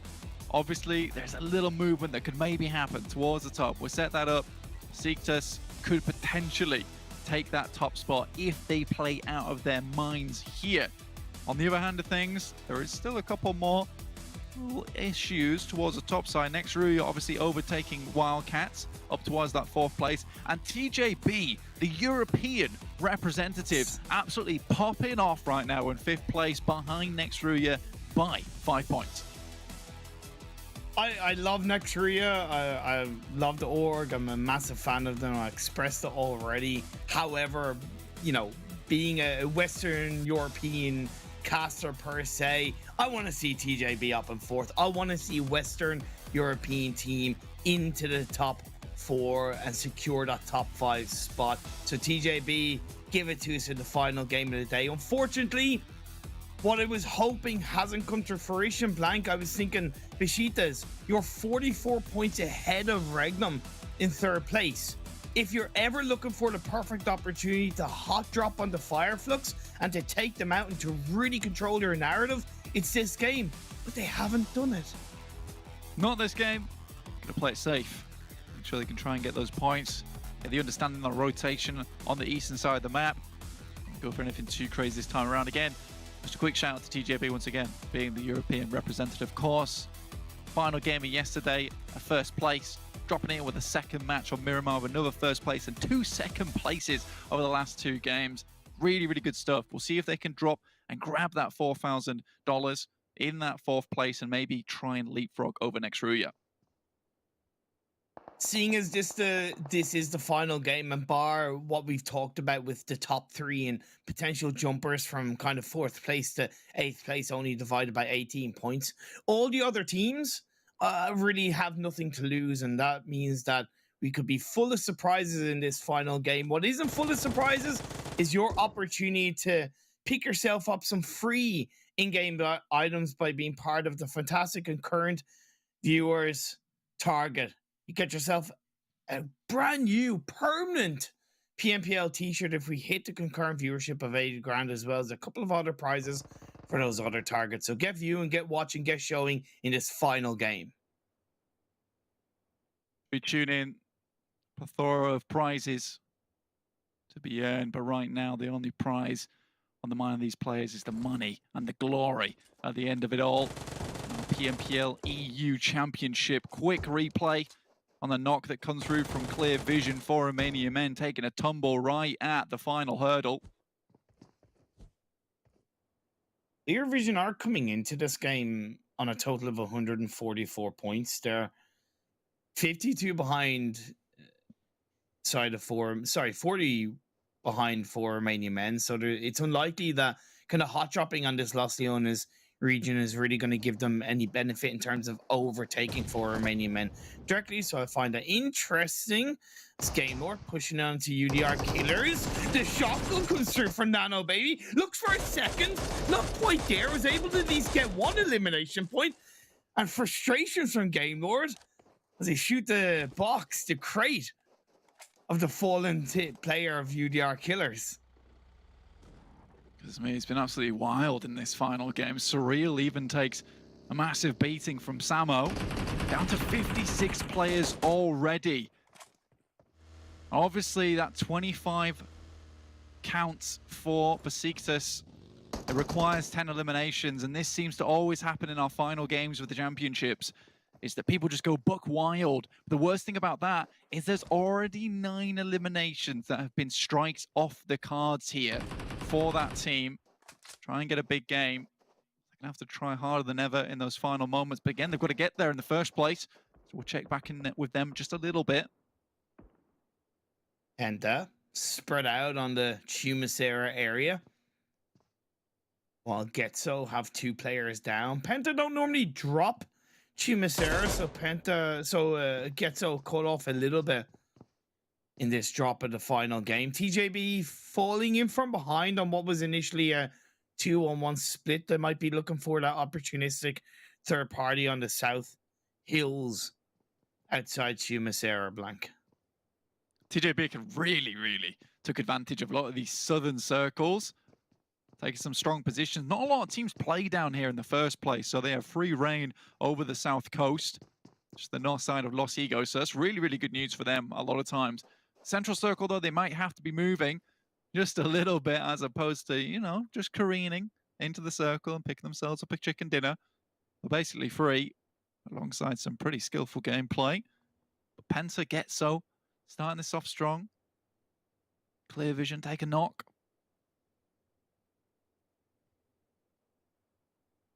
That is the battle inside Los Leones between these two teams. 4 Romanian men have opted to disengage away fully on that western side, and I gotta say a sensible move. They did lose a player at the hands of Clear Vision, so with only 3 strong, maybe they didn't feel so confident. Penta do feel confident to push on to the final players of Getso up the stairwell of the building. It can often be a little bit difficult as the DBS, the dirty big shotgun from Getso, strikes on the holes.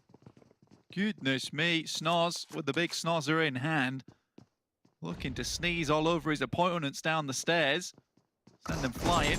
He's even going for it, sending it in. Back upstairs, tries to prevent the res from going off. Now, all I imagine, instead of him holding a DBS, he's holding a great big nose, just sneezing all over the players of Penta. Thanks for putting that image into my mind, Blank. Always the creative.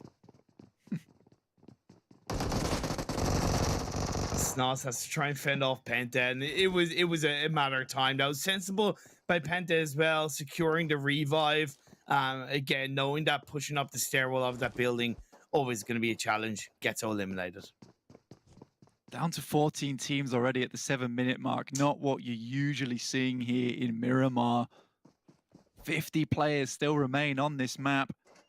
Beşiktaş very much out of position up towards that northeastern side. Not in any of these fights so far, but still fairly safe. The issue is that Flux down towards San Martin, extremely stable position, right? It's not like anyone's going to be able to find them nice and early on. X team have been sent away right now. They're not looking in for any fights here. And with this position, they can sit comfortably up here for a very long time. Don't have to make too drastic of a rotation. For Beşiktaş, the best kind of circle would be down towards the southeast, and they can move down comfortably through there. They've made good rotations doing that before. If you get a northwest circle here, it could be all curtains for them. One thing we also need to consider is you highlighted the 24-25 points required for Beşiktaş to overtake Fireflux.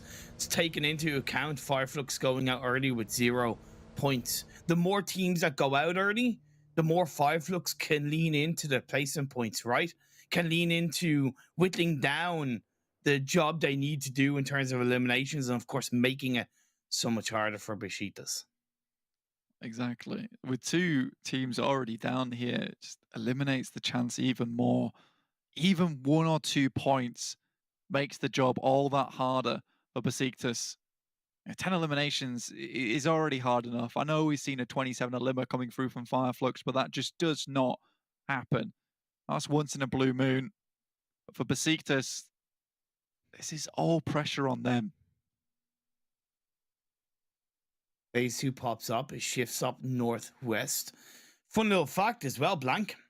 As consistent as Beşiktaş has been, their highest point scoring game has been 29 points. They have scored a 28-pointer, but other than that, they haven't scored enough games, in my opinion, where they've hit that kind of 29, 30-point mark that feel they can do it in this final game. It just feels a little bit nervous here as well, staying right on the edge of the map. Players begin to follow around them. It's just hard for them. And again, like I said, the worst thing that could happen to them is a hard northwest shift. And what do we get? That shift in particular. Now Beşiktaş have to try even harder here. There's a couple of teams coming from the western side towards San Martin, and Fireflux might have to be all hands on deck going forward. Raise the mainsail to make sure that they can smoothly port in first place. Of course, as well as the battle for first place between Fireflux and Beşiktaş, there is that security of the 4th place spot between a number of these teams. 4th to 8th, divided by 18 points. That's Xray, TJB, S2G, fastPay, Wildcats, and 4 Romanian Men. So at least 2 European teams in the battle for that 4th place. What a finish it would be for the region if 4 Romanian Men and TJB were both to secure fantastic results in this final game. What we really need. I think the Turkish region has come in very, very strong here, looking beautiful. TJB, 4 Romanian Men, might just be able to retain a little bit of humility for the guys over towards the European region. Victor and Game Lord going for a central spot just underneath San Martin. Waiting for this next circle though. I think Beşiktaş also similarly waiting for this one, but they do need to get into some fights. Some early eliminations would be great for them. You have the high ground, at least on the eastern side. Above Minas Generalis, they have a lot of sightlines on, let's say, Eastern Stars, to the 4 players of X team, even towards Game Lord if they're looking far enough. So at least preparing for phase 3, Beşiktaş are in a half decent spot. Exactly, just preparing for the time forward. Peace looks down towards X team, rotating through, tries to take some pot shots, spots Eastern Stars across the way. Give them some information. X team going to quickly pick up Compound on the lower side. Zessy still trying to pump some bullets in, trying to see any damage he can get done early on, because now that is an obstacle in front of Beşiktaş here. Obviously still without a home in terms of a Compound. At least Beşiktaş are very comfortable playing from this area. There was a Miramar game a couple of days back where they push in and crash into Fireflux, who had that Compound X team were onto, and they pushed off the crash pretty successfully for the most part. So at least they're comfortable where they are. As phase 2 is starting to close in. TJB hang on to the southwestern side. Little bit shy down from S2G, who have the high grounds to the west of Power Grid. Penta. Still in Picardo. Next circle. Extremely important. And Fireflux have been thrown a line here. And they're holding on tight to it. It's going to take them up and up into the clouds. Sit on top. They just need to see this final game through. The tough job from Beşiktaş becomes so much tougher with the circle shifting aggressively against them.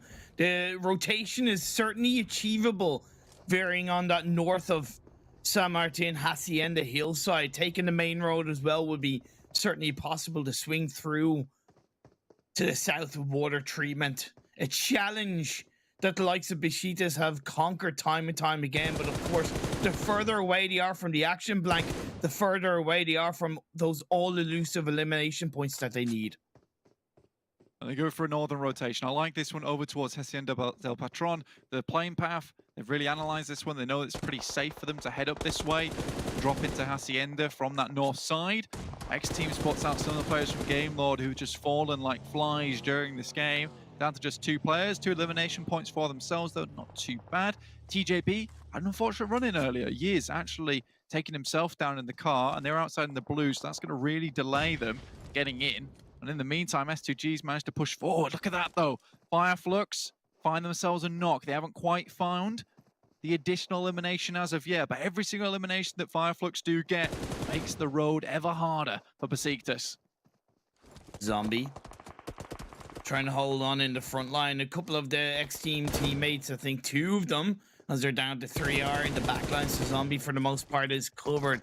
UDR looking for a little bit of a third party. Game Lord and UDR did battle earlier on. Robs into shotgun. Blasts onto Zombie. Gets the knock. Gets the elimination. And UDR killers go down at the same time by Game Lord. So 2 fights at once for the 2 solos of Game Lord. Fair play. I think the Game Lord, they're just having fun with it in this final game. Rob's even shot out his own vehicle's wheels earlier on. Penta going up versus Surreal. But now it's Beşiktaş encroaching on the position of Fireflux as well as X-Team. Yeah, there was a knockdown towards X-Team earlier from Fireflux, but potentially Beşiktaş can pick up some of these points for themselves, but it looks like X Team are vacating the region. And now, both these heavy hitters side by side on the map. Replayer Wildcats getting a knock onto one of the Magnum Carrier players. So good for Wildcats as they look to battle their way back up into the top 4, and they're actually swinging around the side of Beşiktaş for the time being as Penta crash in onto the players of Surreal. This is outside of Picado, outside of the Blues. The next circle shifts aggressively in the opposite direction of the previous phase. Blank. Oh my days, both of them still in it. Wildcats do drop out the vehicles. I think they've spotted one of the players from Beşiktaş out in the blue, potentially taking shots at them. Swing underneath, but these would be some great points for them. It's Enjoy. He's been taking a lot of damage from the blue itself. Will need to drop a first aid kit in here and get back to the rest of his team. Game Lord now finally out with Robs. A difficult amount of terrain to play here. We could either head down towards the rocky outcrops to the south side, a massive slope on the southeast, or head up to Hacienda proper. Play ourselves a nice little urban finish, but it's Boran who finds Zessy. One of the Beşiktaş players who is inside the circle. The revive is approachable. No, it's not, because Rays finishes it off. Beşiktaş now down to 3. The mountain gets harder and harder to climb. Slowly but surely, minute by minute, Beşiktaş just not finding the movement, not finding the position or the eliminations as SonHP takes shots towards Razy. Can't find it here. Sadly, down to just 3 players. Regnum push up towards Fireflux's position, and they know they just have to sit back and do nothing. Any kind of placement points makes their lives easier and easier. With 3 players, it seems to be a reoccurring trend now for Beşiktaş. Just not able to keep all 4 up and running. And look at that, yes, please, the Fireflux victory coming through. Defoex does go down. 1 elimination goes through to Beşiktaş here. Holding off versus Wildcats down on this south side. Like Roman Reigns would said, believe in that, acknowledge me. Certainly the Desk are acknowledging Fireflux. It's a 3-way jackpot as all the Desk are backing Fireflux, and honestly it doesn't surprise me considering they're in the center of the circle. Already 2 elimination points for Fireflux as well that went underneath our nose. Again, it just doesn't look likely anymore for Beşiktaş. The SonHP goes extremely low, having difficulty getting across the road. They played this game a little safe, but unfortunately it's the circle that's the big decider here. Fireflux, they'd worked so hard throughout this entire tournament, and it's the circle that throws them a bone. Shots between 4 Romanian Men and S2G. This is a battle for 4th place. S2G currently on 192 points coming into this game. 1 elimination point in this game so far.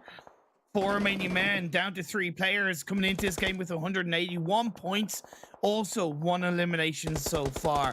Rip7 swings his way through. Shots in his direction will put him under pressure. Redox taking shots towards Soulless, as well as Hamzy. Fortunately, it's shots from behind from Xray that will put a stop to that. At this point in time, you can see Fireflux just really squeezing themselves into that position now. Indeed, Fireflux still dead center as a full squad. Down goes 4 Romanian Men. The journey, the fight for the top 4 is out for 4 Romanian Men. Valiant effort, the Romanian side. The lowest qualifying team from the Western European region. Certainly surprised a lot of us throughout this European Championships. Their final game is over as this game continues on. This circle, man. I mean, it can't get much worse for Beşiktaş. Fireflux just have not had to move a muscle here. Been absolutely fine. This is cruise control for them at the moment. Foot barely touching the accelerator right now, as they're just rolling towards that finish line. Now, let's be fair, they deserve it. They lit up the lobby. They lit up the world with that dominating Fairy Pier finish. Massive elimination point chicken dinner. And since then, it's been all guns blazing. The light of this lobby has certainly been Fireflux, and they're looking for more against their nearest rivals, Beşiktaş. Enjoy is now locked down. He has the party bus, which should give him a little bit of cover, but climbing that hill, it's not so fast, and it's going to leave him open. But Solkay actually lets them be. It's high ground, just so hard to deal with. 30 players alive, not mentioning the 3 players of Beşiktaş. Currently, they're running with just the 1 elimination, already down to 10, and you just feel like it's not possible. I appreciate this from Fireflux, not being tunnel visioned on towards Beşiktaş, right? Recognizing that there is a couple of entry points onto this hill from either side. So if you don't cover both enough, you can get sandblasted from one direction. It's S2G to get the shutdown of one of the Xray players. So that is Yeka, I believe, eliminated, and Frozen knocked as well. Xray in 4th place. They're looking to hold on to it, only 6 points ahead of TJB, or are still in this game as a 3-person team. Yeah, TJB just moving in on them. Yeah, the unfortunate time with Years going down in the vehicle earlier on. GK first is out, but this man was like a rocket sent into the circle with a sensor on top of it. So they can find where players are at. Loxy though, currently inside. Look to throw some grenades out potentially. Beşiktaş did pick up another elimination point onto the Wildcat players. However, it's still 1 less than Fireflux in this game alone. We need to constantly consider that. Comparing how the 2 teams are performing in eliminations, never mind the finishing result, as we are down to 9 teams. Lynn is eliminated. fastPay Wildcats do go down. They've just got the best spot in the world, and with this circle, it is done. They are stamped. There is no way that they are losing this. Like, this is cruel. That's all high ground that these teams have to scale. These guys are right at the top, sitting on the seat of victory right now. There's a couple of mountains surrounding the high ground down on the south that can be breachable, but with all the other teams looking to get there, I reckon that there's going to be a lot of bloodshed getting into the edge of the circle. Kecth takes down Kecth from Xray, who are attempting to make their way in. That's TJB out, and I believe the Xray might just have been able to hold on to their position in 4th place here. Not if Frozen nades himself, though. S2G are still standing strong. They picked up elimination points on the 4 Romanian Men, and they were only 7 points behind Xray. With Doka Machine being the final player alive, he is the one player that is going to keep Xray in that 4th place in the overall standings. He's able to get a knock onto Loxy, confirm it, get another elimination point. We lose Penta as well, so 6 teams are left blank. Beşiktaş rolls on down towards the south side, hoping, praying for these guys to have to drop down. Kecth looks towards S2G, who are really trying to pump some points here. Solkay, insane grenade round the side. Pre-nade works perfectly. Kelsey looking to throw one in return. Kecth tries to have it covered. Lutz is further back, not able to support his team, but making sure they're not third-partied. Solkay scales back. So does Kecth. So does Solkay. Respecting their opponents, respecting the area of this high ground. It was always going to be difficult. They knew there was a chance that one team at least was going to breach into this high ground. But at the end of the day, Fireflux are still a full squad blank. Peace currently going off against the entire squad of Eastern Stars. S2G, though, like you were saying, very close to that 4th place position. I'll see how they end up towards the end of this game, but doing great work. Now Beşiktaş laying into Eastern Stars here. SonHP is 1 of 2 players with the Enjoy 7 to pre-fires on the ridge of the hill. The Eastern Stars are in their way, but they go down. Beşiktaş survive. But I don't think Enjoy 7 is going to be able to get the revives because shots are being fired in his direction, I think, by Fireflux. They're still going strong as the next circle once again shifts towards Fireflux. S2G look for another 6 eliminations. Xray out, down to the team that was clawing at them from behind. And finally, the werewolf finds its mark. 4 teams are left. One of them is Fireflux with the full squad. The other is S2G with the full squad. And then you do have what is 2, possibly a 3-person team of Beşiktaş and Regnum Karya with 2 players left. Still fairly impossible. And this next circle is on top of Fireflux once again. Could it get any worse here for Beşiktaş? You can't fault them for trying what has been a difficult game here. They've found their way into top 4, but it's never good enough. Kecth, the looking like to be the MVP, just crushes the opposition of Beşiktaş, and peace was never an option for Fireflux. 10 eliminations for Fireflux. They have shut down Beşiktaş. They have all but done this. And to finish the final game with the chicken dinner would be the greatest ribbon on the bow, but S2G are looking to shut that down. They're looking to secure the 4th place spot. Solkay is knocked. Kecth is the final player alive with Lutz, actually. He's on a sliver of health. Can he support Kecth? The man, the myth, the legend, Kecth has lighted up this lobby. It's been a ruler of his side. He needs to hold back while Lutz heals up.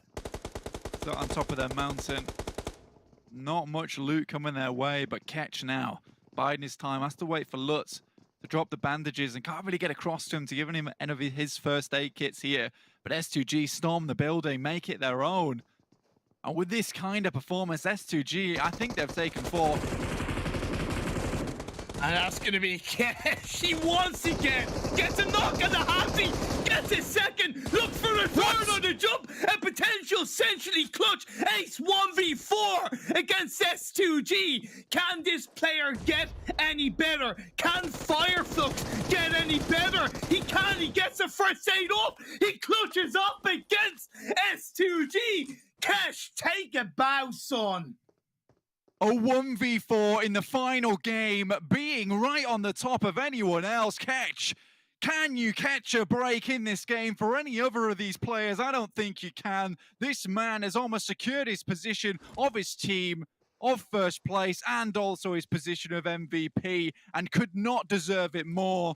What an unbelievable finish it has been from Fireflux. Regnum are going to struggle to get up this hill without any of climbing gear available to them, and Lutz is just going to cut the rappel ropes. Absolute goosebumps, Blank. I swear to God, proper goosebumps all over my arms with what Kecth just did. If you ever wanted a symbol of how strong Fireflux have been all throughout this European Championships, right from game number 1 of day 1, aggressive, always fighting, always hungry, always looking for more. And yes, say what you want about the circles heading their direction, but they have deserved all of their 14 eliminations, and they're looking to wrap this game up with 16 and a glorious chicken dinner. Kecth overlooking Regnum Karya stuck in the corner down the side of the hill, and Fireflux know exactly where they are. Kecth peeks, he gets headshots. Are you joking one, me? He finds 2. Chicken dinner for Fireflux. Kecth is just disgusting. That's a double headshot coming through. There's no way those players don't go down so quickly. I don't believe my eyes in this game, Imperium. I don't either. I hope the Deaths do. Let's throw it back to them. Well, ladies and gentlemen, I wonder who took home the trophy.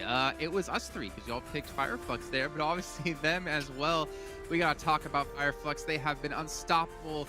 That basically 1v4 should never have existed, but Fireflux, they are going to be your champions here of the PUBG Mobile Pro League Europe Championship Spring 2022 season, and they sure as hell deserved it. I mean, a finish like that is just a cherry on top of the cake, really, you're looking for. Absolutely fantastic tournament from Fireflux. I mean, they came in as very big favorites in PMPL Turkey. They struggled at the start, but they built that synergy. They are feeling so good right now in this tournament. And really, if there's any contender to represent Europe as a whole and like even bigger international events, like this is the team everyone has to look at. Yeah, what a performance. What a performance here by them. And yeah, as you say, it is the very last moment here where the circle is descending on them. Even 4 circles before this, all 3 of us are like, this is their spot, this is their moment. S2G could have upset that, but then they gave them 4 1v1s after having the advantage. I don't know what was going on there, but you know, the Kecth and the guys going to be able to close that out the way that he did along with Lutz. That was absolutely star-studded stuff coming out from Fireflux. 1200 average damage, 6.7 average lives, average 6th place. I mean, this team has been phenomenal. Now, if I'm not mistaken, they've had 6 chicken dinners over the course of this entire event. It's only been 24 matches, right? Yeah. And they have 6 chicken dinners. That's they a won a whole day's worth of chicken dinners. That's ridiculous. In this kind of lobby as well. I mean, we saw some great power from teams like Beşiktaş, from teams like Regnum, from even teams like, what we saw from TJB, etc. and stuff like that. But the fact that they got 6 out of 24 is pretty unheard of here. Yeah. The fact is that all of the firepower is coming out from 3 different players, right? You're going to be looking at Kecth. I mean, normally was that 1v4, like, he is pretty much securing his spot for the MVP. Like, there's no doubt in my mind. You're looking at also Lutz, who was doing such good work, was also the side of Solkay. And Solkay really, as the IGL, showing stats, maybe not showing up, but to be able to direct this team in the positions they are, to have that type of synergy that is so good for the team. Like, really, they're just so coordinated. This is like a championship caliber team, as you would like to call it, or an Avenger level threat. Like, they are truly worthy of that kind of title. Yeah, and I'm excited to see what they can do when we get into PMGC later on in the year. Obviously, they have yet to qualify for it, but because no team has qualified for it technically.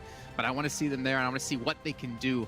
But obviously, with them taking home the title, the championship, the $40,000, and the trophy, it's time to see how the other teams did. Let's actually see our overall rankings now, starting from the bottom to see where all the teams are going to place here.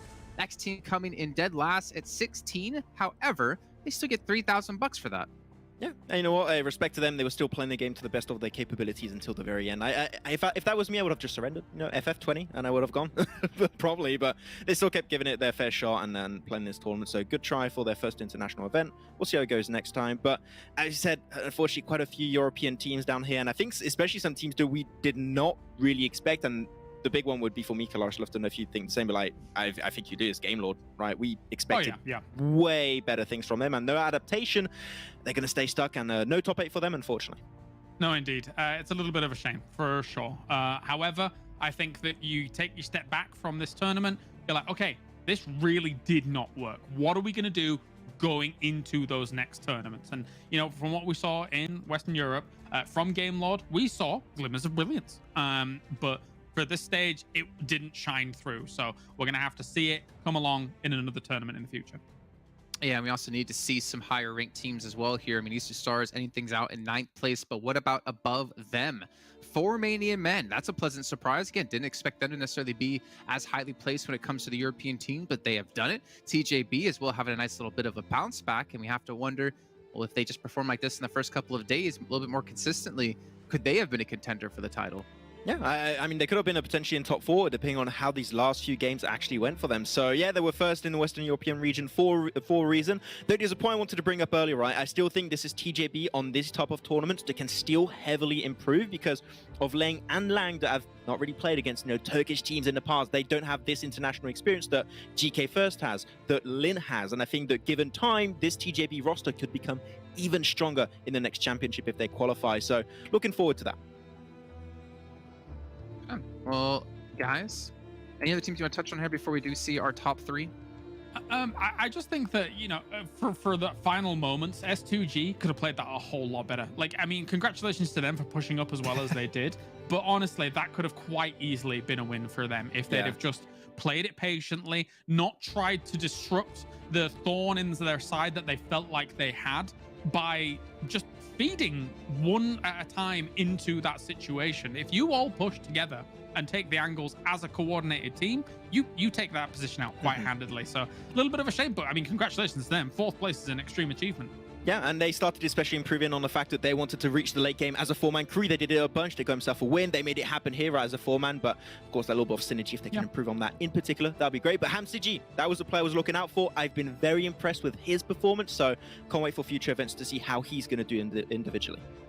I mean, keep in mind, S2G were, I think, in like 9th place, if I'm not mistaken, at the end of the first day. They had a lot more limbs and placement points. They still have a lot more limbs than placement points, but for them to be able to push themselves up and through further into the rankings is a very good sign for this team. But it is time now to see our top 3 teams the entire event. You know, the first, it's going to be Fireflux taking home the title, but Beşiktaş and as well as Regnum here in third. Yeah, I mean, those 6 wins, as you said, Kalash, like that's an entire day's worth of chicken dinners going the way of Fireflux. That is how dominant of a performance they currently had. And man, those eliminations, they're not just elimination leaders, but like they are by a long shot compared to Beşiktaş and also by Regnum Courier. Their fragging power, their macro rotations around the map, like initiated by Solkay, is just so on point. And yeah, I think that they're the team currently to beat for future events. And if they do not move from this type of playstyle that really suits them, I don't see who else could currently beat them on what they do right now, which is just consistent in every aspect of the game. No, indeed. I mean, again, you know, the momentum-based playstyle that I mean, momentum is a bit of a cliche word in esports, so I think we can't really hark on it in terms of like an overarching grand idea that really doesn't mean a whole lot. But when you look at how they started each day and then rolled with it, the fact that they'd gained a massive set of confidence boosters in those kinds of games, you only need to look at, you know, the insane positions that they put themselves in. It's a massive achievement to see this, and it really does feel like in a few of these days momentum was very firmly on their side. They won almost every third game as we continue the day on, and never mind all the other podium finishes that they got. So as I bounce up and down just a little bit to reflect that. So it was, yeah, a brilliant watch, a really brilliant watch. Okay, well, gentlemen, I don't want to do a prediction game out of this. I just want to get your prediction of who you think your MVP was, because they take home $2,000. I think we generally all have the same name on our minds. I mean, the last game solidified it as well, right, Max? That I mean, you were taking a 1v4. I mean, it doesn't go any better. Like, Kecth has been insane. It could have been Peace. You know, Peace was catching up, but like those last few games just solidified it and made sure that he was going to be the MVP. Can we check it out? Is it actually our MVP of the entire event? Yeah, it okay. is. There it is. I was scared. I thought you saw something else, Jason. I was like, is it not him? But yeah, I mean, he's just been absolutely insane from start to finish this tournament. And I think that he came in as a little bit of a surprise for me in PMPL Turkey, and especially in this tournament, right? Because you're looking at how stacked the roster is. You're looking at the big names that you had from Classic, Pathetic, you had the players also from Footballist, and I was like, okay, I think those players are going to shine. But he's an ex-player from Kapahala Supermassive plays, and he really stood out of a team made of superstars in the Turkish region. So, man, can't wait to see how his career is going to go. Yeah, and obviously being led by Solkay, as we were talking about, kind of helps him become an even better player. I feel like Solkay can make any player better. Because did he coach you maximum before your little 2v2 you had? Yeah, actually, yes. I mean, to be honest, I did take a lot of credit for the 2v2, but they did have weapons that were like really bad compared to mine. But yeah, like Solkay did give me a little heads up before. Yeah, they had a Scorpion, you had a UMP, yeah, UMP's really good. But they're moving match, fast. Yeah. I don't know, it's hard to shoot. We heard that from you. You were like, oh, they're moving so fast. What? Okay, cool. Okay. Well, gentlemen, we do have a couple of more submissions of how people are watching PMPL EU Champs. So we'll take a look at these, and then obviously remind you guys at home, we still have one match left to come today. So you still have a chance to get back on the broadcast. Just tweet or use the hashtag PMPL EU Champ. We're going to be going over to Karakin as a show match with our top teams to be participating in this one. So if you have yet to see competitive Karakin, well, you're going to see it here soon. But let's see a couple of the... Well, do we have actually any? I should be asking. I thought we did, but I'm not sure if we do now. Do we have any photos to show of how people are enjoying PMPL? Okay. Okay. Well, I can't say that on air because someone might cry on the team here. But ladies and gentlemen, yeah, make sure you guys get those in. We still have one match left to go for today. I'm not sure if we can go to break after this because we still have a little bit of time while we get things ready to go for Karakin. But you know what? I'm excited for it. I'm always excited for more Battlegrounds when it comes to PUBG Mobile. I feel like seeing the same 3 maps over and over and over again becomes a little bit repetitive. I want to see teams challenge. Max, what's your early thoughts? I mean, for Karakin, right? Okay, there's this one weapon that I can never say the name, like it's a German name, like it's got the rocket launcher. Faust. Panda Shout. It sounds like a dish. Not Panda. I didn't say that. No. Panzer Faust. Yeah. Okay. The rocket launcher. I'm looking forward to that. What am I listening to? Do you want to talk to me about Karakin, Jason? He's French, man. Yeah, I suppose. I don't know what he was trying to do. Like. Anyway, let's talk. Can we try that one more time? Can we try that one more time for Max? Okay, wait. Can you coach me again, Kalaris? Can you just? I'll take it in. Go on. The Panzer. Panzer. Okay. Faust. Panzer Faust. Is that good? Why didn't you just do that the first time? I don't know. The first time, it wasn't a panda. It's not endangered. All right, like. Hey, German's a hard language, man. I don't know. Quick reminder for any of you out there interested in being a talent here on PUBG Mobile, you can hit me up over on Twitter at @JKaplan. We are indeed hiring. Okay, Clarks, what's your thoughts?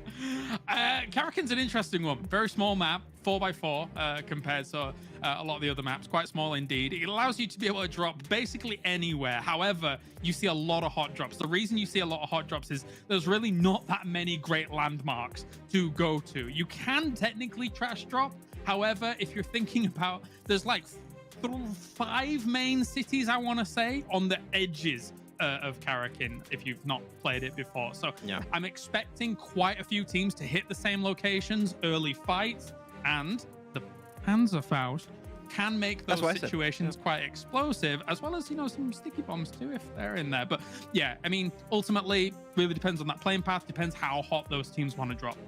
Yeah. Also, no vehicles around the map, so it's going to be like all about how you can also rotate and how efficient you can be on those. So, I mean, actually interested. Yeah. And yeah, aside from that, obviously in the middle of the map, you're looking at big hilltop mountain ranges and things like that. So your 4x scopes are quite useful in those areas and stuff like that. If you can establish yourself up there early, you can have really good rain across terrain, especially teams coming out of those kind of 5 big landmarks. Bashara is one of the ones that I personally like dropping on over on the west hand side, and then you kind of rotate from there. But quite honestly, you can have circles that encompass the entire map to start things off, and then it kind of slowly closes it. Yeah. So your initial drop's not too much of a concern, I want to say, but yeah, it really depends on how you traverse those, usually the hillsides in the middle of the map, that really can be a problem. And also, normally, because of the type of settings we should have for this Karakin map, we should have the Karakin-specific zone that's going to be in play, which I'm intrigued to see how that will work out. I don't really expect it to be too bad for the players, but we'll see how they work around it. It could be interesting. Okay, well, ladies and gentlemen, we're going to head to a short break while we get things ready to go here for the show match. So don't go anywhere. We'll be back in a few.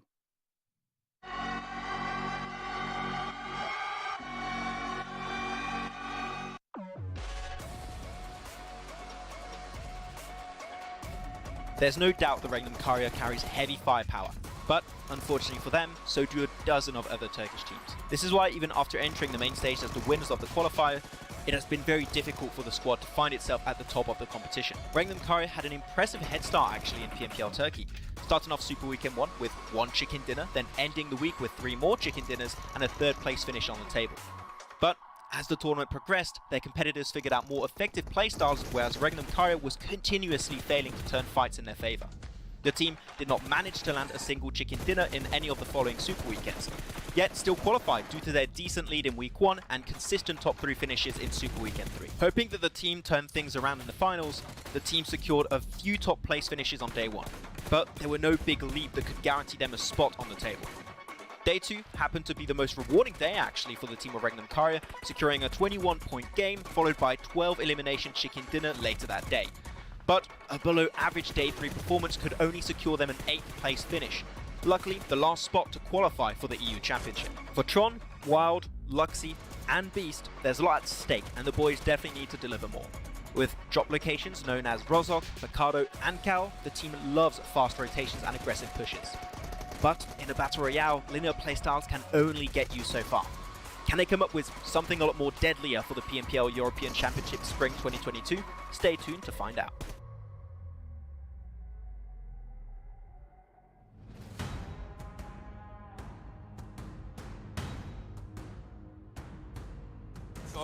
Gördü spin'i gönderdi. Dost burada $1000'lık oyunu yapmak istiyor ama SonHP'de avantaj.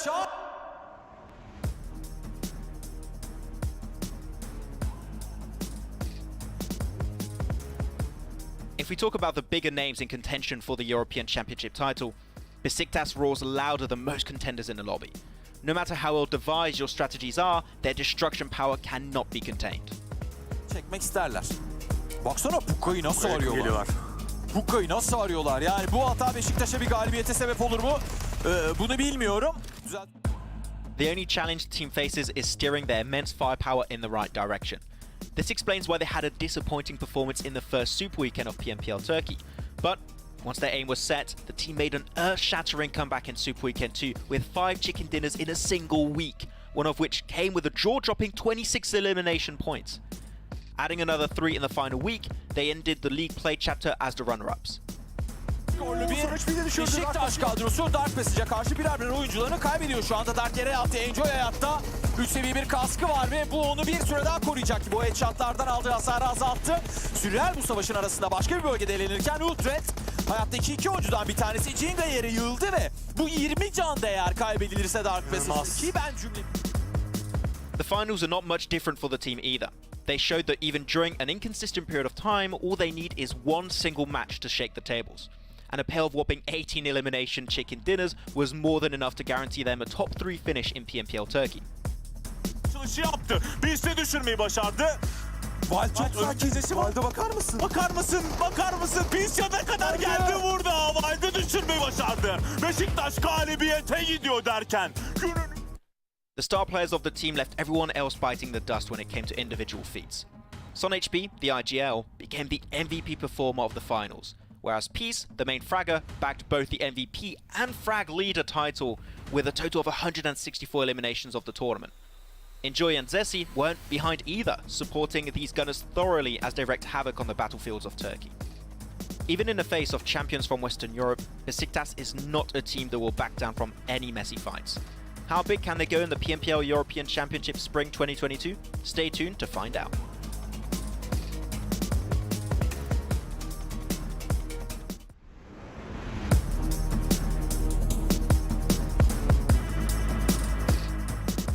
Flux thought that they had formed the star-studded roster for the competitive season. But, as it turned out, despite coming in as tournament favourites, the team had a terrible start in PMPL Turkey this season. Not qualifying for the first Super Weekend brought in a ton of questions about the team's synergy. Many suspected the Flux ambitious plans may fail. Taking things seriously, the team picked itself up pretty fast in the following week. After a 4th place finish in Super Weekend 2 with an impressive amount of consistency, the team found itself back on track. The team then added a fiery performance in Week 3 with a 20 elimination chicken dinner as the team blasted off towards the finals. Bulundu. Gördü bu sefer Loxi'yi gördü. Kecth şu anda aranıyor. Lats şu anda aranıyor. Sağa doğru çıktılar. Solkay mermileri gönderdi. Son skorlar kimden gelir emin değilim ama Tron bu puanı kolay kolay vermeyecek gibi. Çalının arasında After a worrisome beginning on the first day of the finals, the team made some strategic adjustments as the window of opportunities was slowly coming to a close. Flux kicked off day 2 with a win in the very first match and an 18 elimination victory on the last match of the day, securing their ticket for the European Championship. However, a 7th place finish in the finals is not befitting of a team this strong. While Flux is still in the process of understanding their full potential, they prefer a flexible approach to rotations. Operating from lucrative areas such as Georgepol, San Martin and Kampong, they try both center and edge strategies according to the shift of the circle. Solkay, the IGL's contributions to the team has been paramount. And a leader who's been the MVP of the PUBG Mobile World League 2020 West Division definitely has the potential to deliver more. Joined by his long-time teammate Lutz and poster boys such as Kecth and Solkay, no other team from Turkey looks this good on paper. Even so, in the boiling competition of the European Championship, rolling vantage points won't be that easy. Stay tuned for the PMPL EU Championship Spring 2022 as they go toe-to-toe against the best of Europe.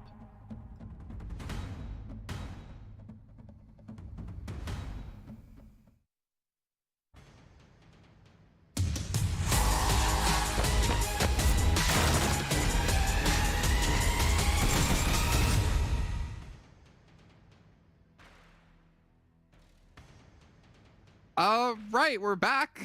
What's up, guys? Yes. Fine. Yeah. I thought we were sitting on an overall standing screen and then going to casters, but I guess we're back on air. So I'm glad Kalaris, he's looking as pretty as ever. He was parched earlier, but now he's hydrated. I was thirsty, ready to go into our next match, but I believe we're going to take a look at the overalls and kind of reconfirm exactly what we've already... We're not looking at overalls. We'll get talent predictions. Yeah, Oh. I'm as confused as you are. Don't worry. And all we need to know is Maxman sucks. What? Wait, That's right. This seems way too personal, Jason. You've never been this mean on broadcast before. You can't say that. That's a lie. He has. Well, let's just say after. Well, yeah. Let's just say after PMPL Western Europe, I finally started to play games with you, and now I just need to be more mean to you in general. I think you had a good time though. No? I mean, I don't think I do ask a lot of questions, to be honest. On games, I do ask a lot of questions, so I can understand. He asked me how to do something in the game, and it literally says on the screen how to do it. And he just Okay, yes, I don't like being shown like that on broadcast. But okay, thank you, Jason. That's cool. Okay. Well, you know what? I'm not going to tell you what your punishment is just yet, Max, so you can just worry about it. But luckily for you, it'll be an enjoyable worry because we're going to be heading over to our casters now to kick off our show match here on Karrakin.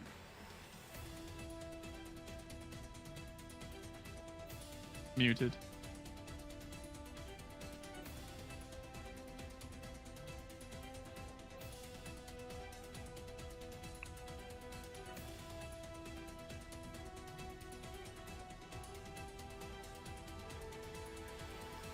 Think they can. I don't know. Yeah. Okay. They can hear me now. We're all good. Yeah. Fantastic. I hope they can.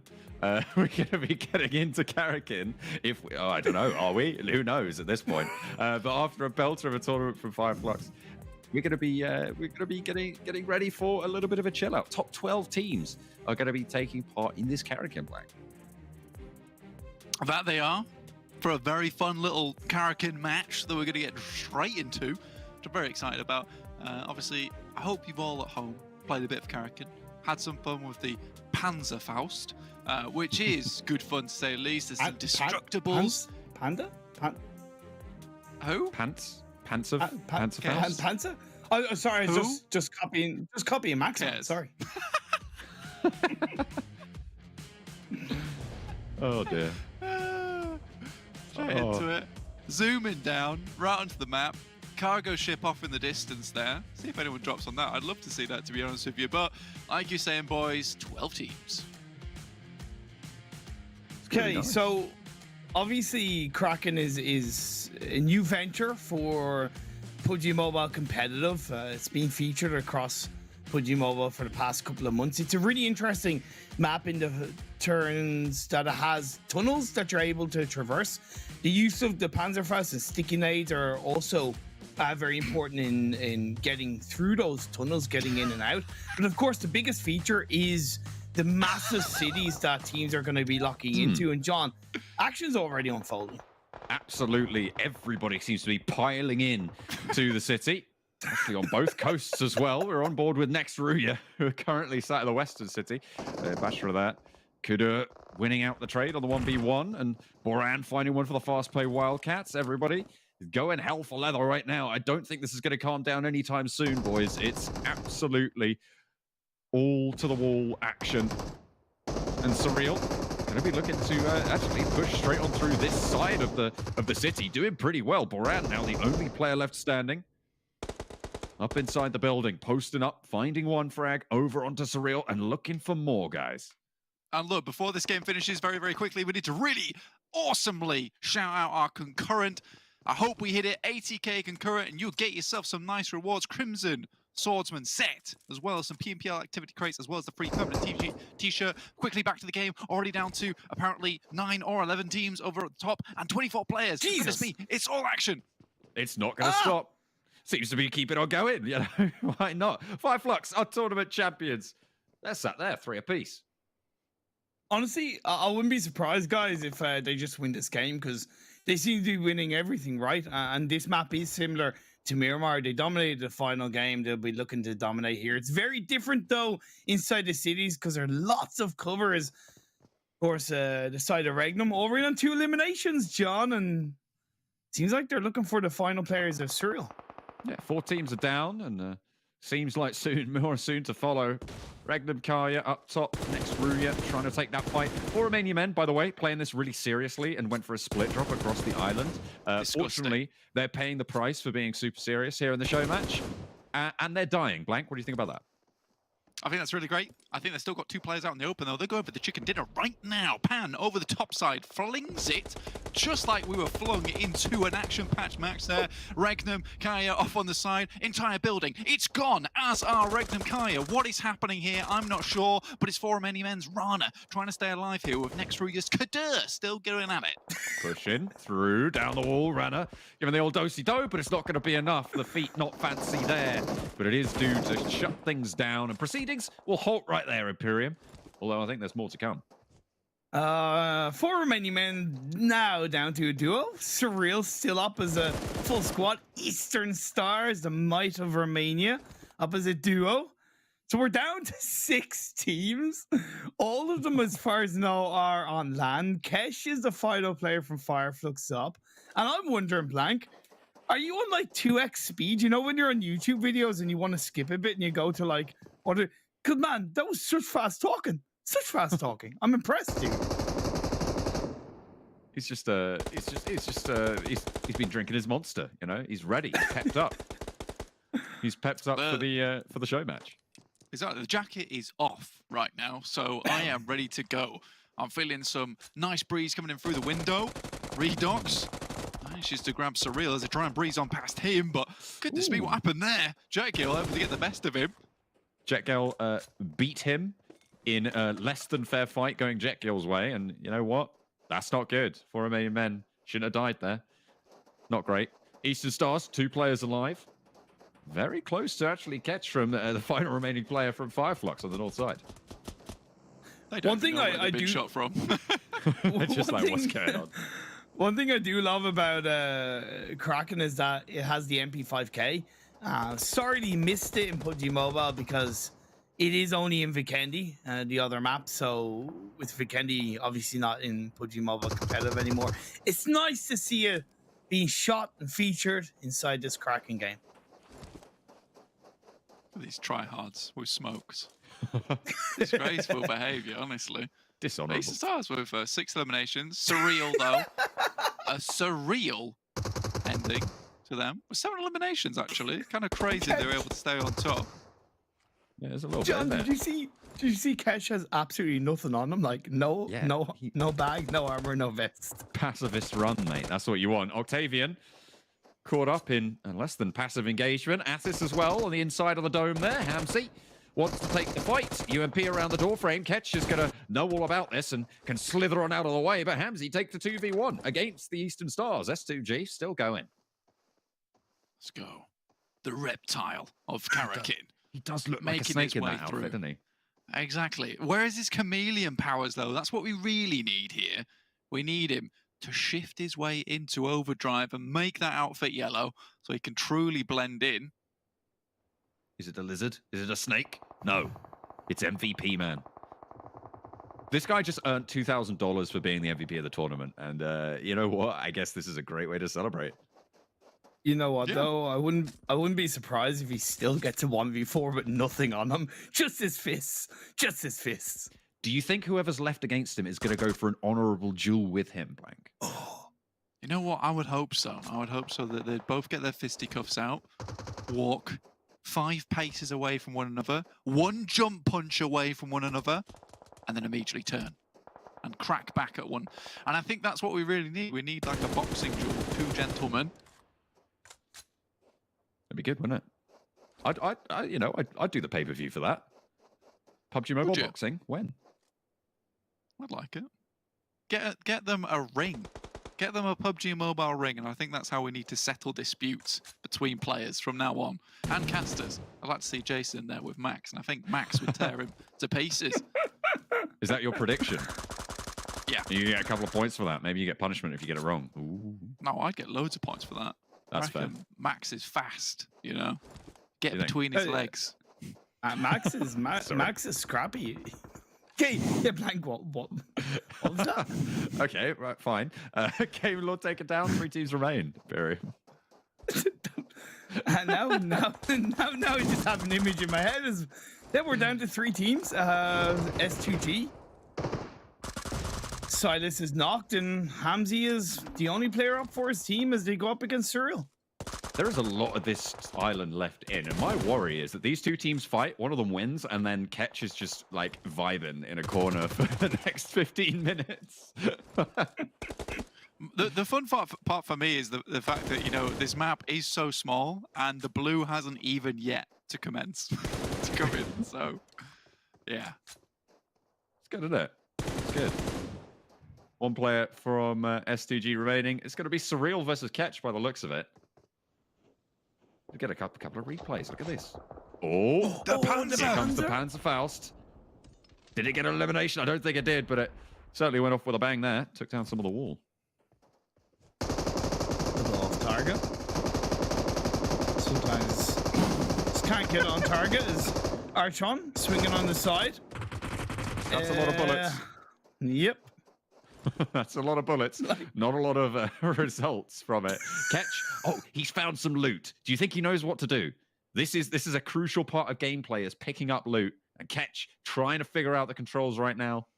That scope is going to go I'm telling you, any second that scope goes. See what happens. What? I mean, he's gonna. Oh, okay. Excuse me. They do not want to find this man. It's actually it's a next level strat. You let your opponent think. What? Oh. They were the winners. DC? Question mark. He's gone home. He's done for the day. He's busy. He saw that $2,000 hit his account and immediately was like, oh, sweet, I'm off down shop, mate. It's a bit more than that, but yeah, I'm also off down to shop after that. Surreal win, I guess. That's fun. They do clear it out. They did shoot the Panzerfaust. That has to be said. They did indeed shoot the Panzerfaust. Yeah. Nobody went into the tunnels, which was a little bit disappointing. Nice to see Surreal win a game with a full squad up link. That's a positive thing. Hasn't happened in a while, has it? Put it that way. Check out the winner stats. No flame. 10 eliminations. It's funny to see a winning team with all 4 players alive with an average survival time of 14 minutes, 10 injury. It's cracking that for game you. Wasn't even 14 minutes though. It was like 8. Was it actually 14 minutes? Which means they were searching for Kecth for 6 minutes. Oh yeah, because I have the map feed and they're still searching for Kecth at the moment. Oh, so wait. Is it not Elusive. finished? How does that work? Yeah. I don't know how that works. Either way, there we go. That's the end of that one. What a show match. The Panzerfaust, we saw it. There was definitely some action. Not too sure if there was much to make sense of there, though. Let's head back to the desk. Well, welcome back to the desk, guys. We're actually going to go back to the casters to break that one down. Oh, it actually did! Right, thank you very much. We're going to go back to the desk to break down that breakdown. Well, we do like breaking things down, but we're going to head back to the casters to break down our breakdown in their own breakdown. No, we'll probably have to keep it here now. Oh, I was surprised. Actually, you actually caught me off guard with that one, with actually legitimately going over to him. Oh, good times. Yeah, gentlemen, break it down. Surreal, taking home the chicken dinner. I'm really glad that I, talked about, the 5 towns, the mountain range in the middle, the potential for some hot drops, and then 90% of the lobby hot dropped. So yeah, that was something. Yeah, I only saw one town that entire game, to be honest. It was the one on the west that was happening right now. You're really familiar with Bashara now. Yeah, I know it by heart. I know everything. I know every nook and cranny. Look at that. It's great. All right. Yeah, let's take a look at the match rankings of this last one then. It's going to be, I guess, a little bit skewed here. Fireflux won, apparently. I guess this is from the last game, not from the one we just did. So if you missed out on match 6, our final match of our tournament, Fireflux got 31 points. They didn't get that many this time, as we saw Kecth trying to still figure out how to pick up the scope. And maybe his brain exploded, and that's how he got eliminated. Who knows? Yeah. I didn't see any sticky bombs being used in this last game, unfortunately. I still wish there was cars on this map, because you would just stick them on the car and you just send the car and just like make it explode. I don't know. That's something I would like in a movie. That would be cool. But, I used to do that on Vikendi all the time with C4s and just attach them to cars, roll them down the hill into teams. Oh my days. That was the most fun I had in a long time on PUBG Mobile. Okay. Well, gentlemen, I believe we have some pictures to show. Oh, you guys? No, we don't have any pictures. We're actually at the... Okay, well, we're going to be talking about Monster Energy. Maxman, we haven't decided your punishment yet, but your punishment, probably one of the meanest punishments I can give you, is you're not allowed to have a single Monster Energy until our next PMPL. Okay, so I have the window right here. I'm first floor. I'm jumping. I'm gone. You're gonna break a leg or two, still It's be not worth alive, living. scream in pain, headphones still attached, we'll hear it all. It'll be great. Ladies and gentlemen, that's gonna end off our entire season here of the EU Spring Champs. Hope you guys enjoyed everything about it. Make sure to follow everyone on the social medias, as well as obviously PUBG Mobile. Big shout out to PUBG Mobile for the whole event. Of course, our production team, our casters, our analysts as well, and everyone behind the scenes making the show what it is. And of course, lastly, to all of you who are watching at home. But you're gonna have a little bit of time off until the next PMPL seasons kick off, so hopefully we'll see you next time for some more PUBG Mobile action.